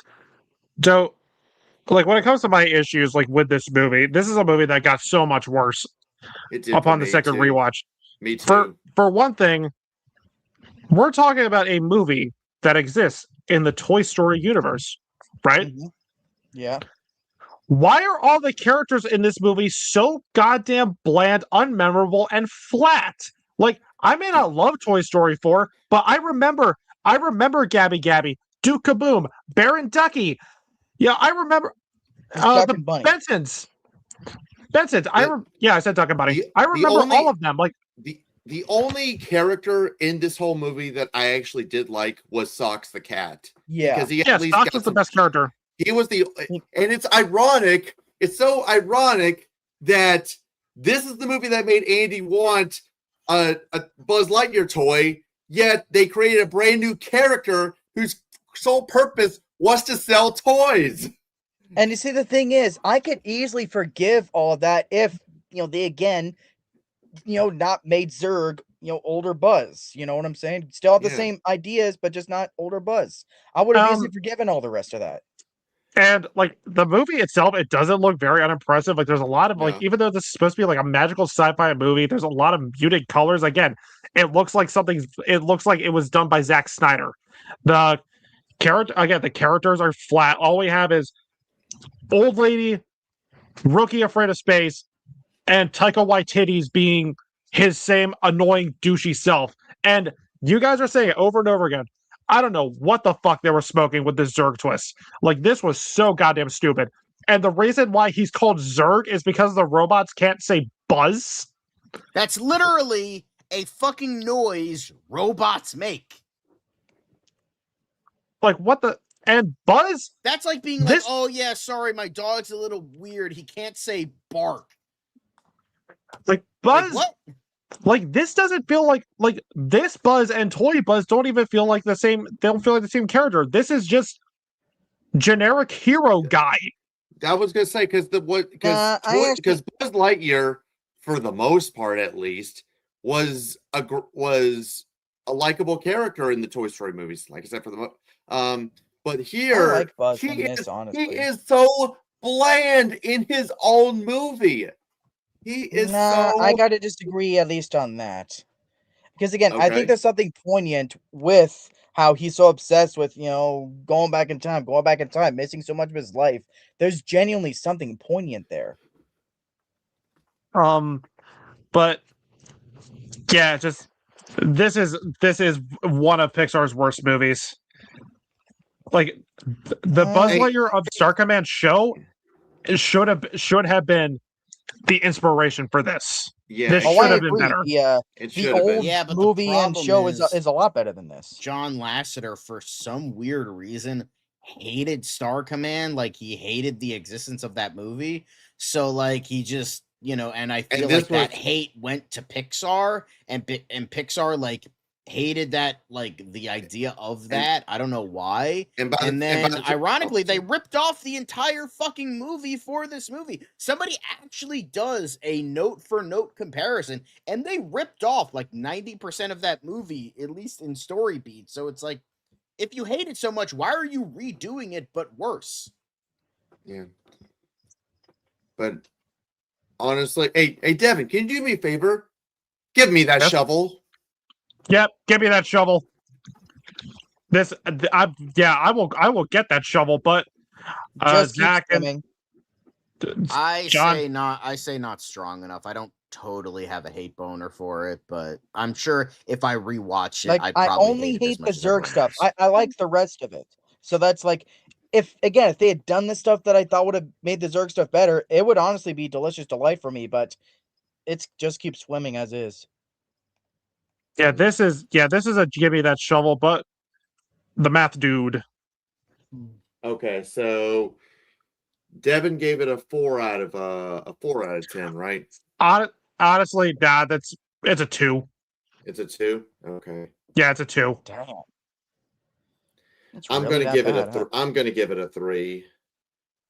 All right, so 2 plus 3 plus John gave it a 5.5. Mm-hmm.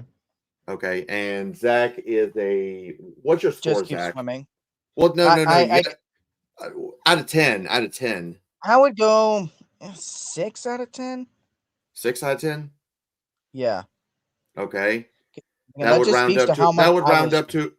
Okay, so that would round up to 4 out of 10. So just put in not strong enough. Okay. I'd at least put it above Monsters University. Because honestly, I would between the two, if I would watch this I would rewatch this before I'd ever rewatch Monsters. All right, that's University fine. again. That's fine. Okay. Well, let's put it above Monsters U. We've already stressed him out with turning red. So with these next with these next couple movies, we already did reviews of them, so let's try not and go on too long about them. Right. Mm-hmm. But speaking of movies that I changed my mind on, but in a good way. Same here. Elemental. Yes. Yep. You guys, so you may remember in my first when we did review this for our what was it, color-a-thon or saturation-a-thon? Saturation-a-thon. You guys would remember I was a little bit grumpy on this movie, but that was just because I was dealing with some personal shit, and I decided to watch this again, and I remember, and I went from thinking the movie was just okay to actually really liking it. Yeah, I liked the immigration, the immigration story. I thought Wade and Ember's chemistry worked. I thought the world was very creative. The animation is some of Pixar's most. It's one of Pixar's most unique looking movies. I think it's their most unique. It's definitely great animation. And I do love the song "Steal the Show." Yes. That plays during the date montage. That song is so catchy. I love it. And sure, there are some like cliches here and there, but all in all, I mean, the movie does work for me. Yeah. Oh man, So I do actually want to go long with my review since I was not here for this review.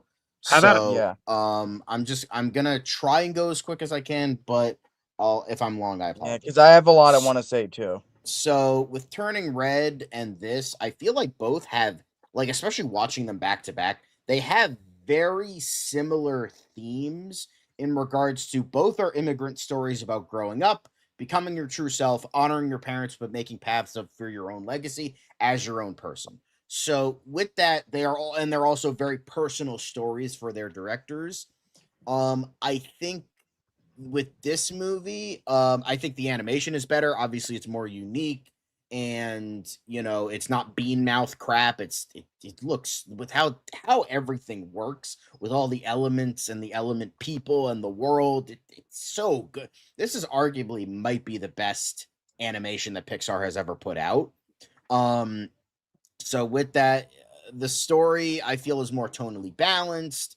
I like the romance for the most part. It's built slowly and properly. I think it's intertwined very well with the smaller aspects of, Ember living up to her parents and then the shop being in danger from the water leak.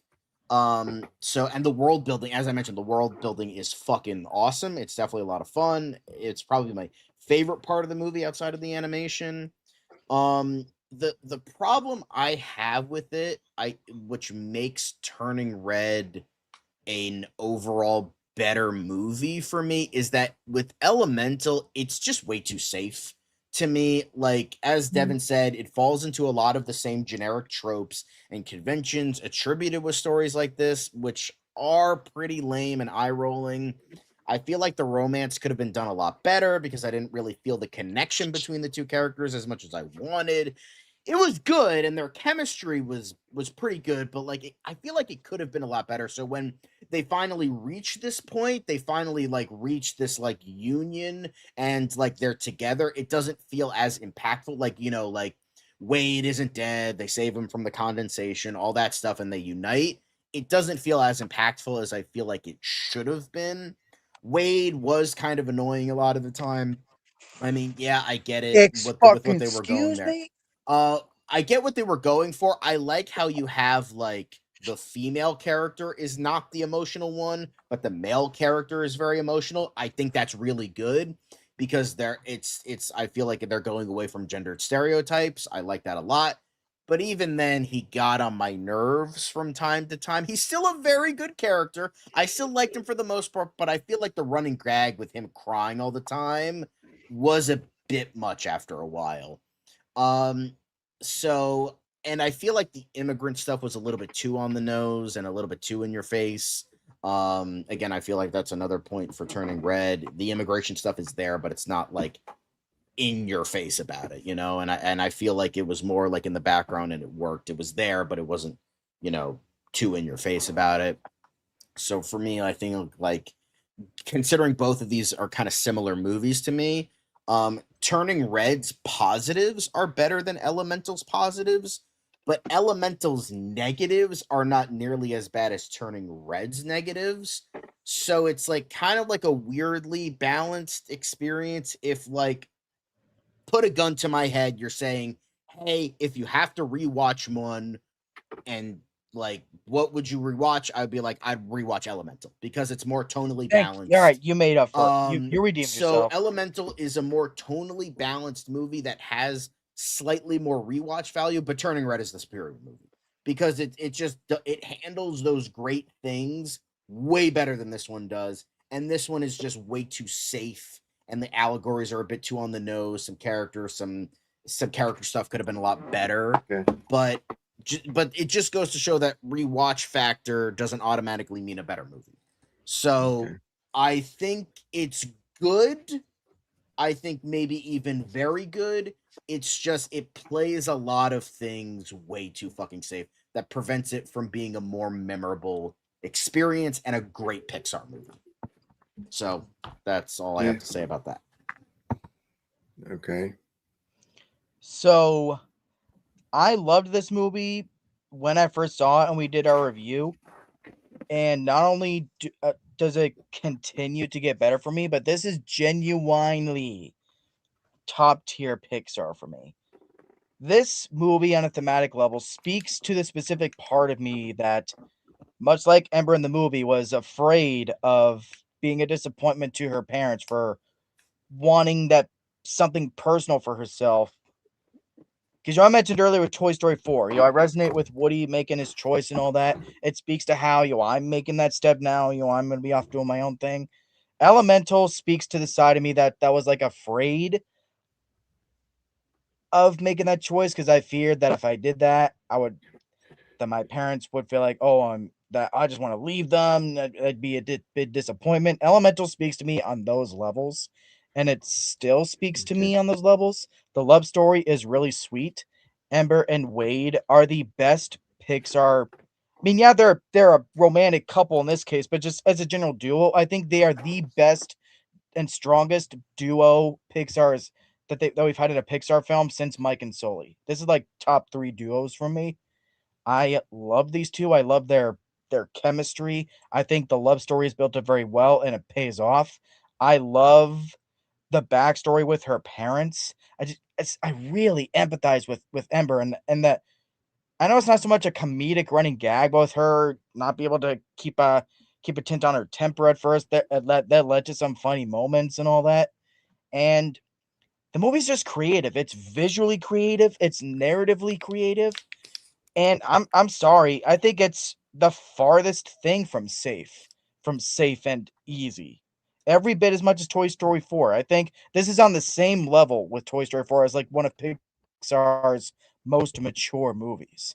Because that's another very deep, strong thing that this movie talks about as the fear of familial disappointment. Okay. That's like a very, very heavy thing, especially for your little kids to watch this. It's like a heavy thing to talk about. So I have nothing but love and admiration for this film. So it's infinity and beyond for me. Okay. Like, yeah. Okay. I adore it. I'll go next since I'm the only one who hasn't said his piece.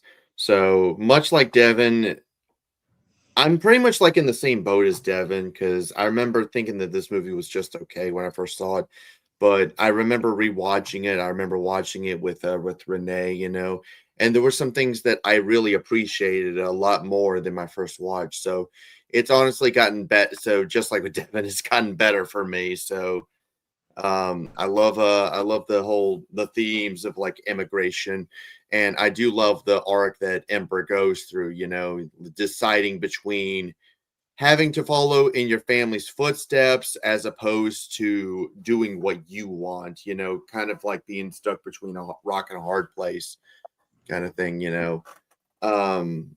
I do love that I do love that angle, the animation, honestly, the animation is probably some of the best that we've seen in a long time. So I do love how just it has like some great animation. It's got I love the chemistry between Wade and Ember, but I think what really hits it for me is just the idea of immigration and trying to be able to fall and trying to decide whether you're following in family's footsteps or it's another movie where it's about like choosing your own destiny, breaking traditions and things like that. So that's what I really appreciate about it. Maybe there's some a little bit of predictability here and there, but it didn't like damage the movie. It didn't like heavily damage the movie or something. It's got like Zach. It's gotten better for me. Okay, just like with the Devin, no, I was just saying like as far as like being predictable, like I honestly couldn't guess where I was going a lot of the time. Well, agree to disagree. So yeah, but anyway, if anything, I'm gonna put it in. You know what? Screw it. I'll put it in. You're weird, but I like you. I will also say you're weird, but I like you. John, what about you?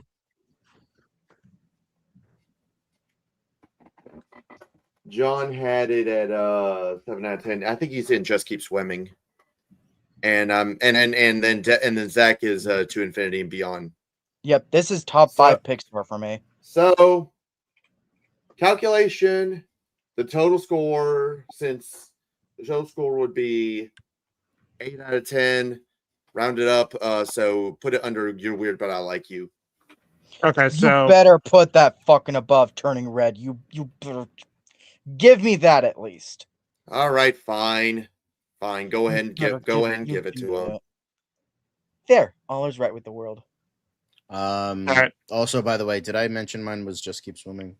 Because you gave yours was a 7 out of 10. Yeah, sorry, I muted the tab for a second. So no, it's okay. It's okay. I have everybody's score right written down. So all right.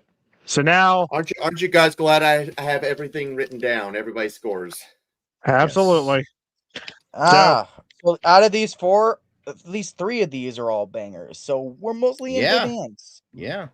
Inside Out Elio is a total banger. I'm just kidding. Yeah. Oh. Perfect sequel. Fuck yeah. Honestly, the only negative thing I have to say about it is that it's kind of does the emotions getting jettisoned from the headquarters and they have to go all the way back again. Like that prevents this from being better. Where it's essentially doing the same story again, but it's such an inconsequential thing. Like it doesn't make it a bad movie. It's just like I wish it was a little bit more creative than that. I can't like if they do Inside Out 3 and they're like, we got jettisoned from the headquarters. I'm like, guys, we got to figure out a better fucking storyline for this shit. With all the other locations inside her head and all that they explore and all that, there's a lot of interesting locations in there that you. So I didn't mind that aspect. But yeah, I agree. This is a pitch perfect sequel, but I will say I am still processing it as far as whether or not I like it more than the first one. That's when I'm still. I think like, the first one is better, but I will say I really liked. I liked the new emotions. I think the story was overall really good. I think it doesn't do everything better. It does a couple things better than the first one, but I think overall, like, I think the first one is a better movie. But this is great. I would say it's weird, but I like you. I think it's not quite, Kino like the first one, but it's still great. It's still great. And it's funny because oh, sorry, go on. Because I watched this with one of my DSPs a while back, and he brought up something as far as like what they could do for a third film that I think is so fucking good that I'm like, it's to a point where I generally want this to be the plot. Like, imagine Inside Out 3, where like Riley is not only grown up, but she's engaged, about to be married, and some more new emotions that come along that like have her thinking like, am I good enough for this person? That like, and go that route as far as her emotional conflict. Okay. I'll go ahead and say my opinion. Dang, I've got a hot take here. That's that bad. That's that bad a concept. Yeah. I get it. All right, so you all know we did a review of this movie. You know how much I absolutely adore this movie. My opinion has not changed at all. This is gonna be a hot take, but this is my favorite Pixar sequel. Period. I like Incredibles 2. I love Toy Story 2, but this is my favorite Pixar sequel. Hands down. I absolutely adore this movie. Maybe I probably still prefer the first one a little bit more, but you know what? This is still a fantastic movie, regardless. So I'm not going to go into detail because we already did a review of it, and we're already past the 4-hour mark. So yeah, I don't think it's better. I don't think it's better than the first one, but this is definitely in the top 10 and one of the best Pixar sequels. It's very like with the first one. It's very films, period. It's emotional. It's emotionally powerful. It's once again it's mature. The panic attack scene feels way too fucking real. Yep. It's just a shame that none of the other emotions really have a time to shine outside of anxiety. Like they're good and I like them, but I feel like they were just kind of there, and I don't know why they showed up. I don't know why they just have anxiety show up. And dude, I think I could speak for us all here. Like coming from people here who have anxiety and depression disorders, it honestly is. It's on the panic attack scene was really rough. Yeah, like I struggled a lot with anger and panic attacks and all that to the point that I'm still taking antidepressant and anti-anxiety medication. I feel you, man. I feel you, man. Like I was affected so physically last year by all my anger and all that problems that like it's the point that like I have heart problems now. Like it's nothing I have to take meds for, but like yeah, my body was affected last year by all the shit I went through. So yeah, I feel you, dude. But yeah, it's Infinity and Beyond for me. Infinity and Beyond. Same here. Not even for me. It's weird, but I like you. Okay. So the majority rules. Okay. And where at? I don't care at this point. Just put it wherever. I would put it right behind the first Inside Out because again, like I'm still processing if I like this one more than the first one. Okay. And Oh god, damn it! Another forgettable. no, Oh, Elio, another one I kill was way me, too kind on. please. Once again, but just like Good Dinosaur, I'll just say on my piece right now, since this is all I feel like I can say, is that even as much as I don't like this movie now, it's gotten worse for me. I will still stand on the fact that it's cute, harmless, and inoffensive, but it's still really forgettable, just as it is. So Yeah. it's Yeah, not give me that we shovel for me, but it's because it's Same. not. Yeah, it's for me. It's not strong enough. For me, I can count all the things that were memorable and that I liked on one hand. I liked Yeah. Brad Garrett. I liked that Talking Heads was in this movie, even though it doesn't deserve the greatness of Talking Heads. It had a couple funny moments. There was some decent lighting, and it was kind of charming. But that's Okay. kind of it. Like, it had some charm in some scenes, but for the most part, it was forgettable. It's another liar It just revealed. It rips off so Oh. many other better movies, and I'm like, hey, I For could be me, watching Last Starfighter. No, I could be watching Starman. I on it. could be watching Galaxy Quest. I could All be of those are watching much better Lilo and movies. Stitch. That's what I most feel like this rips off. Yeah, This I mean, honest, I mean, Glorden was fine. Like, he was better than fucking Elio as a protagonist. Like, that's not saying much, but like, Yeah. it's better. You know what? You This should movie just had a was whole just movie like about him. honestly, it's just like this movie like was putting me to sleep. Like, the animation was nice and colorful, and I think the alien designs were unique, but like, it was so like, it was just like it doesn't feel like Pixar. Like, it This feels Yeah. like a ripoff of Pixar. This is- It feels like, you know what it feels like? I just realized.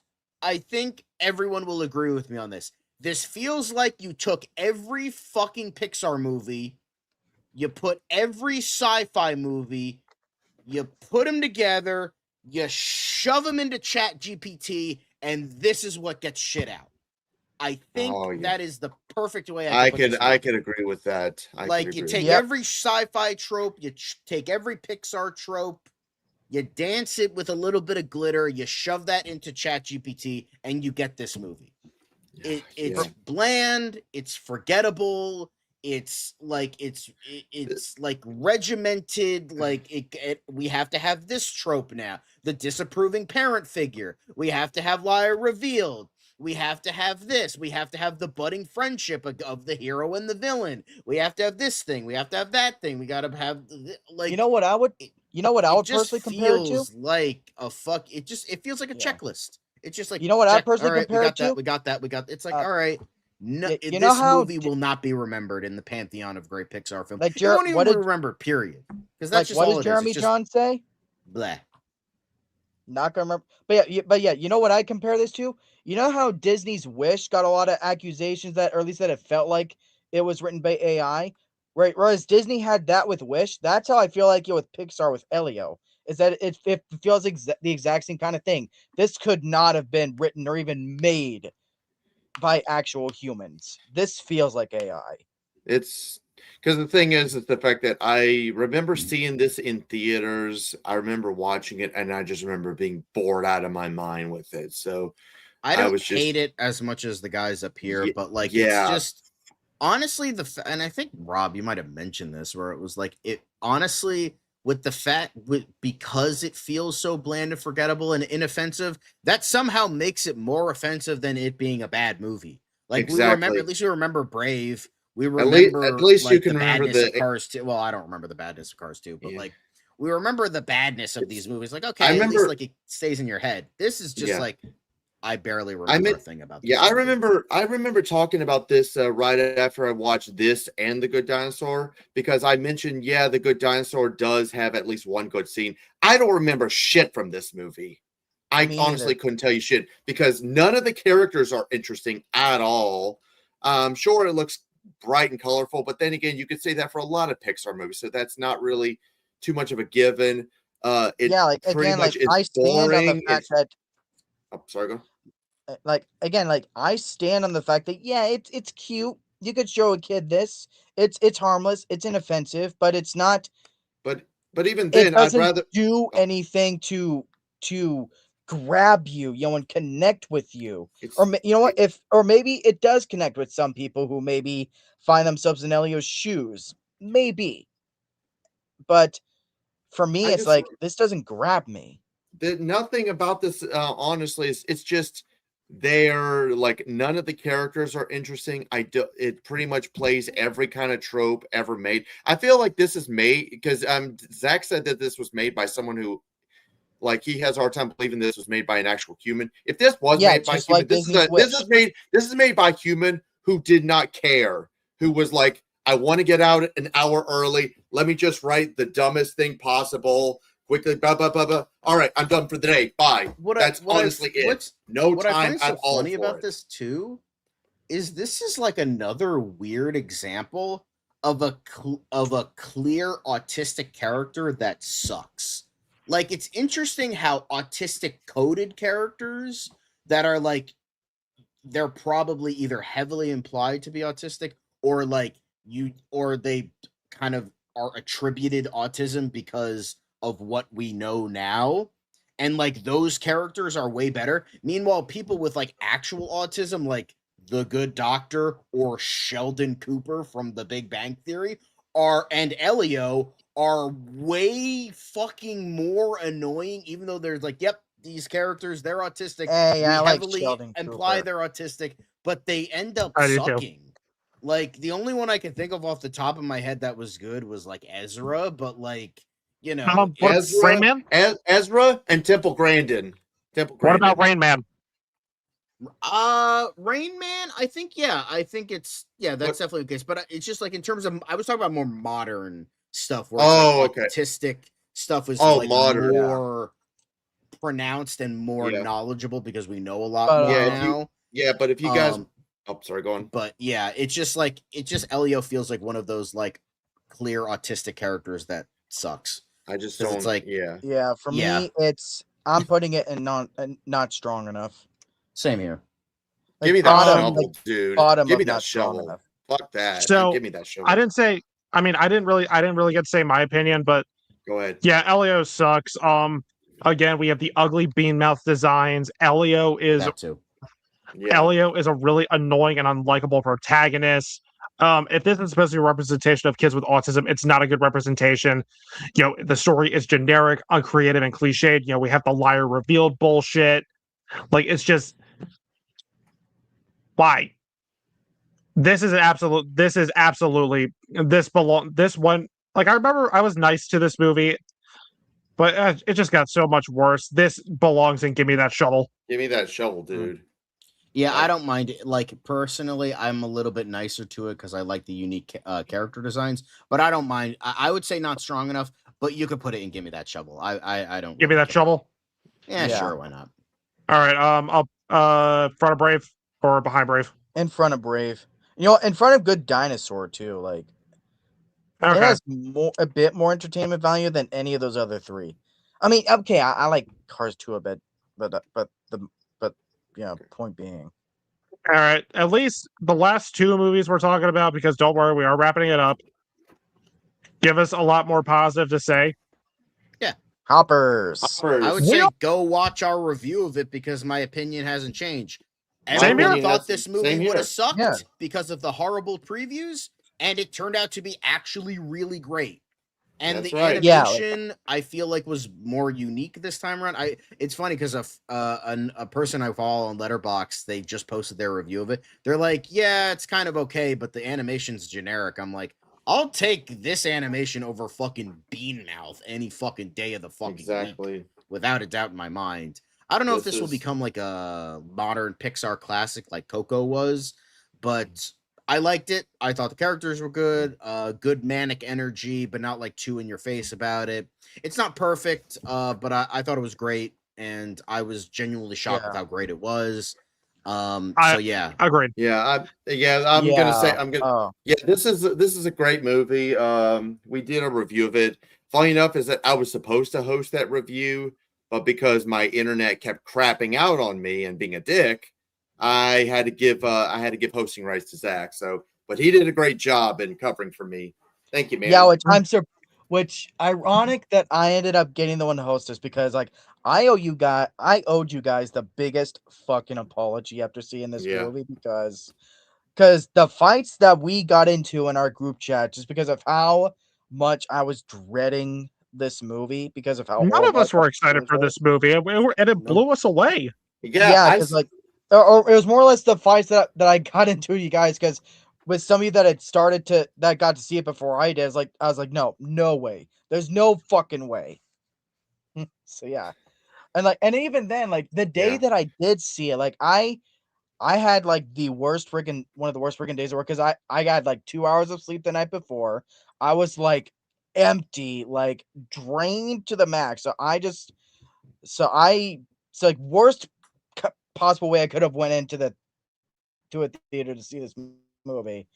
So, and you know me, like I never go into a theater wanting to say that a movie sucks or wanting to hate it, but in that context, I was like, I just thought, oh man, like at worst, this is just gonna make my day even worse.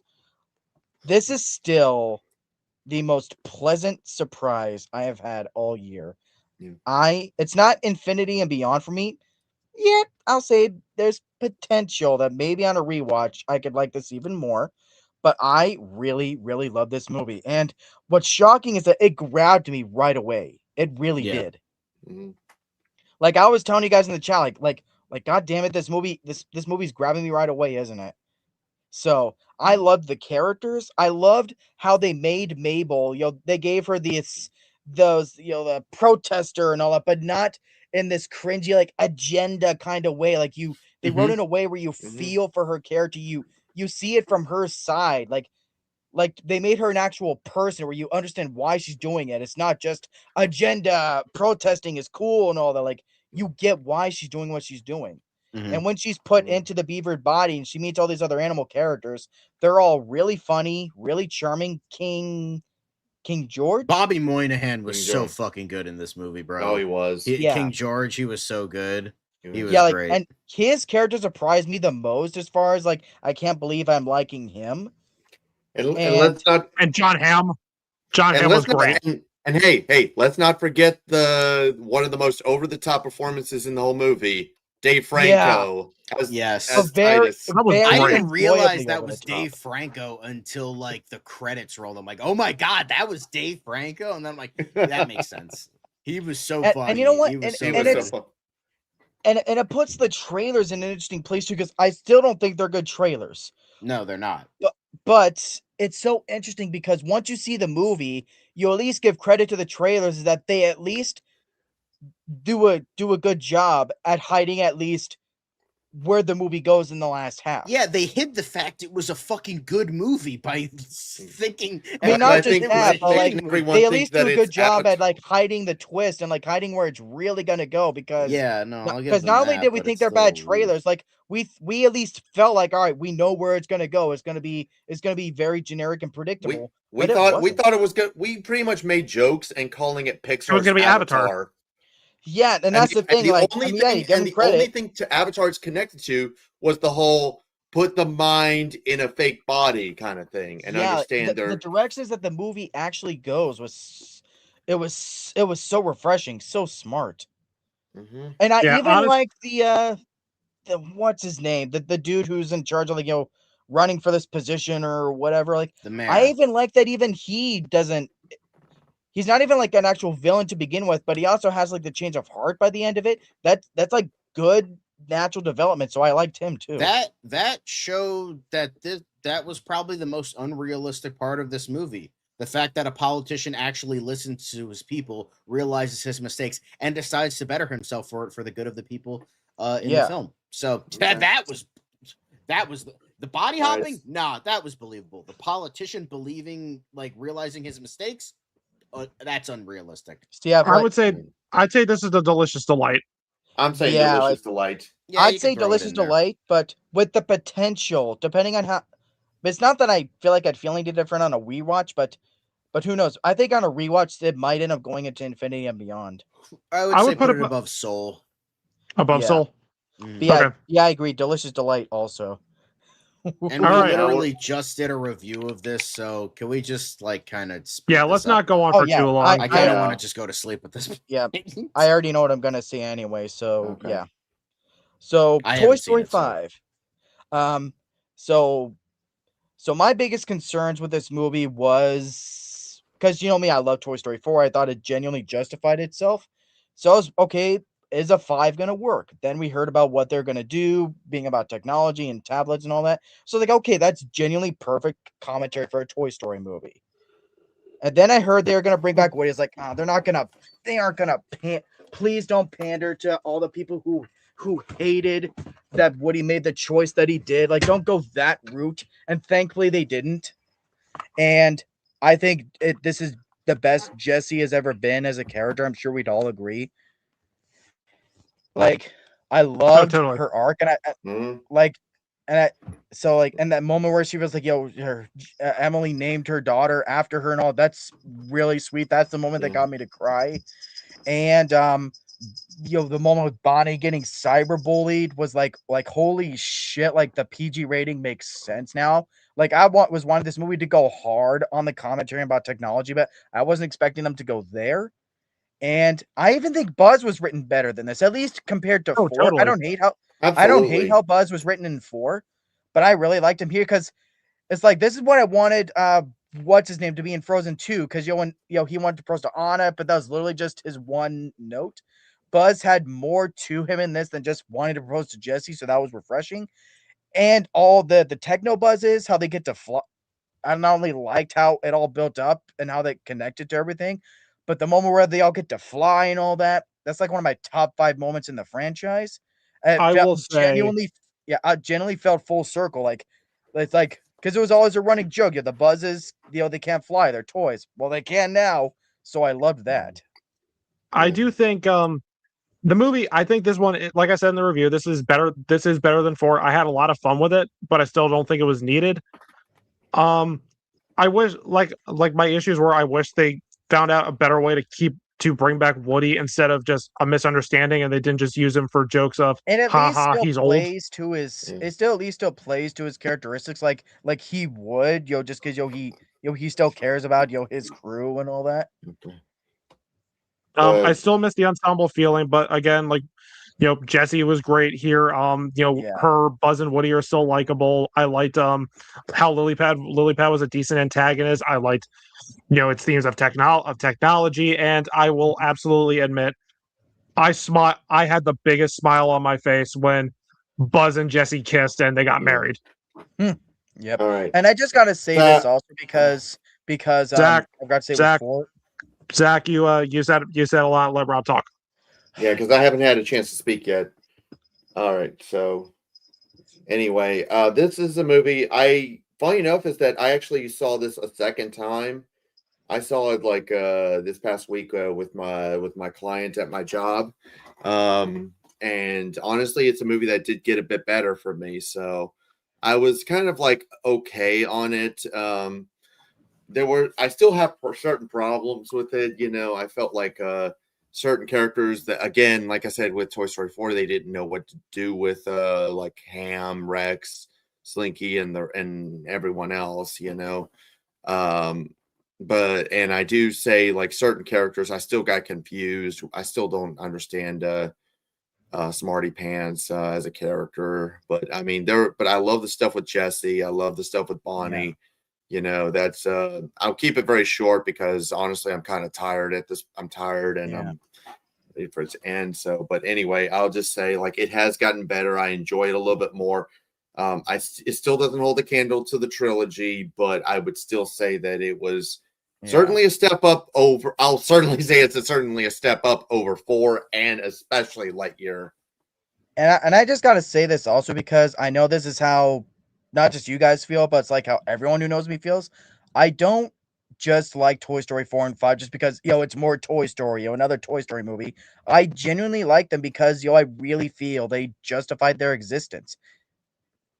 Like that I felt like they genuinely offered a lot to where, like, it was worth continuing past 3, especially this film. See, with technology, you could even say that this could have been a better Toy Story 4 if you had to make a sequel after 3. Okay. But yeah, so for me, it's Infinity and Beyond. I'd say for me, it's like It's leaning towards You're Weird, But I Like You, but I would say it's a Just Keep Swimming.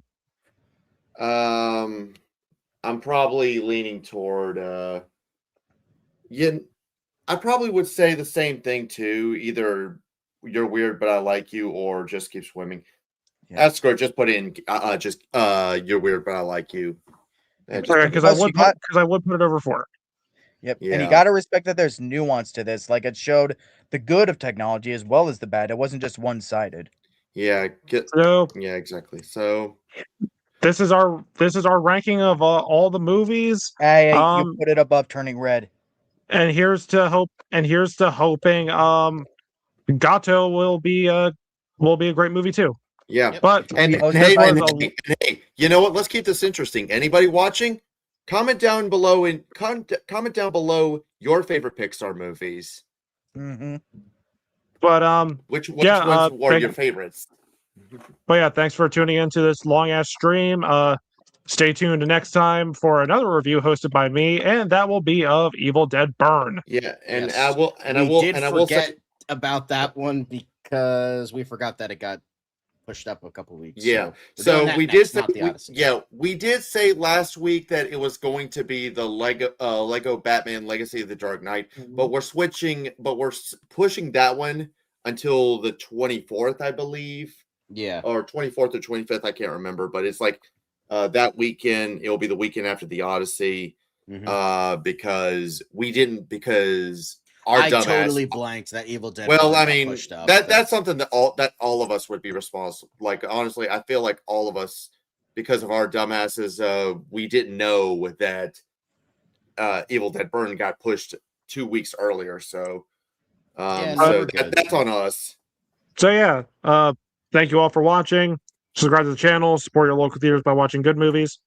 And always remember, you are a toy. You're not the real Buzz Lightyear. You're an action figure. You are a child plaything. You are a sad, strange little man. And you have my pity. Farewell.